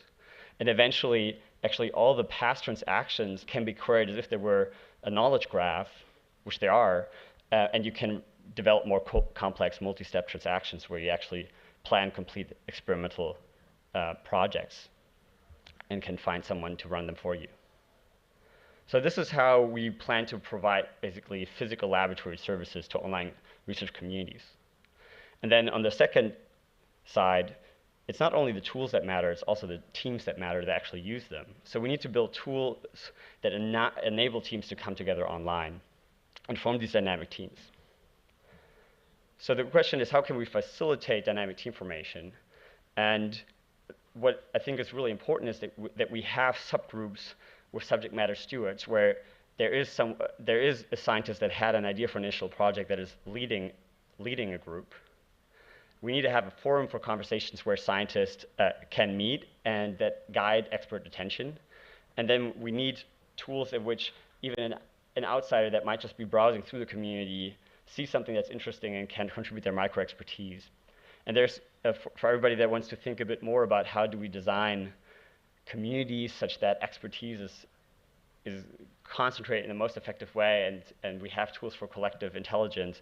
Michael Nielsen has one chapter where he compares Kasparov versus the world and Karpov versus the world. Both of them were chess games, and in both cases, the chess master was playing against an online community, but the tools that these online communities were using to make decisions around the chess moves are very different. And in both cases, the chess masters won, but in one case, it was way closer than anybody had expected, and it was because the way that the mechanism was designed had subgroups, subject matter stewards, and ways for discovery of micro-expertise. Another question that we have to ask is, how do we actually get scientists to contribute to a DAO? This is still something that's very out there. If you're an academic scientist, you probably haven't heard a lot about what the type of work is that we're doing. So we invest a lot of time in building onboarding flows that explain all of decentralized science and take you through like a step-by-step process and onboard you into the community. And then something that we want is that LabDAO is a DAO of laboratories where each lab starts out as a community of people that focus on a particular problem, focus on a particular project idea, or develop and maintain a particular open source repository. But then over time develop their own culture, start annotating and keeping track of their contributions among each other. And this is just a screenshot of one of our coordinate graphs, which is a peer-to-peer system in which we track contributions within our labs. And then eventually even spin out as an independent sub-DAO, where this could really be the point where, for example, future focused research organizations meet, or future biotech companies meet, and then eventually branch off and focus on themselves and the project that they want to develop. So how do I think we can further develop the DeSci stack? I think on the funding side, I would like everybody to just explore new experiments in which we can fund science. I think reputation systems might be really interesting, but also dangerous, so that we don't repeat mistakes that we have with the current ecosystem, where reputation is extremely important and the funding is very centralized. And then on the execution side, I think we need to just onboard more laboratory capacity, and that's something that I'm really excited about. And then on the distribution side, I think it would be very interesting if we not only think about the sharing of final research products, such as a publication or an IP NFT, but also think about how do you share hypotheses. So for example, an entry in a knowledge graph that that ends with a question mark, that is a Schelling point for scientists to come together and share their opinions. And with that, I would like to thank you for your attention and look forward to the conversations afterwards. Great, thank you so much, Nicholas, for providing that presentation and keeping the thread of DeSci going throughout the day. It was great hearing from LabDAO, VitaDAO, and hearing a bit about DeSci in the morning as part of the DSOC presentation as well. And next up, we're going to continue the general trend of talking about public goods and research funding, and I'm happy to introduce Will Zheng. Will has been building quantum computers for over 15 years now. He leads a quantum group at Goldman Sachs, and he also built the Unitary Fund, which is a nonprofit research group helping create a quantum technology industry that benefits more people. So I'll pass it off to Will to talk about Unitary today. Let's give Will a round of applause. Thanks, Eugene. So this is the talk where we try and check if you're awake in the afternoon, because we'll mix quantum computing and public goods and a little bit of DAO stuff, like all together in a blender, which I think is appropriate for this audience. So yeah, as Eugene said, I've been doing quantum computing for a long time. It's a very new industry, and so that makes it a good place to try and experiment with structure. We have a lot of needs for public goods, and with Unitary Fund, we've been running a few different ways of trying to fund that over the last few years. There we are. So for this talk, there's really going to be 3 parts. So I'll try and give you a little bit of context of the setting in which we do the work. And you can view this as an example of a good place to try out new kinds of public goods funding schemes. Then I'll tell you about the experiments that we've been doing at Unitary Fund in particular. And that'll also involve some calls for collaboration around some new ideas, there's some things we'd like some help with. And then we'll go a little bit nonlinear and talk about like science DAO, whatever that means. So what is quantum computing and more broadly quantum technology? So that's the place where Unitary Fund is doing public goods development and has been doing it for the last, say, 4.5 years. So the space is to try and lots of technology that we build on uses the laws of physics in different ways. electromagnetism is the beginning of electronics and a lot of our computing technology today. But we've known about quantum physics for 100 years, and only recently have we been able to start to make technologies that use all of the sort of special features that are in quantum mechanics. And there's not just one kind of product that comes out of this, and this is important for thinking about the ecosystem. There's a lot of different kinds of things. In the news, you'll hear about quantum computers, but there are also quantum networking technologies, quantum sensor technologies, and so the takeaway here is that this is less about the emergence of one new kind of product or one new kind of computer, and more about a revolution in types of technologies. So it's more like the Industrial Revolution, where we got thermodynamics to work, or about electronics getting to work, than it is about the invention of one thing. And just to make it a little bit more concrete, I mean, these are what these kind of things look like. And to echo that point that it's not just about the emergence of one product, even if you just focus on quantum computers, there's not one way to build them. There's not a convergence on a type of integrated circuit. So these are pictures of a whole bunch of different ways of doing it. You can do it with light, which is in the top right. You can do it with ions. You can do it with these chandeliers of computing, which show up in the Dev's sci-fi show. Those use superconducting circuits. So because of this, there's a whole bunch of different platforms that need to get developed that are totally new. To help make this happen, there's been a lot more funding over the last few years into the space. So there's big government programs for basic research. There's been large increases in the amount of private funding. So there's been more funding in just like the last year and a half than in the entire history of society so far. And there's all sorts of things that we eventually want to do here. But there's a big way to go. So if you start to look at research about the kind of specs for a quantum computer that we need, or the kind of computer that we really want, it's things that have thousands of logical quantum bits, lots of memory, they can do millions of operations, and we're kind of down here in the bottom left, where we can have tens or hundreds of quantum bits that have tens or hundreds of operations. So it has a lot of potential, but it's still early enough where we can start to influence how that industry develops. And Juan talked about this kind of early on, earlier today, that when you're early on in industry, you can influence how it develops to instill different kinds of values. And so that's one of the things that we've been doing. The other thing I want to let you know about is just to get a bit of a sense of the scope of this space. And I think if you're going to try different kinds of public goods experiments or try different kinds of community building things, it helps to start in a small niche. And in quantum computing, that niche is already pretty small. We're talking like thousands, tens of thousands of people globally who are really working in this. So you can have a big impact with small communities.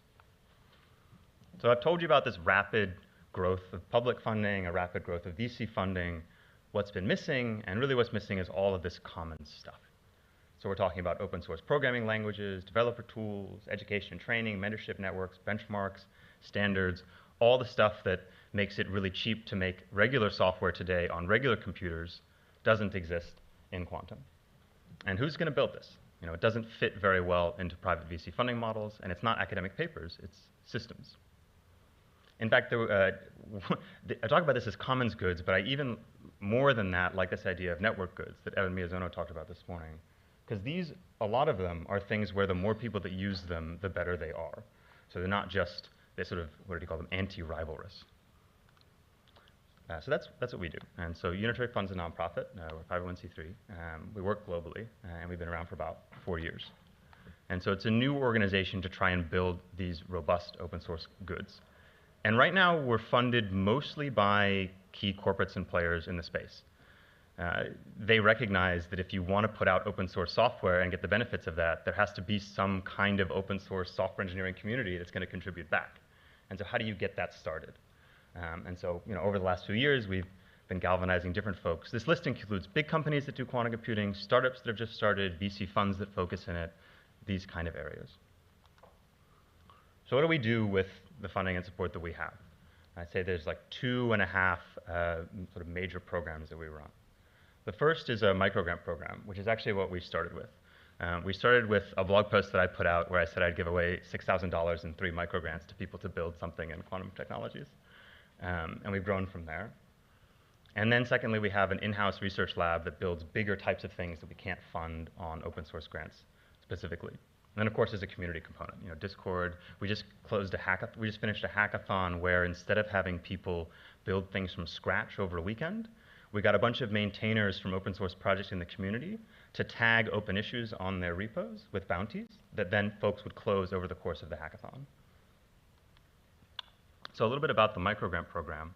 We funded about 54 projects in over 20 countries. There are startups that have come out of this, even though that's not been the focus, and also nonprofits, and kind of all for the cost of, what, a graduate student throughout their whole program. And so this is kind of an example, I think, of how effective microgrant funding can be. That's not just about the dollar amount. It's not just about how much money you're putting towards something. It's about how you're allocating it. And as Alejandra, who's one of the winners of these microgrants, talks about, the support that you get from a grant program is not just the money. Like, the grant program is an entryway into a community, an entryway into mentorship, an entryway into having a stamp of approval that says what you're working on is worth working on. And that means a lot for someone's career. So I want to tell you a little bit about the process that we've used for these microgrants so far. So right now, we do turnarounds that are pretty rapid, either twice a month or once a month. And the way we structure it is we have it based a little bit analogously on how a VC fund works. So we think that open source microgrants are kind of like venture capital in the sense that it's an outliers business. You know, you're not trying to have a low probability of failure. You're trying to have a few projects that are extremely successful. So how do you set up a grant process that supports that? And this is how we do it. We call it sort of like a champion process rather than a consensus one.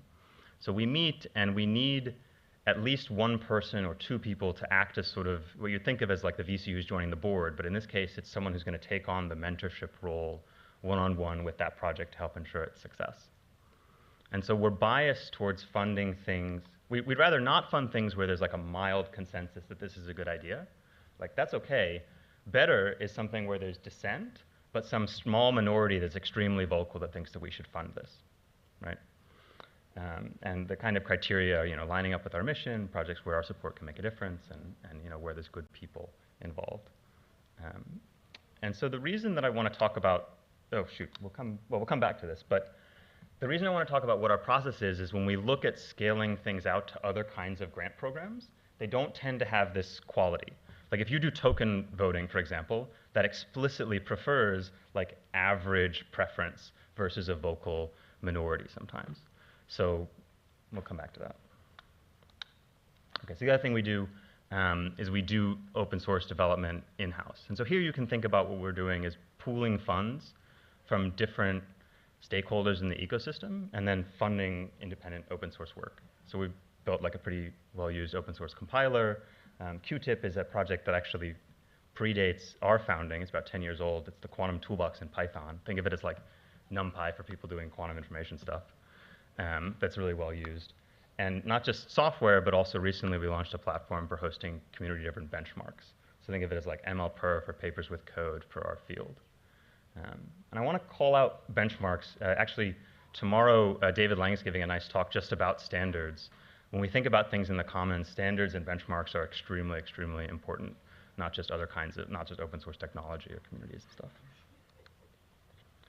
So one of the reasons I'm here, and one of the things that I'd like to get out of conversations today, are to think about ways that we can scale the stuff we're doing. So if we don't want to give out 180K, we want to give out 1.8 million. If we don't want to fund 20 projects a year, we want to fund 200. How do we do that? And so, you know, more dollar amount, more projects is one way to go. But another way we want to go is we want to help the community that's gotten started around this be more involved in governance. We can look at experiments of things like funding retroactively. And sort of, I don't have a lot of time to go through everything that we've considered, but we've been looking at a lot of the options so far, and definitely have looked at different kinds of DAO tooling options. But in looking at it, we've landed on what we're probably going to do next is experiment with governance, but in a centralized way. If anyone has alternatives to convince me, I'm happy to talk to you later today. But the main reason in our exploration has been that our community is hesitant about financialization. And if you have some kind of tradable, sellable token, then you really, you have less trust. You need to have some kind of decentralized system. But if you're not doing financialization, then people are pretty happy to stick with a centralized system. So then we don't have to take on the UX burden of switching to Web3 stuff. But we'll see. I've heard lots of talks about Web3 tooling and today, and I think eventually there'll be more stuff to play with here. And I'm actively looking for input on this, so feel free to reach out at any time. So now I want to take like a little bit of an exploratory turn to this like last bit of the talk. And partially because Unitary Fund is a bit of a different kind of research organization. You know, it works on things that aren't blue skies, academic pure research. It's not stuff that's ready to be commercialized in a VC environment. It means that I've sort of just been thinking about this chasm in between those two, and what are the things we can do to help make science work better in that space. So let's talk about a very famous commons, science in general. And one thought that keeps popping into my head about it is that science is already a DAO. Right? You don't get employed by Science Corp. You work at some research institution that gets funded, maybe by your country, maybe by a philanthropist, by someone else. But it's a shared project where there isn't some single institution. But it's definitely ready for an upgrade. So science is a supranational community of decentralized researchers. And in fact, it even has a token that's in many ways socially accepted, which are citations. But they're really pretty bad as far as social tokens go. They're non-transferable, there's no governance rights, and they're totally unweighted. And we'll talk a little bit about that.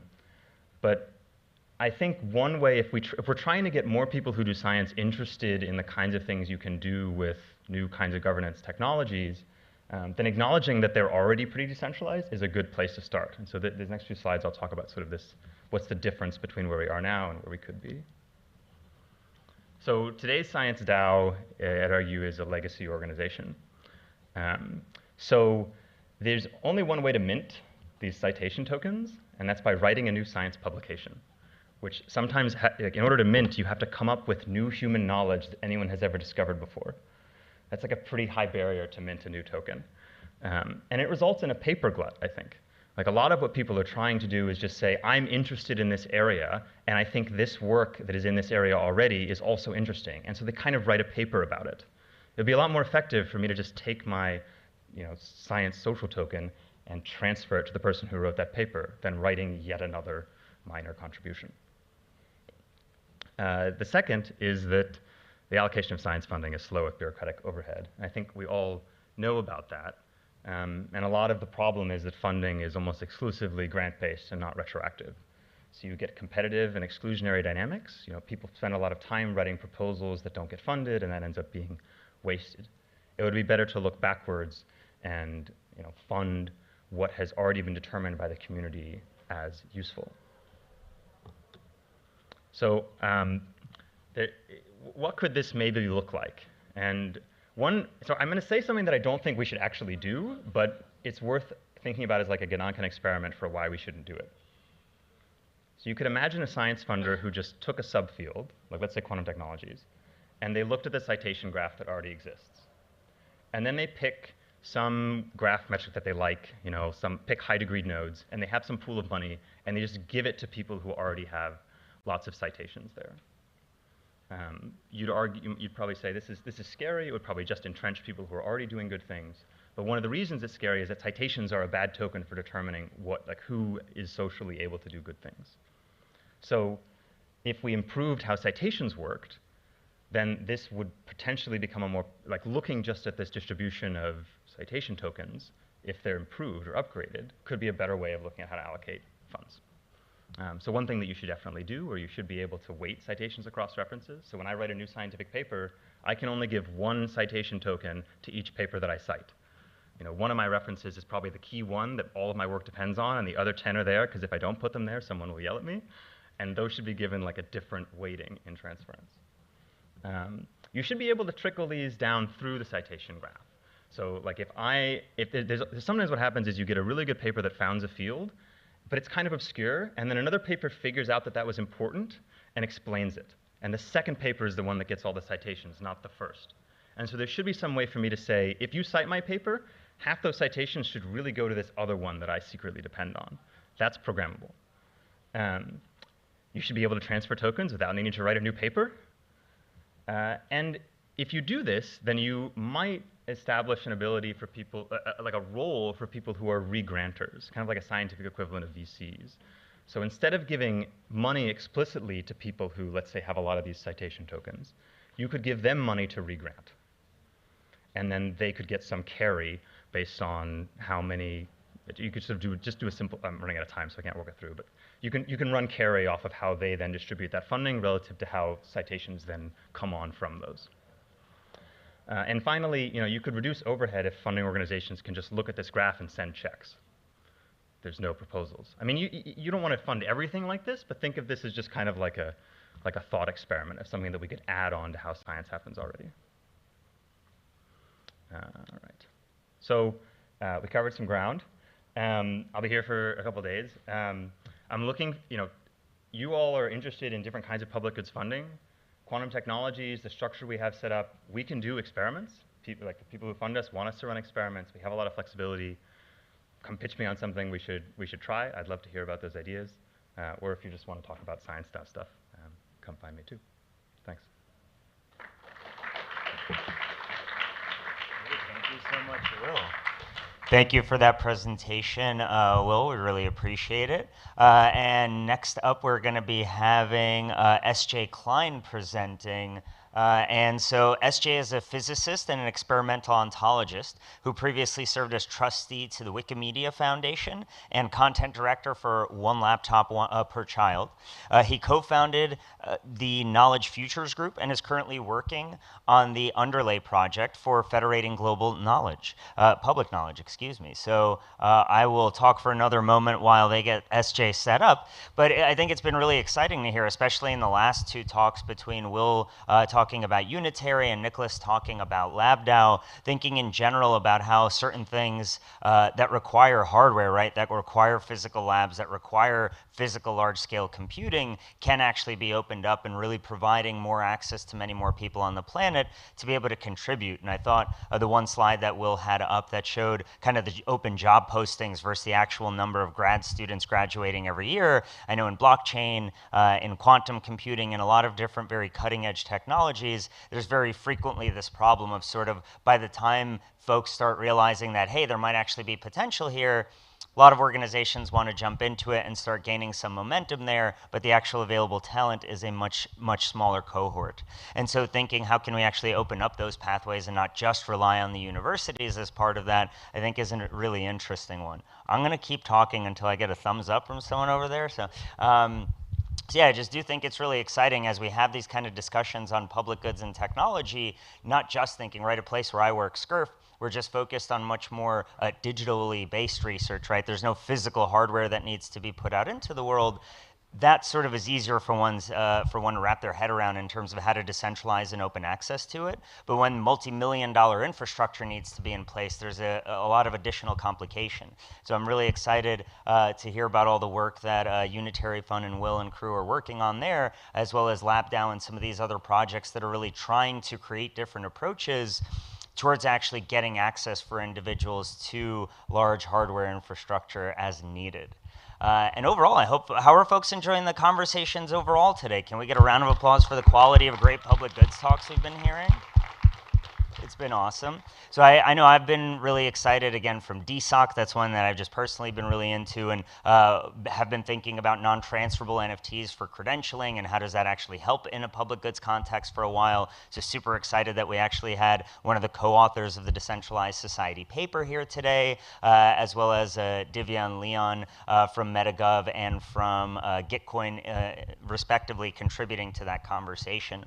And I do want to say, especially if some of what Will was mentioning in terms of the actual scientific funding aspects and how do you actually kickstart some of this and get more of this activity going, if you're actively thinking about mechanism design for science, there's actually a whole breakout session on that tomorrow upstairs, I believe, in the afternoon. That's going to be run by Pooja and I believe also by Darren. But yeah, that should be a great discussion. And I realized I meant to plug it earlier when we had the whole Regen Alliance panel up here, but if you were excited by that discussion earlier, Scott is going to be running a workshop in the morning about kind of rethinking global impact and starting locally and what that might look like. So I really appreciate that we kind of have this run of, we have these actual conversations, we hear from really knowledgeable experts that can take us really deep, and then we'll actually get to kind of get hands-on, explore, use some whiteboards and think some ideas through.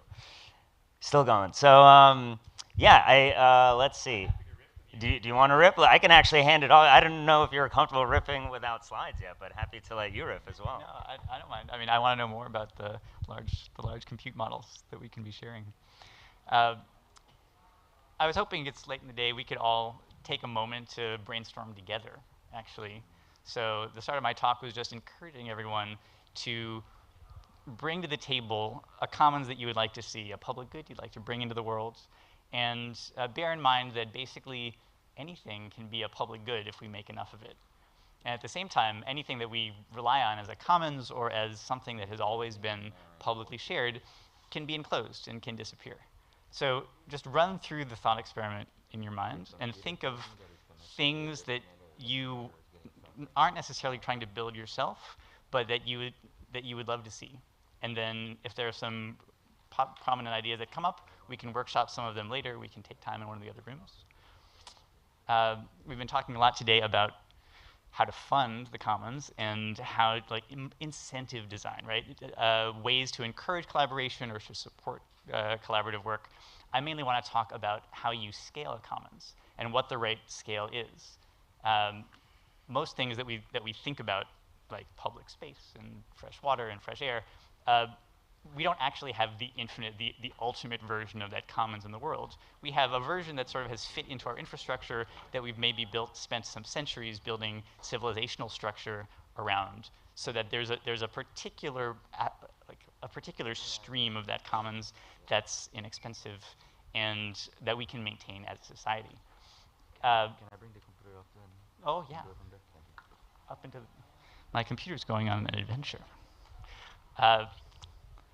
So let's think about how to scale commons and the things that we can do. I'll grab this one. Yeah, and I'll leave you up here. That reliably expand or contract the distribution of a public good, the scope and the strength of a commons. There's a little bit of tension also between developing built things, creating new things, and developing commons, that especially commons that persist over a long period of time. We are here inside an amazing commons, this museum, which has been around for a couple hundred years. I think it's the oldest museum in the city.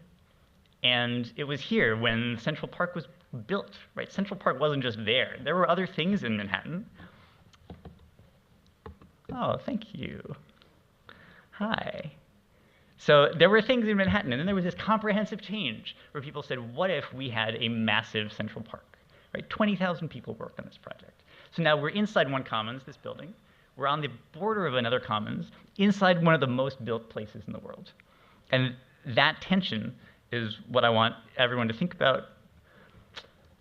I'm S.J. Klein from the Knowledge Futures Group. And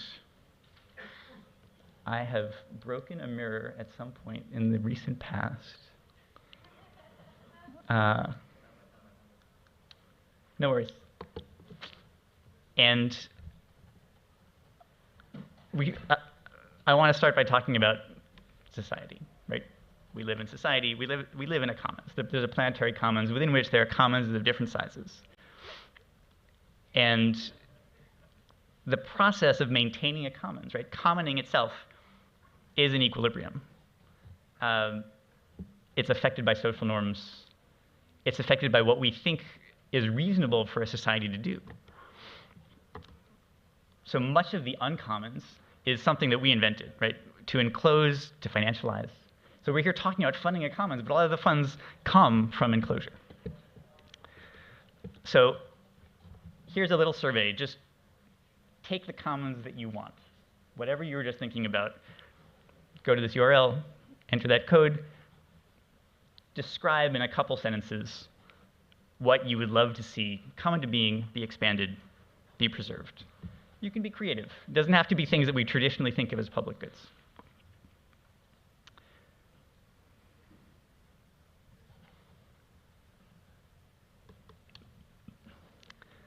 Commons develop in cycles of expansion and enclosure.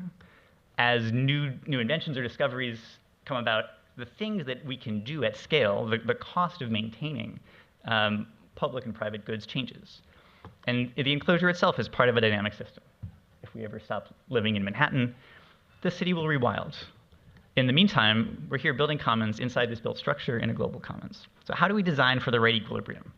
This is a system question, equilibrium design question. And you'd think we've been doing this for a few thousand years at least. We should be pretty good at it. So how are we doing? Well, we just had probably the most kumbaya event in recent generations. We had a global pandemic. Everybody came together to try and address it. And we probably spent tens of trillions of dollars, years of global product for a number of countries. Did we get any public goods out of it? Vaccines? No. Here's the list of all of the vaccines that have been accepted in any country. Corbavax is the only one that might be patent unencumbered. Still not really accepted, even in India. And they only managed to raise $7 million to do their work. Dozens of other vaccines, all of which are patented. Testing? No. Limited labs, little pooling. Masking? Did we seize the tools of mass production? I don't think so. Masks are still some multiple of the marginal cost of production, which hasn't changed since before the pandemic.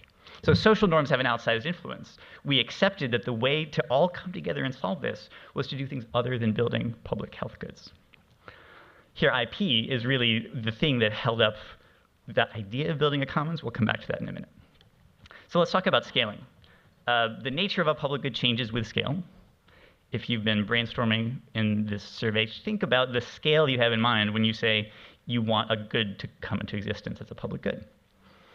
We should consider current advances, past approaches and failures, the ecosystem of creation and maintenance, and forecasts of what its full potential could be if everyone adopted or implemented the good.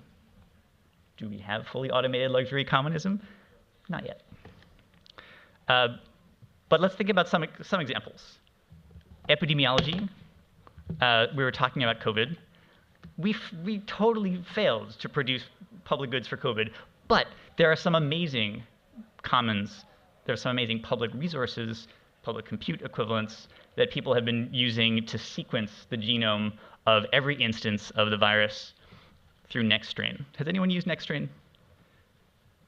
Awesome. Beautiful service. Again, totally undervalued by society, by their, I mean, I'm sure they have most of the funding that they need, but this is a great example of something which could be implemented in 100 times as many cases. We could just be sequencing every 10th test. We don't, but now the cost has gone down enough that we could reasonably do it alongside what we're all paying some multiple of the cost of the tests. Same with the Human Genome Browser developed by a number of people after the Human Genome Project was more closed. You can browse the entirety of an aggregate human genome in extreme detail. Public data. Does anyone use Our World in Data? They're probably the most popular in our community. But there was Google Public Data Explorer. Inside Google, they failed to take off. Now there's the Google Data Commons. These things have great power, but people haven't figured out how to convert them into a lasting in-use public good. Finally, large language models. We have OpenAI. We have GPT-3. Initially, OpenAI was thinking about potentially being more open. Now it's become less and less with time. And so these more decentralized organizations like Eleuther and Big Science have picked up the slack and are producing the new language models. But it's still not clear what kind of public good the resulting model will be. Let's also talk about commons failures. We need to know what the failure modes are so that we can avoid them. Public goods that we rely on can disappear. They can be captured and closed. It's actually easy to build an anti-commons if all you're doing is studying incentive design, and you build too many cool incentives. If they conflict, and the incentives include veto over the use of something, now there's gridlock. You can end up with a system that nobody uses. Once again, IP is eating the commons in this regard. And then parasitic uses, if people aren't maintaining it and other people come in and make use of it for something no one likes, people might decide, maybe we didn't want this anyway. Was it really such a good commons? And eventual loss of interest.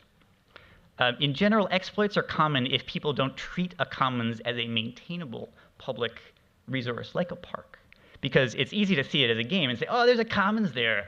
If I can figure out how to use the commons as an input to my business becomes much more effective. And you can sort of drain the commons of what made it useful to society.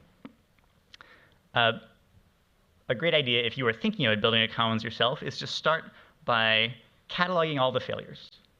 People have probably built the same thing before. Really diligently find out why they failed.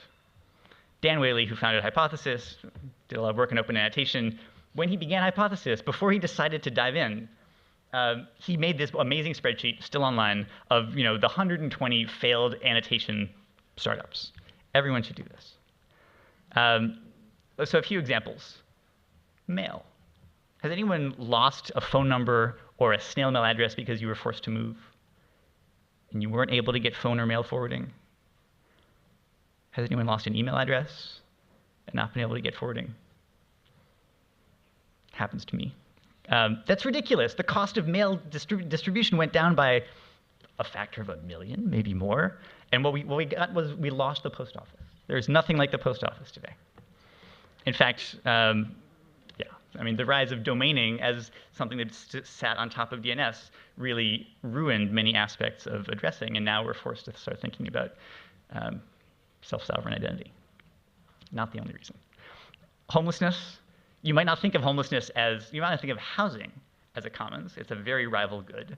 But homelessness is absolutely an anti-commons. In almost every part of the world, the cost of just housing people who are homeless is a fraction of the welfare and social costs already being spent every year to support the homeless. But first, what's the most expensive housing market in the US? Anyone know? Close, yeah? Close. I'll give you a hint. 4K for a studio with shared bath and a roommate who you don't know. You're very close. If you lived here, you'd be in jail. The prison system charges something like 3 to 5K a month for people who are in pretrial or regular detention.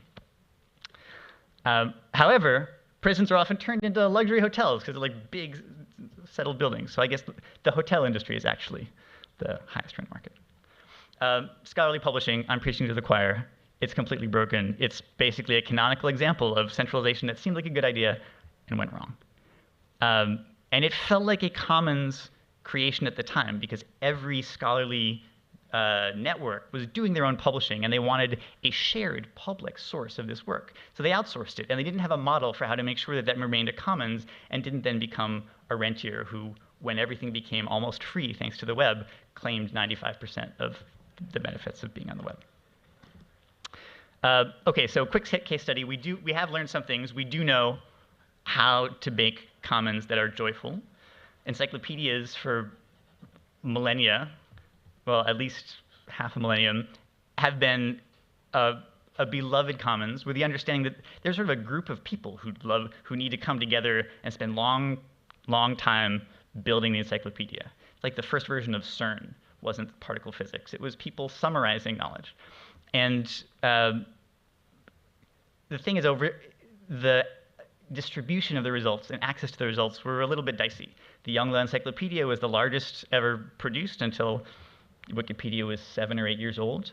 It was produced by an emperor who did it telling his people, this is going to elevate us. This is going to make us a great scholarly society. And then was criticized by all of the researchers across the country because only one copy was made. There were some fights. It was hard to make another copy. Basically, the emperor said, okay, I have one copy. We ran out of funding. We spent 10 years compiling the encyclopedia. We just can't fund a second copy. So there's one copy for a long time. Only 4% of that encyclopedia is still around. Someone made another copy 150 years later, and basically they've both been burned, stolen. So bring this to Wikipedia in 2000. The initial goal was really simple. And this is the other thing I want you to take away. When you're imagining or scaling a commons, think of describing the value of a simple, very attainable version. You also want to imagine what will happen when it has scaled and been adopted by everyone. But for Wikipedia, people said, look, we're just going to make 1,000 good articles. And that will be amazing because, FSF had also said something similar. It's just really hard to get access to information about the essential topics in most languages in most parts of the world. You got to spend some time tending the information fields. There's an understood gestation period. And then wikis came around the second, year 2. The initial Nupedia project was producing 40 articles a year. And people were like, okay, in a generation, we'll have our 1,000 articles. That's pretty good. But here's a new thing. There's clearly this sea change of people just generating all kinds of material online. What if we tried a wiki? It's going to be bad. There was a nice 7-step editing process. We're going to lose that process. Let's see what happens. Within a year, that was up to 10,000 articles a year. Now we have 50 or 60 million articles. But now things are slowing down again. So these are just examples of walking through some of those patterns that people thought about when they were considering what Wikipedia was going to be, and committing to it being decentralized, forkable, and visibly generative, not committed to the expertise of a particular editor. So we're in the middle of a revolution: machine learning, Web3, distributed energy across time and space that doesn't require, it requires new kinds of coordination, but not old kinds. Never waste a revolution like that. In the middle of this kind of revolution is the time to figure out the equilibrium that we want to move towards, and then use some of the energy while everyone is in disequilibrium, use some of that energy to move towards something that we want. In particular, still talking about knowledge commons, knowledge is increasingly executable. There's this growth of knowledge generated by models of the world, trained on models of the world, that is just going, it's already dominating knowledge production. And the next encyclopedia is going to be full of that. Wikipedia in its current form is not going to be that. So we need to either make it that or make sure that we have healthy alternatives. And in this, we've been using this example from a knowledge commons because knowledge is sort of a meta commons, right? We need knowledge about the world to understand what's possible, to understand what other people are doing. So this spirit of encyclopedism, of cataloging what's known and figuring out ways to learn new things, is relevant to a lot of other arenas. And machine learning is something like an abstraction of that spirit. What we do now is going to decide what happens with machine learning outputs in the near future. So let's articulate the future we want in order to make sure that we fund the thing we think we're funding. So coming back to the initial question, provocation, inception, revisit the question. Now, what kind of commons do you want to see in the world? What public goods would you like to see? For the public goods that you work on, how would you like their scale or shape to change? In some cases, maybe there's a little bit too much of a good thing. Enclosure is not always bad. Sometimes enclosure, in order to maintenance involves a kind of enclosure. You just have to be very careful to be aware of the failure modes and the advantages. As and it takes it's not necessarily a lot of work, but it takes a constant vigilance and reflection of how things are working. What should we build? What should we extend or preserve? You'll hear from Zheng in a minute about algorithms as a public good, or at least thinking about algorithms in a new way. To what extent should algorithms in general be a public good? We have this long history of copyright.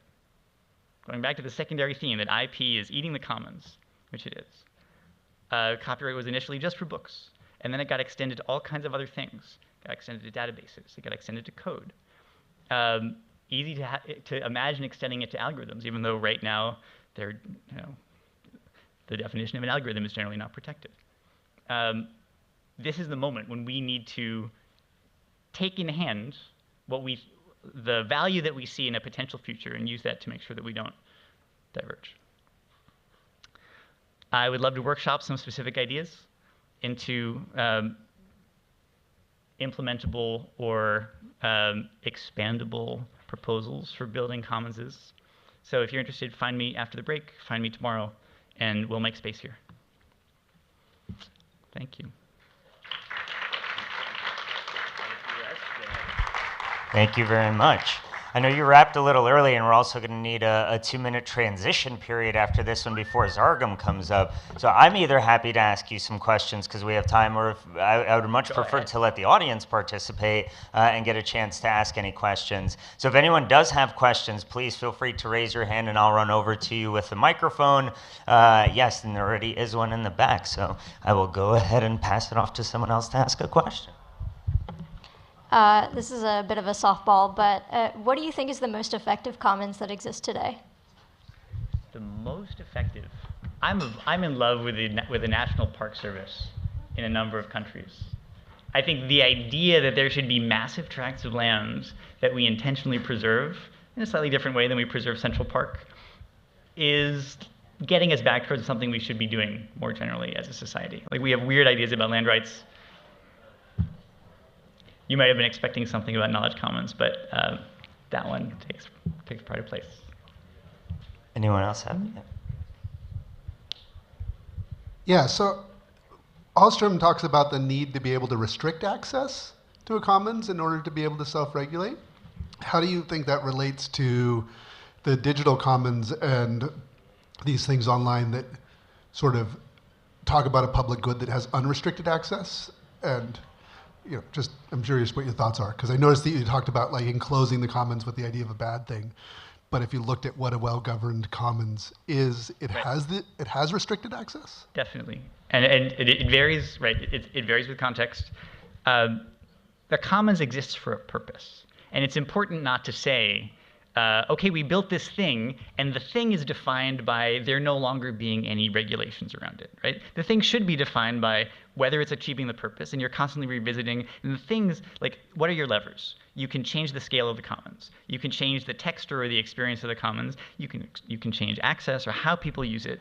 I like reframing questions of access when people are thinking about censorship in terms of what kinds of uses does it afford.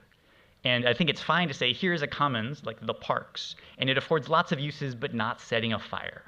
And it's not because we don't want you to do whatever you want in the outdoors. It's just like, they don't work together. And so you have to figure out what those things are, and ideally, somehow do that neutrally so that you're not making up a new thing that it's not there for on the fly because someone annoyed you. Yeah, let me know if anyone else has any questions, and I'll run over. One quick one that I would have for you for now is just wondering what you see as sort of the individual level change that we need to be focusing on to make something like systematically scaling the commons possible in the first place. The biggest bang for the buck might be describing, like, walking through the narrative of what would happen if the commons were at a much larger scale. Because the nature of a commons changes so much with scale. It's not like saying, this was pretty good. Like, the current commons is worth an hour of effort for every 10 people who use it. So, like, imagine what it would be like if, imagine what it would be like if short-term transport and bike access were free, right? And there were bikes everywhere, and every city was built with a certain number of bikes per resident. That's just very different from imagining a city bikes plan. And both of them are commons of a kind. And the question is, how much biking do you expect? Or, like, if you're a city that has completely removed cars from your inner city, you had a very different architectural discussion with your city planners. And like, oh, we actually have a whole lot of square footage to work with. So, right, an individual, and this is a thing that one person can do. So if you're thinking about a commons, you could just start sketching this out. Sometimes it feels a little bit crazy. Sketch it out and then send it to someone and say, does this seem crazy? And then find the city planner, like, could you actually do this? And that can make, memes have such an outsized impact on what we attempt. Right? The reason that we didn't try to build a health commons during COVID is because people didn't have norms about what that would look like. They really tried hard, right? There are people funding a dozen different programs saying, I want to make sure we fund at least one program that gets us a vaccine. At no point did they think, the thing is, obviously we're going to want a patent unencumbered one because we want to drive the cost down by another factor of 20. Well, with that, thank you so much for joining and for presenting us today. Let's get a round of applause.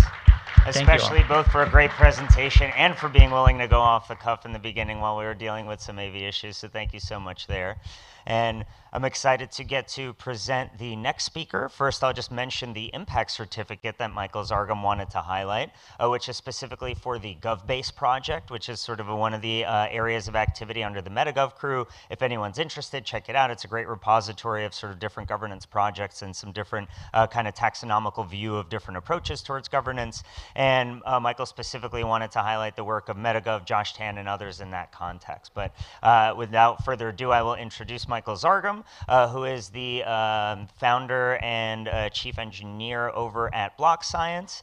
He is also a core contributor at MetaGov, and today he's going to be talking about algorithms as policy. So I think the podium is wired for you. Oh no, you're already good with the mic. Yeah, so you are good, sir. So I will go ahead and move around a lot, so I'm just going to roll with it. Is it on? Oh, that I do need. Can you hear me okay? Great. So I'm going to be talking about algorithms as policy today. I'm going to start with a meme. Actually, we just heard that memes are important. So we're often talking about this concept code as law, coined by Lawrence Lessig. And as much as I actually agree with a lot of the things that he says about this, I've noticed that people hear law and they think about things as very absolute and like final right answer. And so I've been using this term algorithms as policy, and there's a blog article actually I wrote with a friend of mine about this idea that we've continued to expand. But what I want to emphasize here is that when we design algorithms, the logic is essentially subjective, or at least intersubjective. We don't have absolute right answers. They're not final and correct forever. And so I'm like trying to encourage people to move towards a word choice or semantics that actually evokes the essential, we can change this if it doesn't really work for us. And maybe not too fast, because we need to be able to trust in the rules, but we don't actually need them to be set and perfect, correct, or right forever. And so building on that idea, I'm going to kind of explain to you this sort of way of thinking about the world that we use, which places the policy making in the sort of middle, and the kind of macro level observed outcomes I think of as system level behavior, and we have the individual level behavior that is often in response to the rules. And I wouldn't stress about this too much. It's a drawing that I pulled out of a paper I wrote a couple years ago with a friend named Sherman. But to just give you a kind of more technical sense of what we mean when we say that it's policy making in our algorithms. We're making measurement rules, we're making resource allocation rules. These are things that might have historically not been done by computer algorithms, but even a procedure written in sort of prose actually generally describes how you decide, how you measure, who gets what under what circumstances, and this is actually the regime of policymaking.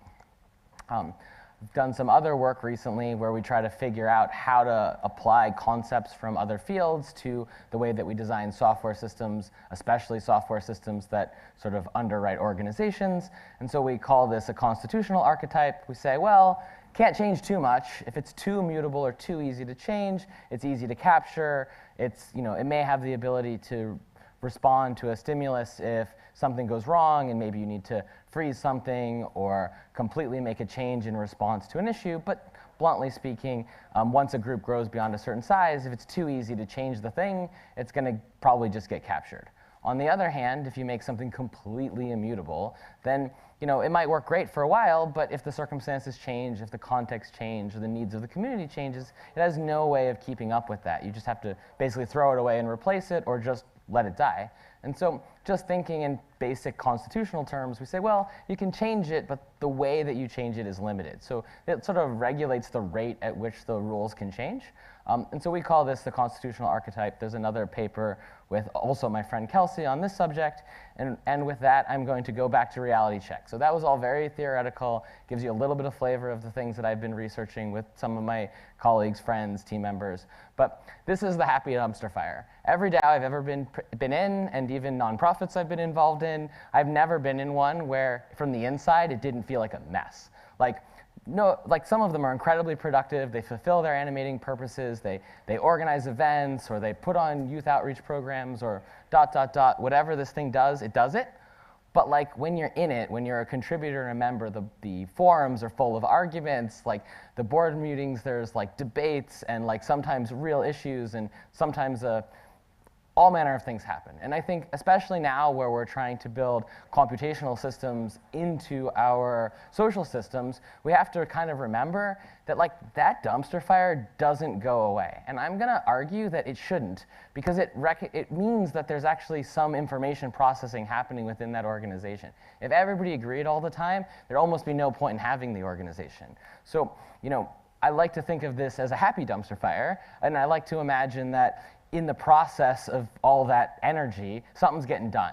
And so we can look at the difference between the experience of, yeah, okay, maybe it's stressful, maybe we're disagreeing, arguing, whatever, but if the organization fulfills a function, you can actually ask whether that function is being fulfilled. And if the dumpster fire is all-consuming and nothing gets done, well, then we have a problem. But if you're funneling that energy, that enthusiasm, that effort into the productive outcome, which is the purpose of the organization, then actually I'd argue that that's a success. And trying to squelch the dumpster fire, or all that energy, is actually going to do more harm than good. So with that, I'm going to talk about a specific DAO that I have been a contributor to.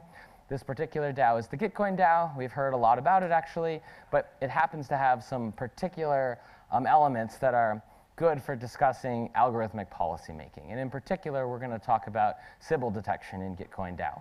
But I'm going to start with a little bit of a primer, because the thing that we're dealing with right now is the Sybil detection for the Gitcoin grants program. And as most people know, Gitcoin grants uses a quadratic funding mechanism. It's a matching that gives you more match for many small donations than it would if you got a few big donations.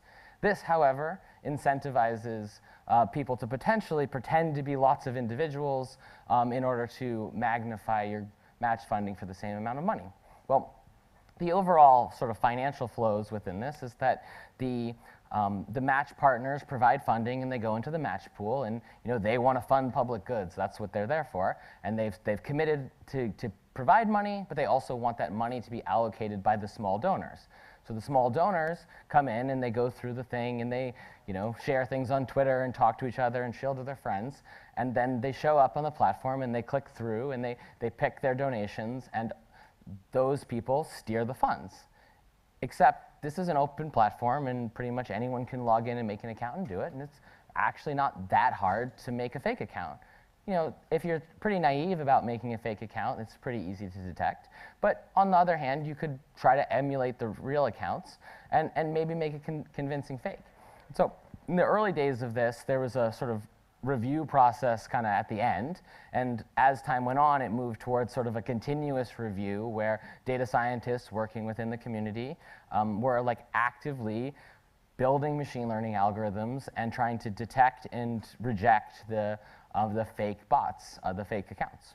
And so around the time that Gitcoin became a DAO, I made this map. It's one of many things you can find in the forums. And it was sort of an attempt to understand all the things that had to go on in order to fulfill this function. So if this is the purpose of Gitcoin grants, then this is that sort of messy collection of interrelated activities that actually have to happen in order to get it done. And one subset of that is the fraud detection and defense, or the data science team that does this Sybil defense work. And it's already just one little tiny organ in this large system.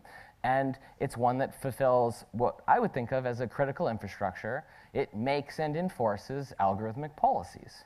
But it's kind of complicated. I mean, you've got all of this data representing all of these different identities donating to these grants. You have a terms of service that essentially says what is allowed behavior, and you have algorithms that help determine the best estimate of whether a particular actor is compliant and allowed to be part of the match funding. And it turns out, we don't actually know. Early on, shortly before Gitcoin became a DAO, we did some data science research and actually found that there were a couple clicks that looked like they might be Sybils. They turned out to actually be new communities that hadn't been part of the Gitcoin ecosystem before. And so they came in through a kind of thin linkage. They learned about this one grant, and a bunch of people had donated to it. So you get these little clouds. And it wasn't until some sort of ethnographic follow-ups, literally talking to people, interviewing people, and figuring out who these people were and where they came from, was it possible to discern that this fingerprint that looked like a Sybil ring was actually this new community. I forget which country they were in, but they had just learned about Gitcoin. And so part of the issue here is that we don't actually have a ground truth that we can know. We have something close, we know that there may be a ground truth, either you're a Sybil or not, but actually directly measuring it is sort of out of scope, at least not at scale. So this kind of program got put in place where we have to clearly define what is meant by Sybil behavior down to a level that could be algorithmatized or mathematized. We have to build algorithms to detect that fingerprint. Then we actually have to have humans sort of evaluate those results and continue to evaluate those results to make sure that our algorithms don't become sort of self-referential and biased in a way that we can't unwind. And then presuming that process is still considered legitimate, the sanctions are sort of preventing people's donations from counting towards matching. And so there's an ongoing iteration of this even within a round and between rounds to continue to improve the process. But I want to highlight again the algorithmic policy-making aspect of this. Machine learning is not like a thing where there's one right answer. In fact, it's one of my favorite XKCD cartoons. It's like, what do you do? Well, you add some linear algebra and stir it around until it feels right, till it looks right. I mean, it's not quite that bad, but the point is that there's a degree of subjectivity that you can't get out of it. And in practice, it actually takes quite a bit of expertise. So we end up with this odd dilemma. We have a need for technically trained resources to do a thing that is actually most recognizable as a policy-making decision. And I'm going to kind of double-click on that and say, here's a really simple parameter inside of a binary classifier. It's, you're trading off between preferring sensitivity versus specificity. It's like type 1 errors versus type 2 errors. There isn't really a better one or a worse one. You can pick to optimize for A, B, or C, or actually anything along this spectrum, and just deciding whether you want to err towards C or A further is a thing that, again, still no right answer. What's really interesting about this is that it's the same problem as this one. Blackstone's ratio is this concept that it's better to let 10 guilty people escape than 1 innocent person suffer. Now, if you think about it for a second, this is a statement about type 1 and type 2 errors for a binary classifier, which is a court system or a system that determines innocence or guilty, where you get punished if you're guilty. Well, that's essentially what's happening in this problem. You're saying, well, we're going to make an assessment of whether you're guilty of being a Sybil. Whether we're right or wrong, we don't know for sure. And when we make that decision, you're going to be punished. Or the public goods that you're expecting to support with match fundings, they're not going to get it. And the match funders who originally wanted you, the people, to steer the funds are also being sort of shorted because they're not getting the benefit of all of these contributors if the weights of some of them are being removed. So the idea here is that, although it might be a bit of a stretch, if we really dig into it a bit, at least in the machine learning data science category, we're actually very much doing a policy-making thing when we are changing, iterating, evolving the algorithms that make these decisions. Now, I will say that the machine learning examples are easier to make this connection for, but it's also true of any other measurement apparatus that you're using to allocate rewards in other systems. It's also true of any of your smart contract logic.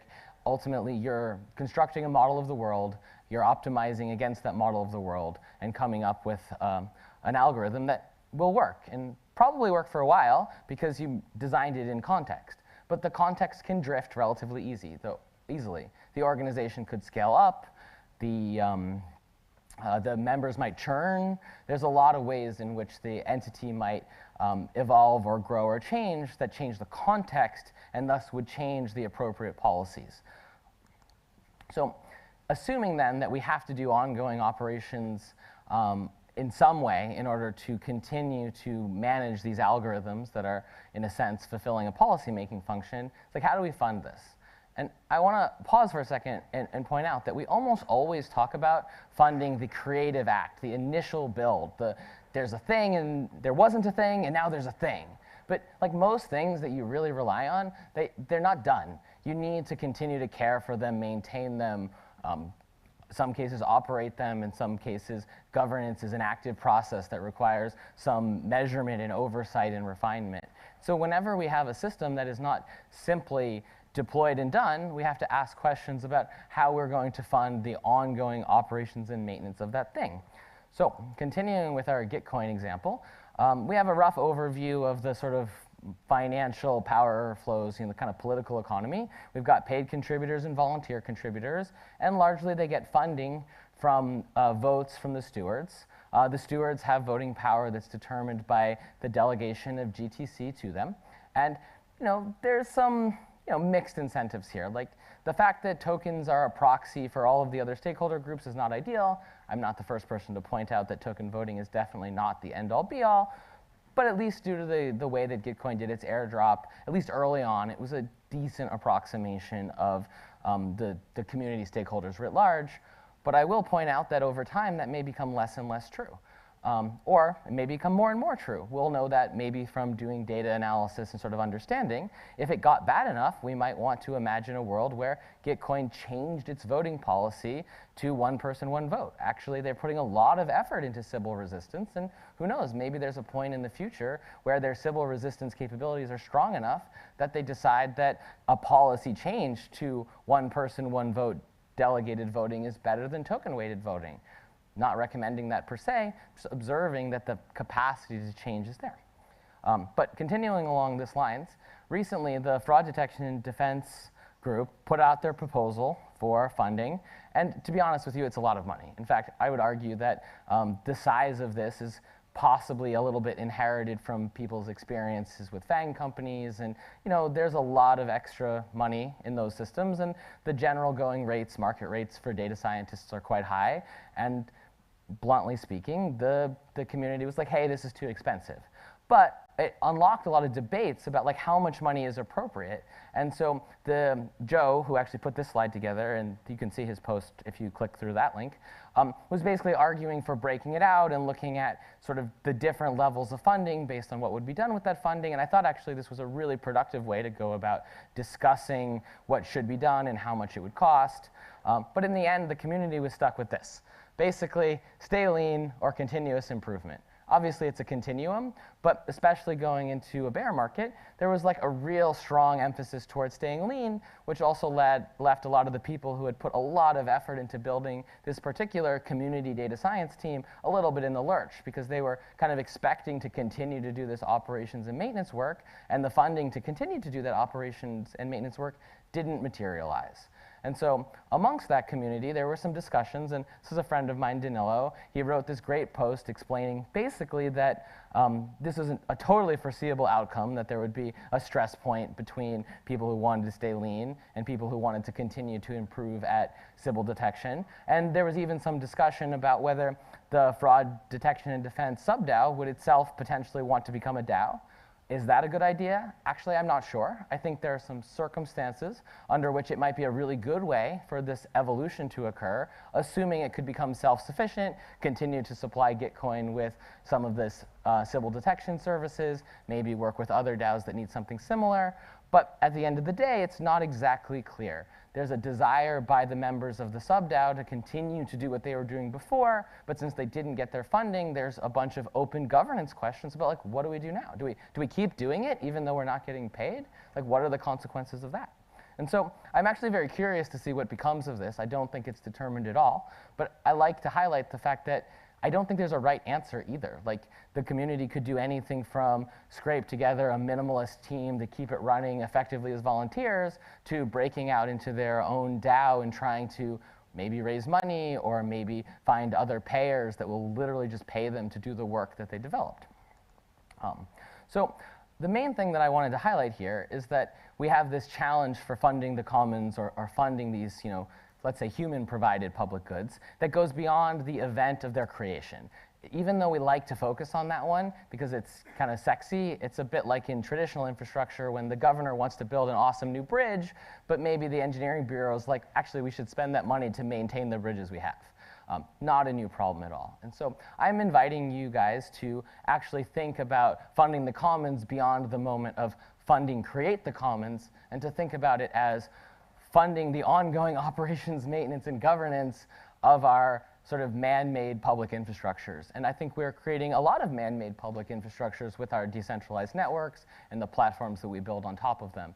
And so if we acknowledge that this algorithmic thing is not a final end-all, be-all answer kind of thing, but a thing that is a policy-making activity, then we do need to provision resources to continue. And actually, Evan recently pointed me to this great article, and it's linked down here from coldtakes.com, which points out these different governance structures. And The reason I'm choosing to show it here is you can see that the governance structures for different things differ.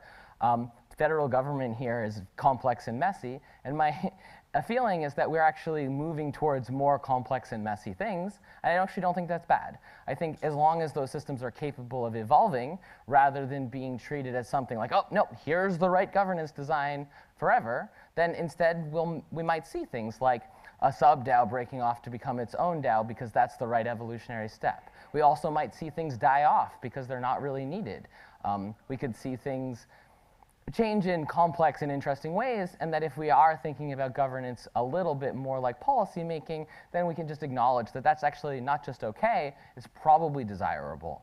And I'm going to leave this talk off with a somewhat sobering thought, which is this is a building in Miami that collapsed, I think it was a year or two ago now. It's hard to tell with COVID. But the thing that really stood out to me about this story is that everybody knew it was failing. Like, they had meetings about like whether to allocate resources towards like the kind of maintenance that the building needed, and it was repeatedly not ratified. So it's not just a skin in the game problem. It's not just a tokens and online platforms problem. It's actually really difficult to take collective action to maintain something. It just doesn't really mesh with the way that we think. We want the new shiny thing. We don't want to spend money. We're not going to up our, I don't know, it's not an HOA, but we're not going to up our dues to whatever the thing is that's actually paying for maintenance because the maintenance is decaying. We apparently will just like gamble until it falls down. And I really don't want to see us doing that with our digital systems. I think there's an opportunity for us to get ahead of this and actually bake into our culture, not just valuing the commons or the public goods from a let's create them standpoint, but to actually value those public goods, those commons, through a let's actually maintain them standpoint. And so I will sort of end my talk there and take questions. I hope that was useful. Great, great, great. In standard protocol, I'll be running around with a microphone, so if you do have questions, go ahead and raise your hand, and I will come over to you. One thing I guess I'll start as we're just getting kicked off and until I see some hands come up is just a general question of as you're thinking about kind of algorithms as a public good, and I know you kind of talk through some of the nuances and challenges in terms of, say, thinking of an algorithm as a public good versus public infrastructure or something more physical in that regard. I guess when you're talking to a room full, and sorry if I'm being presumptuous that there's a lot of technologists at a conference like this, but especially when talking to technologists, is there a fundamental mindset shift that needs to be taken as someone like yourself who's coming from an engineering background? Is this an end goal, kind of once an algorithm is developed, then we think about it as a public good, or does this start with a fundamental mindset shift for engineering? And raise your hands if you do have questions. Yeah, so I'll run over to you. Answer that. So I think the context as coming from an engineering background, so I come from a family of engineers. My dad's a civil engineer. My grandfather's a structural engineer. I'm an electrical and systems engineer who specialized, I did my PhD work in dynamic decentralized resource allocation policies, like algorithms for routing resources in public infrastructures, that kind of thing. And one of the first things that you realize is that there's no optimal. Like, you might want to talk about it like it's optimal, or there's an optimal conditioned on a problem framing. So like once you've said, this is what we're trying to accomplish, here's some assumptions about the world, here's some optimization objectives, here's some constraints, well then we can solve an optimization problem and get a design. But that solution is actually predicated by that framing, and that is in a sense the essence of a policy-making problem, is that whoever sets the frame of reference is the one determining what the system is optimizing for. And if we take that out of our discussion, then we're leaving that power entirely in the hands of whomever is like making that decision. And as an engineer in physical world, like actually if you read on infrastructure studies literature, you know that like where roads get built or where train tracks are run, all of these things have huge ramifications on society. So the problem that man-made infrastructures are political in nature is not in any way new to the internet. And I think part of what I've been trying to do is draw that back out so that we avoid entrenching our assumptions so deep that we as community members, as participants, or as governance participants are unable to, again, participate in the tuning of those algorithms to make sure that those digital infrastructures are actually meeting the needs of the constituents they're serving. And I know we have time for 2 questions. I don't want to monopolize the time, so thank you. Hi, thank you so much. My question is about Sybil resistance. I was curious if you think that there, it sounded like you alluded to a difference between like the amount of Sybil resistance needed for one person, one vote versus just like the amount, you know, to prevent Sybils from taking over a network. And I'm curious if you think it's just that our current algorithms are going to get better, or if we need a different way of thinking about it, a different class of algorithms to get to the one person, one vote. Interesting. I think it depends a lot on what you're voting on. The way that I tend to think about this is less as a binary and more of a sensitivity analysis. So like quadratic funding and quadratic voting are very Sybil sensitive. Even one person, one vote is actually less Sybil sensitive than like quadratic voting or quadratic funding. You get more increase in the impact of Sybiling from quadratic voting or funding than you get for Sybiling in a one person, one vote. So if you get a set of algorithms that are good enough to make a quadratic-based system work, then arguably you should be good enough, at least in the context of that system, to do one person, one vote. But again, I think what matters the most is what are you deciding and what are the mechanisms that are appropriate and what sensitivities are appropriate. But I am a fan of one person, one vote, so I tend to lean that way when it seems appropriate.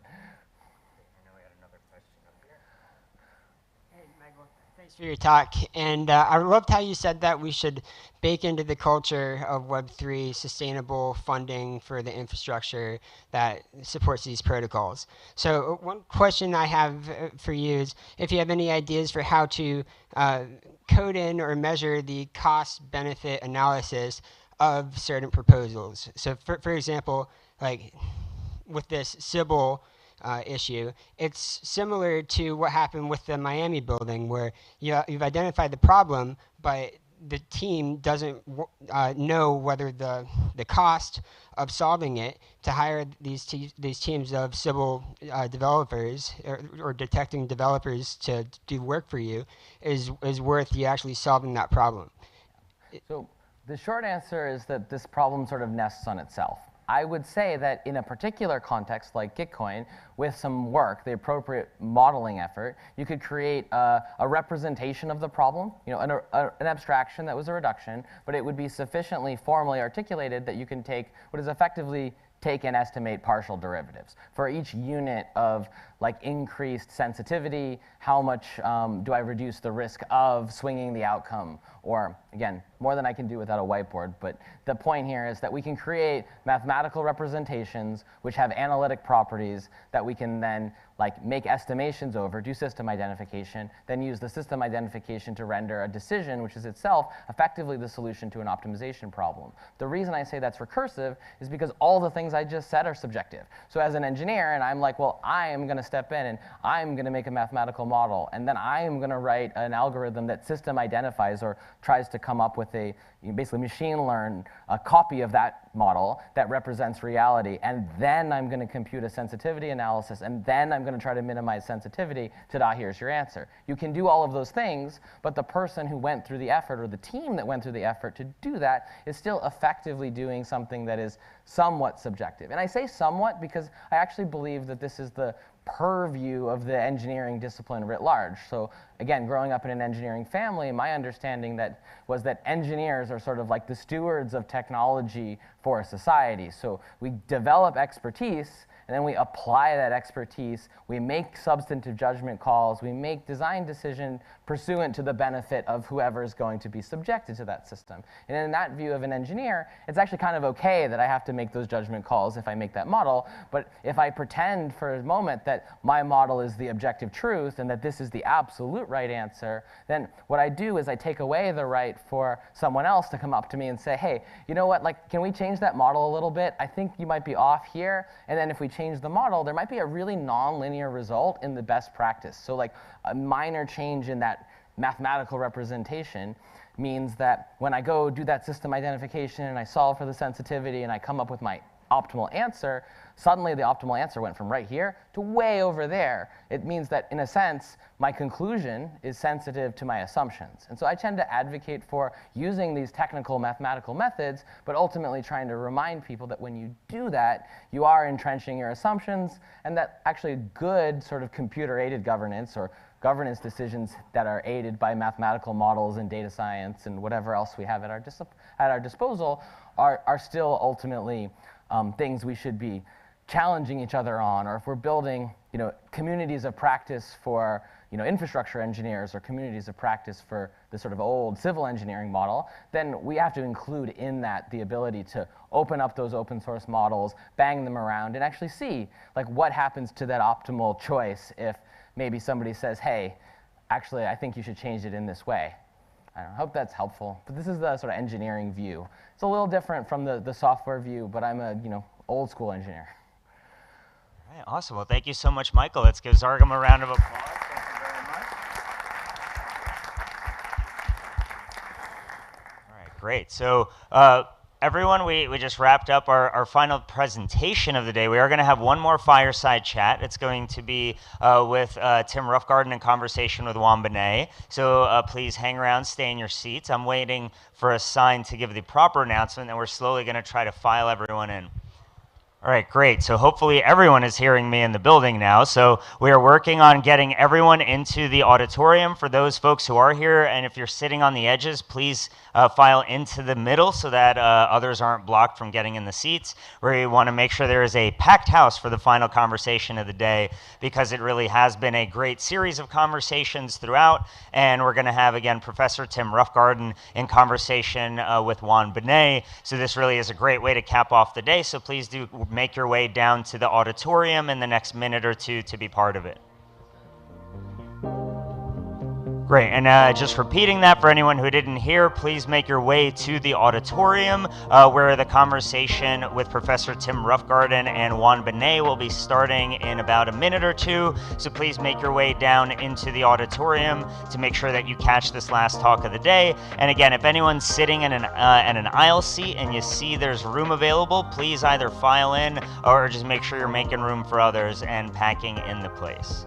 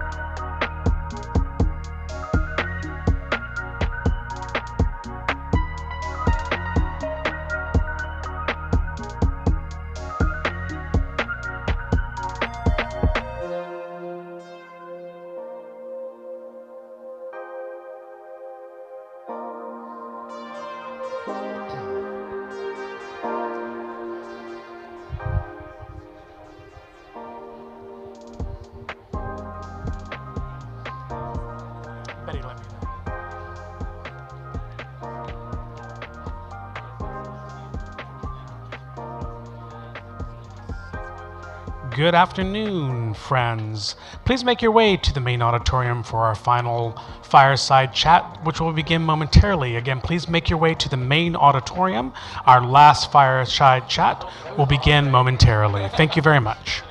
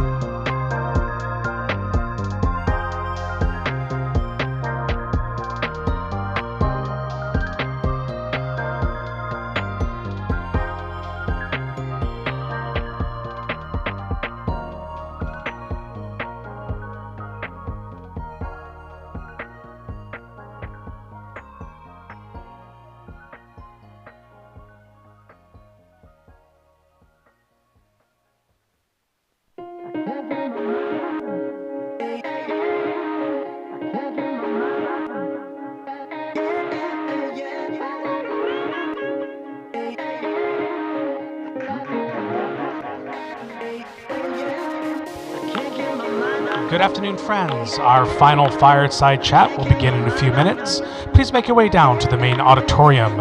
Again, our final fireside chat will begin in a few moments. Please make your way down to the auditorium. Thank you.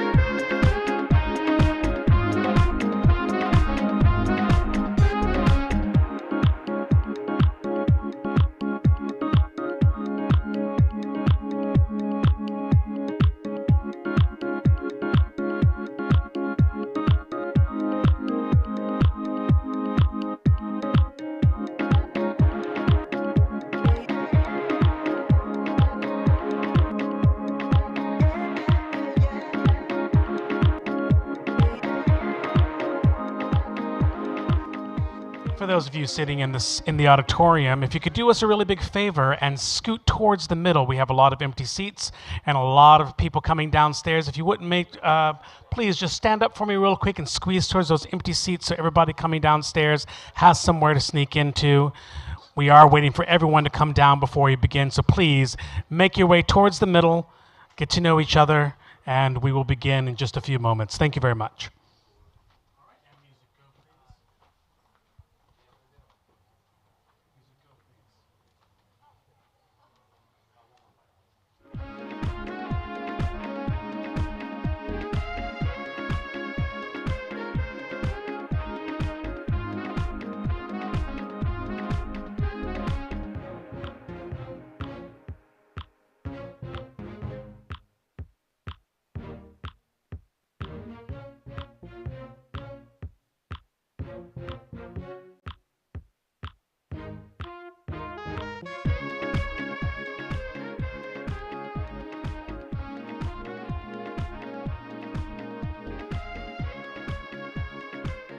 All right, hello, hello. Hopefully everyone has been enjoying a great day of public goods discussions. Let's hear a round of applause for everyone at Protocol Labs, everyone who put in all the hard work to get this day done. And so for our final session of the day, last but not least at all, is a conversation between Professor Tim Roughgarden and Juan Benet. Professor Roughgarden is a professor of computer science at Columbia University and the head of research at A16Z. For research, he works on the boundary of computer science and economics, and on design, analysis, applications, and limitations of algorithms. And as was this morning, I think Juan goes without introduction here, but yeah, of course, so I will just at this point welcome them both up to the stage. So please, round of applause for Juan and Tim as they come up here.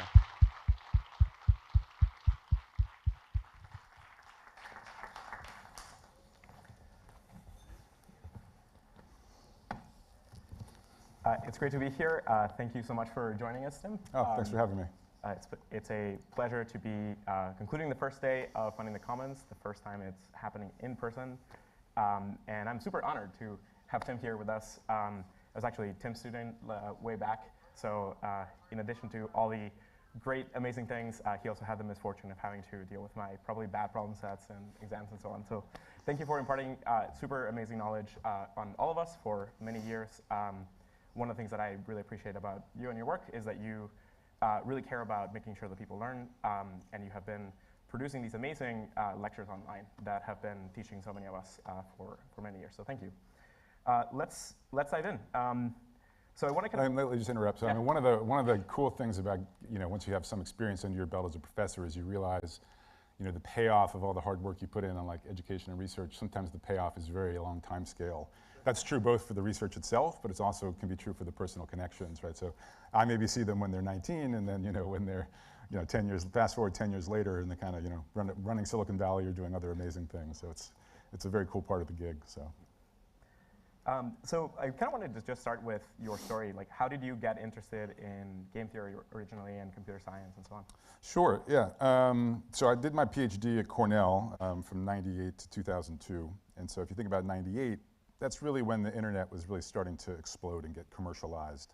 And really all across, so I was sort of studying algorithms and theoretical computer science, but really all across computer science, it was obvious to lots of researchers that the discipline of computer science had to change in response to sort of this new artifact that everybody was using. It wasn't that new, but it was sort of newly, had newly crossed into the mainstream. A pattern, I might say, I kind of expect to repeat with Web3. Computer science as a discipline sort of having to rethink itself in light of the technological developments.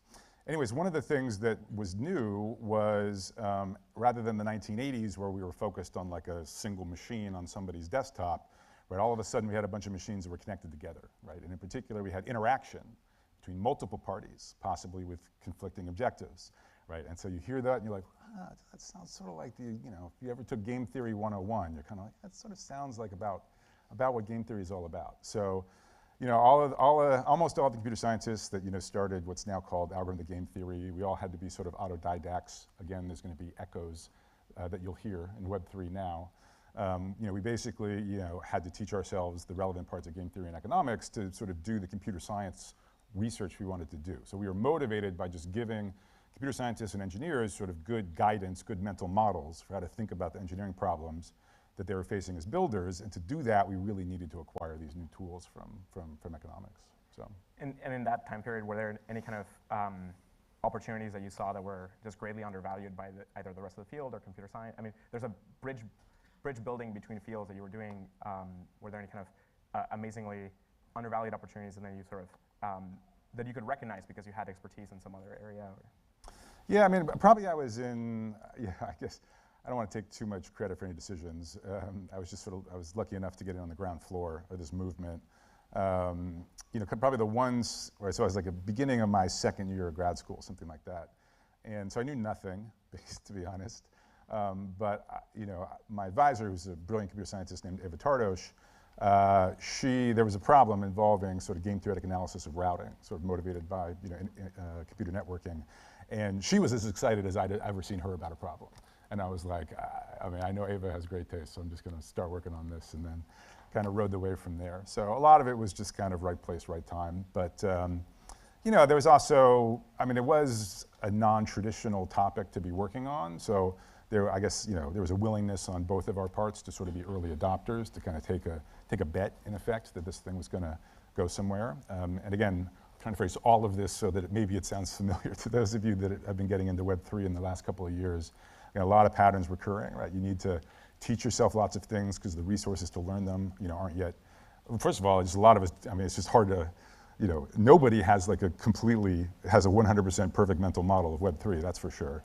And then even the people who have the best mental models either haven't had the time or the inclination to necessarily spell them out in a way that's easy for people to consume. So teaching yourself stuff is sort of just part of the game when you're very, very early to a field. And then the multidisciplinary aspect also, I think, I mean, I think it's even more extreme actually in Web3 than it was in the work I was doing back then. Because in addition to all the microeconomics and mechanism design and so on, you've got sort of traditional finance, you've got political science when you're talking about governance. So I mean, you know, my vision sort of both for the, you know, the lab that I'm now doing at A16Z and also just from an academics perspective of the field, as this proceeds, I envision this, you know, really sucking in lots of different disciplines. So. Yeah.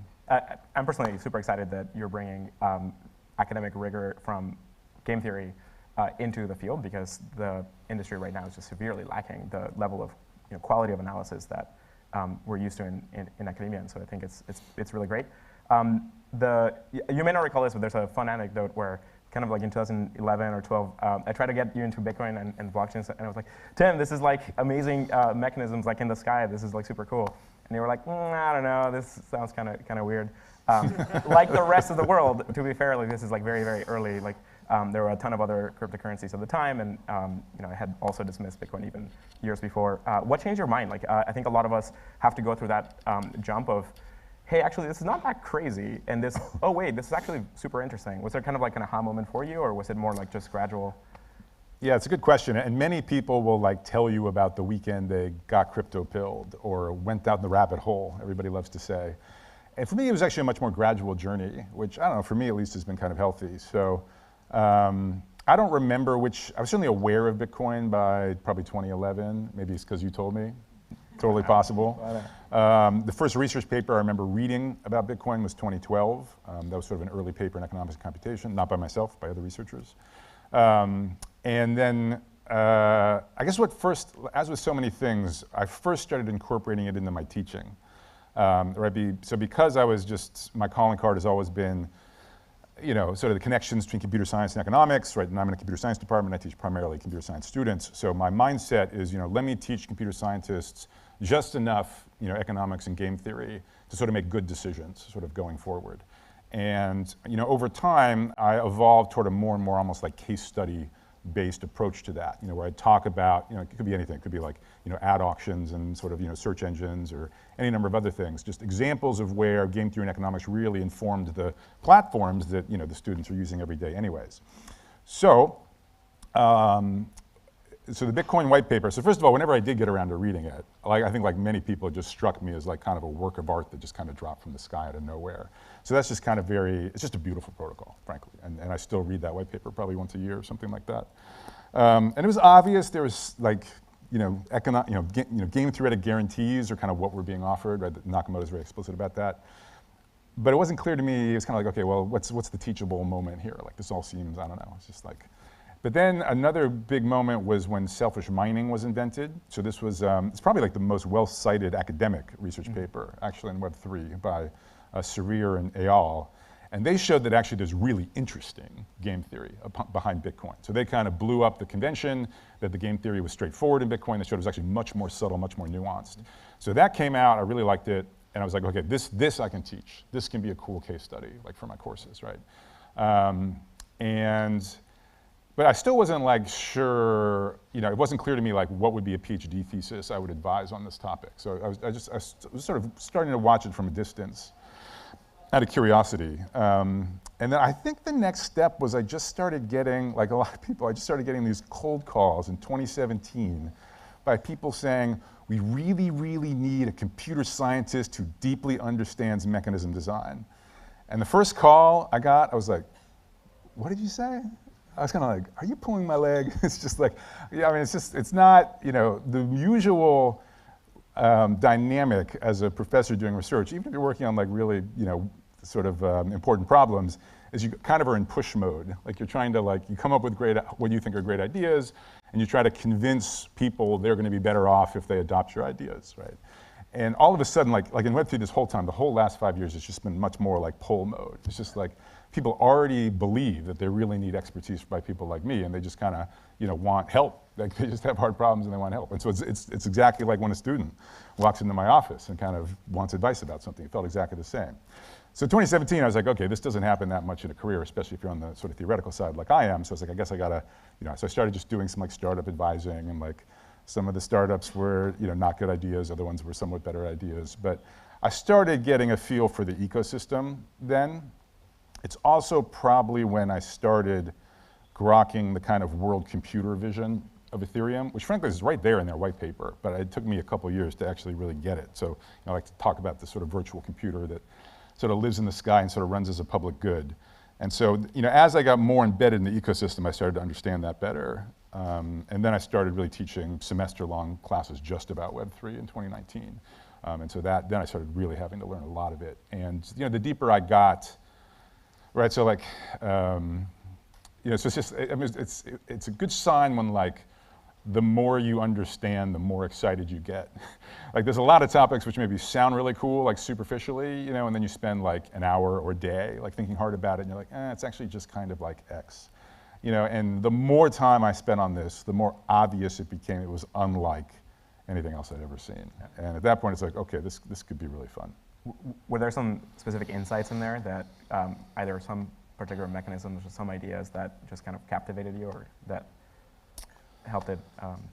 Yeah, I think probably more than, like I said, Bitcoin was captivating in its own way, but was just kind of, one thing.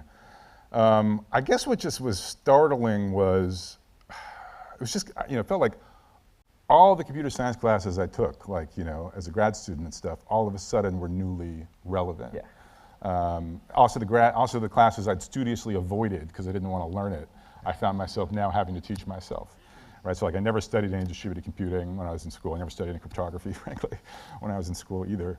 And so I just never seen that before, right? So just you have sort of the consensus stuff, which historically has been like its own little community focused on kind of permission consensus protocols. You had kind of all the zero knowledge stuff kind of coming from cryptography. You had like succinct proofs, which really, their heritage is really from complexity theory. So that's a really important part. But then also I found myself teaching myself some traditional finance just so I could sort of interpret sort of the developments in DeFi.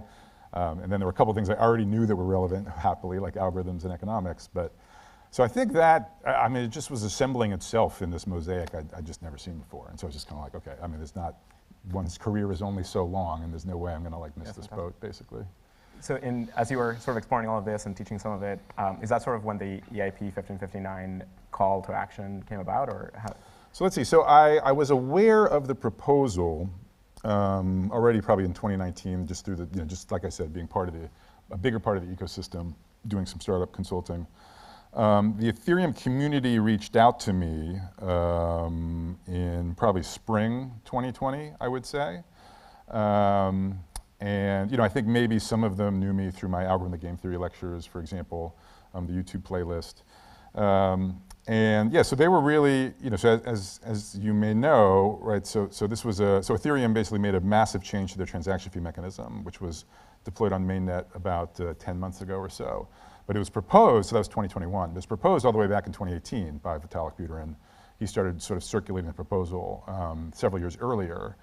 And it was very polarizing, and for a few reasons. But the point is that, some people in the Ethereum community really loved the idea, and some people really hated the idea. And the Ethereum community is very, very impressive as far as just how, as far as their decision making and their sort of passion and sort of coordination. And so credit to them. So they really said, okay, let's try to make a good decision. Like, what do we need to make a good decision? They went out and asked lots of community stakeholders, what do you think, what extra inputs do we need to make a good decision about whether we should make the switch or not? And one of the most frequently things mentioned was a sort of more formal description and analysis of the new mechanism.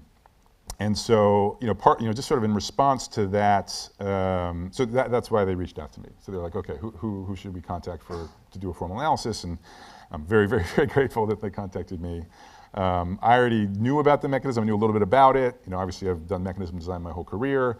By that point, I was getting pretty into blockchains. So it was just kind of like, again, like just perfect timing, and just very, just feel very lucky that I got that opportunity. It was really good that you did the analysis when you did, because so we were developing Filecoin and we were in like the testnet era, and so Filecoin ended up having to be an L1 as well, and we were running into problems with the traditional gas model because we followed a lot of the same kind of structures, and so then we just implemented EIP 1559, and it worked dramatically better because we were already congested at that point, and so it just worked very smoothly, but the analysis hadn't dropped yet. So we're like, ooh, are we about to like launch the mainnet without like very strong grounding? And I think I don't remember the exact timing. I think we might have launched before, or maybe it came out before it. But anyway, we were suddenly one of the largest networks deployed with the EIP 1559. Yep.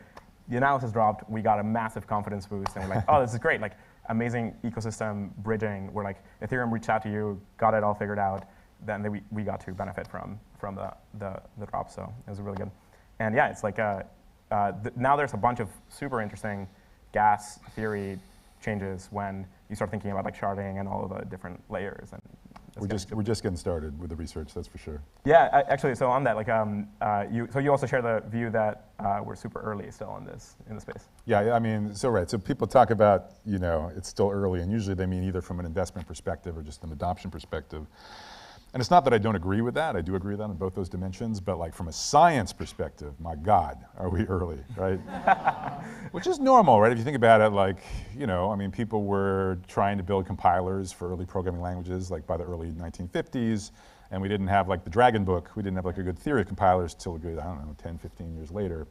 So it's a very normal pattern where, I mean, it goes, but sometimes you have the theory pushing the frontiers, right? So like zero knowledge proofs would be a great example where the theory came first. But it's also very common that people build stuff, and they have, inevitably they're like super smart people, like encoded in their brain is like all of this accurate intuition about like why they did what they did. Mm-hmm. But then the question is like, how do you articulate that and sort of make it modular, break it down so that knowledge can be sort of passed on to the next generations? That takes time, so. So right now we have this model where we're just shipping a lot of things with some amount of analysis, probably not nearly as much as we should have. But it's also really healthy for the environment because we get to progress really quickly and explore a lot of things. There's cryptography now being deployed that 10 years ago nobody would have dared touch with a 10-foot pole, right? Like we're shipping in the crypto world things, zero knowledge tools that were invented like the same year, right? And so like this is unheard of before. It would take like 5 to 10 years for some cryptography to be really trusted.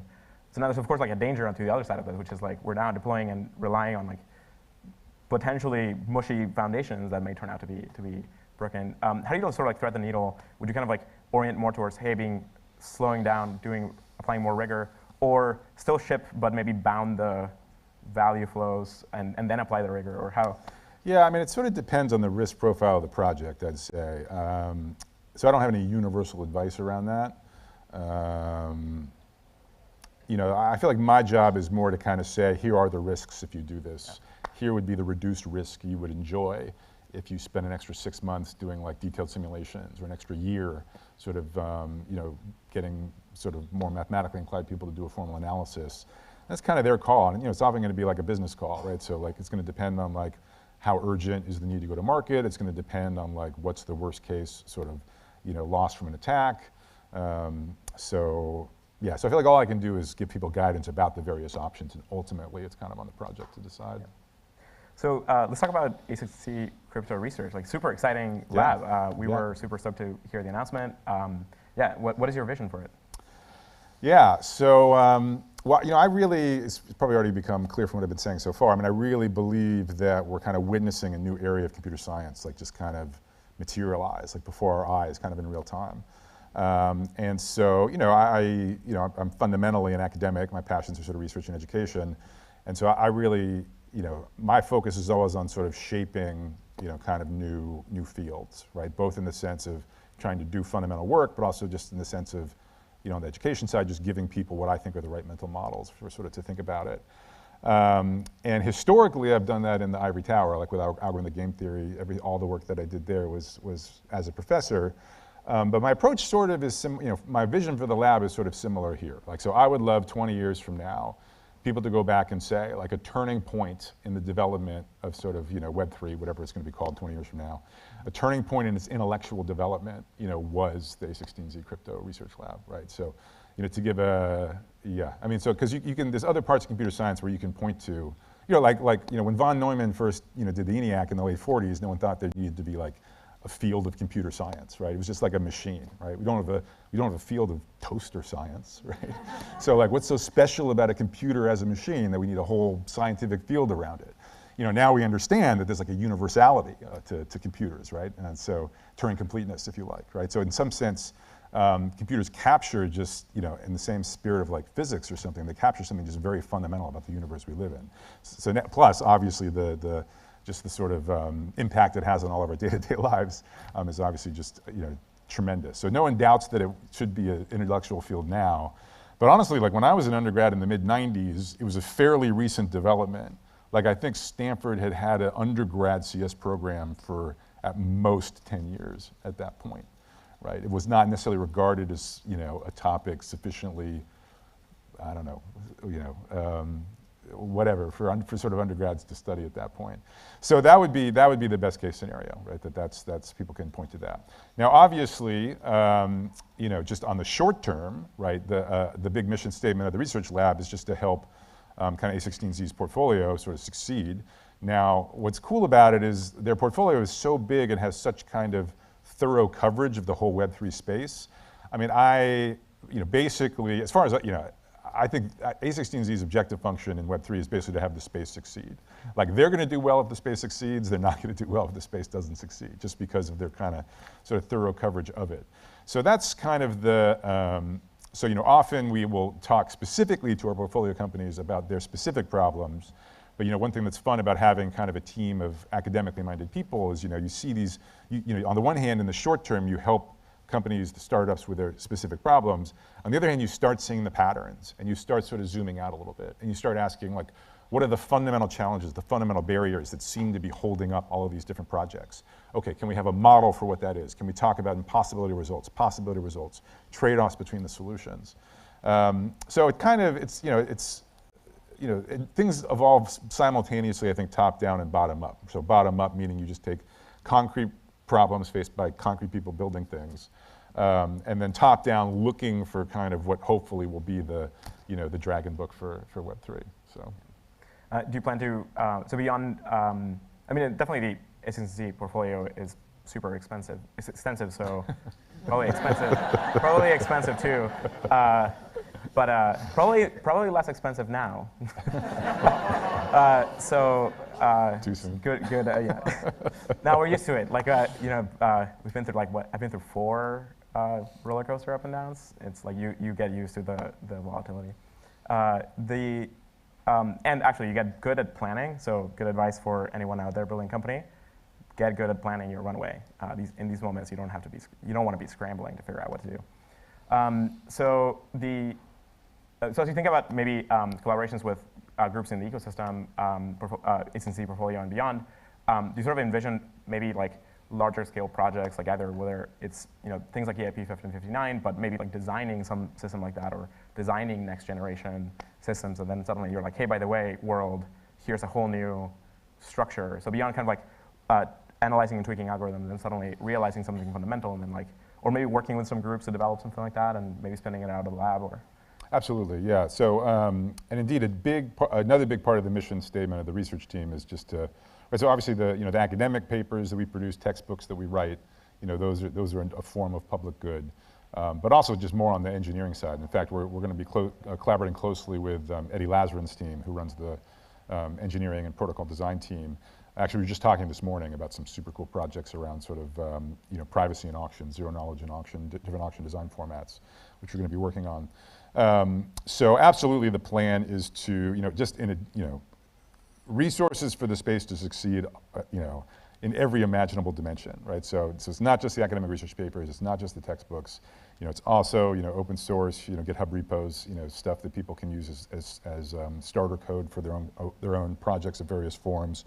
We have a research seminar series that we're running. We're having something like 3 to 4 seminars by top researchers all over the world coming through the lab. We're recording all of those. Those will start getting rolled out on a YouTube channel probably next month or August at the latest. That'll obviously be free for everybody. That's again meant to be kind of just more resources out there for people to just stay on the cutting edge. So. Yeah. We're running close on time, so let's switch to the last thing, which is the public education stuff. So I think we're both very strong proponents in knowledge diffusion and learning, and online learning specifically. I tend to see learning as a great public good that the more we can do there, and then we can benefit the world. So how did you get started doing the lectures online and so on? Yeah, so it started, there's this algorithms MOOC that's been running ever since 2011, I think it launched. Again, it's just kind of, right place at the right time and then taking advantage of that fact. So I was at Stanford as a professor from 2004 to 2018. And 2011, my colleagues, Andrew Ng and Daphne Kohler, were founding Coursera. And I'd already actually worked some with Andrew around just sort of videotaping my Blackboard lectures at Stanford. So had that connection already. They, needed their first batch of courses, basically, right? And I volunteered to do algorithms. I taught it, 7, 8 years in a row. Had it down. I was pretty proud of the algorithms course that I'd sort of eventually kind of converged upon. And yeah, so it was just one of those things. It was again, like, it's just like, this might be a moment in time, right? So it felt like that in 2011 when Coursera was first coming out, the same way, like, I hope to all of you now feels like a bit of a moment in time kind of in the Web3 space. And then that just took on a life of its own, right? So definitely at events like these, it's very common for people to come tell me I helped them, pass their algorithms class. But, I get emails, all the time. Someone's like, what, I was stuck in Bangladesh and I learned algorithms and programming from your course, and, now I've moved to Bangalore and I'm just like so much happier. I get emails like that all the time, which is really, I don't know. I mean, it's, obviously there's tremendous gratification in, like, just doing the on-campus course, and having people really appreciate that. But I mean, it does feel great to feel like maybe beyond just, obviously there's lots of people who don't have the opportunity to take a class in person from me at a Stanford or a Columbia or something like that. But I think we all know there's sort of just utterly brilliant people all over the world. So just anything that gets more of them into the fold, like, just gives more of them a chance to kind of succeed. I mean, that's that'll get you up in the morning, that's for sure. So for everyone out there, it's Tim Roughgarden's lectures on YouTube, and there's algorithms, algorithmic game theory, mechanism design, incentives in computer science, and now foundations in blockchains, which I think is still going, right? Yeah, still working on it, yeah. Probably going to be a lot of foundations for like a few years. For a while, yeah, exactly. Yeah, so for an entry point, I would suggest incentives in computer science. Great. That's meant to be easy listening, as it were, so. Yep. Are you in touch with any other YouTube educators, or are you just sort of like doing, of course, like all the Coursera peers and so on, but have you seen maybe like some of the changes in just approaches to explanations? There's, for example, an amazing YouTube channel, 3Blue1 Brown. I'm actually wearing a 3Blue1 Brown shirt. It's a great public good, does amazingly beautiful visualizations of math to help people grok concepts that otherwise would take you a while to really get. Yep. So I don't know if have you explored any of that kind of stuff? Or? Yeah, I mean, there's definitely other instructors who I admire. Sometimes it's just they're at the blackboard and they're brilliant at the blackboard. And then, like you, I have seen examples where, say in calculus or something, all of a sudden, like, you get something in 5 minutes that normally it would be very hard to get otherwise. I agree. And if any of you have watched my videos, it's like the opposite of production of that, right? It's literally like me and my chicken scratch handwriting, like filling up a tablet, right? Which on the one hand, I think some people find, like, appreciate the homespun, unproduced aspect, but on the other hand, I mean, it is tying my hands a bit with the visual aids. So maybe we can get a grant. I was literally just going to say that, actually, because I do I just do this for free in my spare time or whatever, and it's hard enough just to get out the chicken scratch. But I think the he was also your student, by the way. I think. Is that right? I think he took 161. So yeah. Man, everybody took 161. That's crazy. That was great. Anyway, so I think it could be very high return on investment.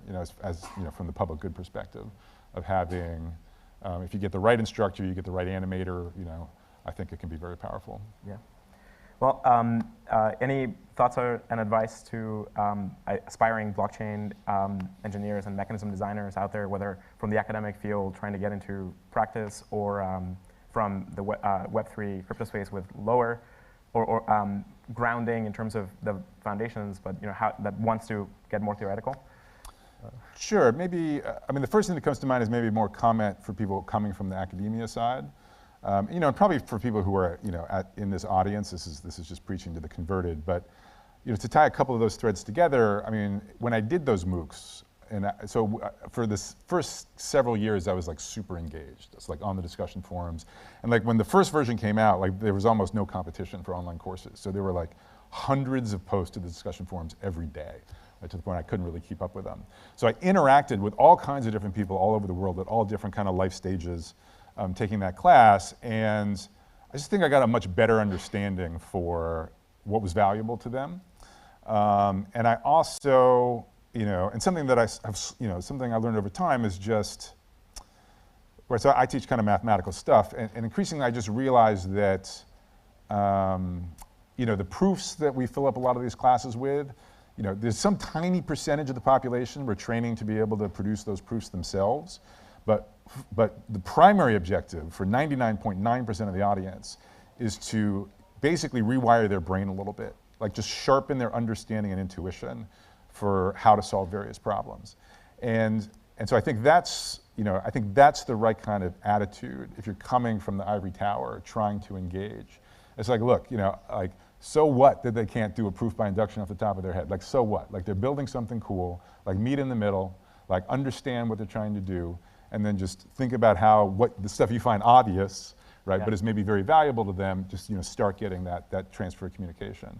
And so I guess on both sides, what I would just say is like what's amazing right now, and I'm not sure this will be true still 10 years from now, is how much like low-lying fruit, like win-wins between the builder side and the sort of researcher side there are right now. Where on the one hand, like what people are building is something the researchers have never seen before, so they find it fascinating. On the other hand, the researchers sort of, have skills, just topics that they eat for breakfast that are tremendously valuable back for the projects that's being built. So I would just say, I would definitely strongly support engage. The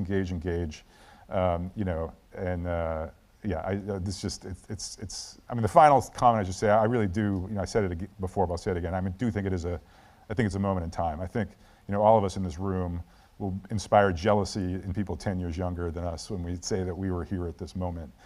So I think we're in a golden age and we should enjoy it. Yeah.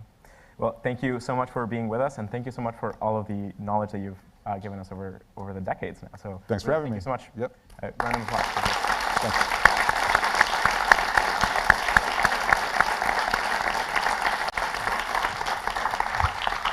Thank you so much, Tim and Juan, and thank you all for attending today. Again, this was just such an awesome day of activities in terms of discussion around public goods. We want to make sure to thank all of the sponsors. Hopefully you all had a chance to catch some of the 50 years activities upstairs today, as well as all of the talks down here. Tomorrow morning, we're going to be getting kicked off with a Gitcoin conference upstairs. There's going to be talks all day here. There's a TEPRA workshop on the 3rd floor that you got to register for, I believe, so make sure you do that if you're interested.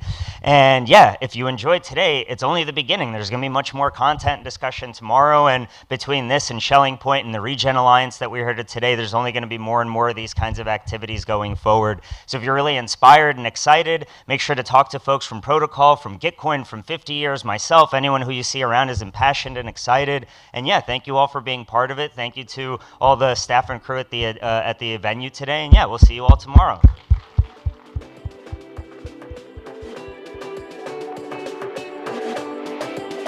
9:30 tomorrow morning. Bye, all.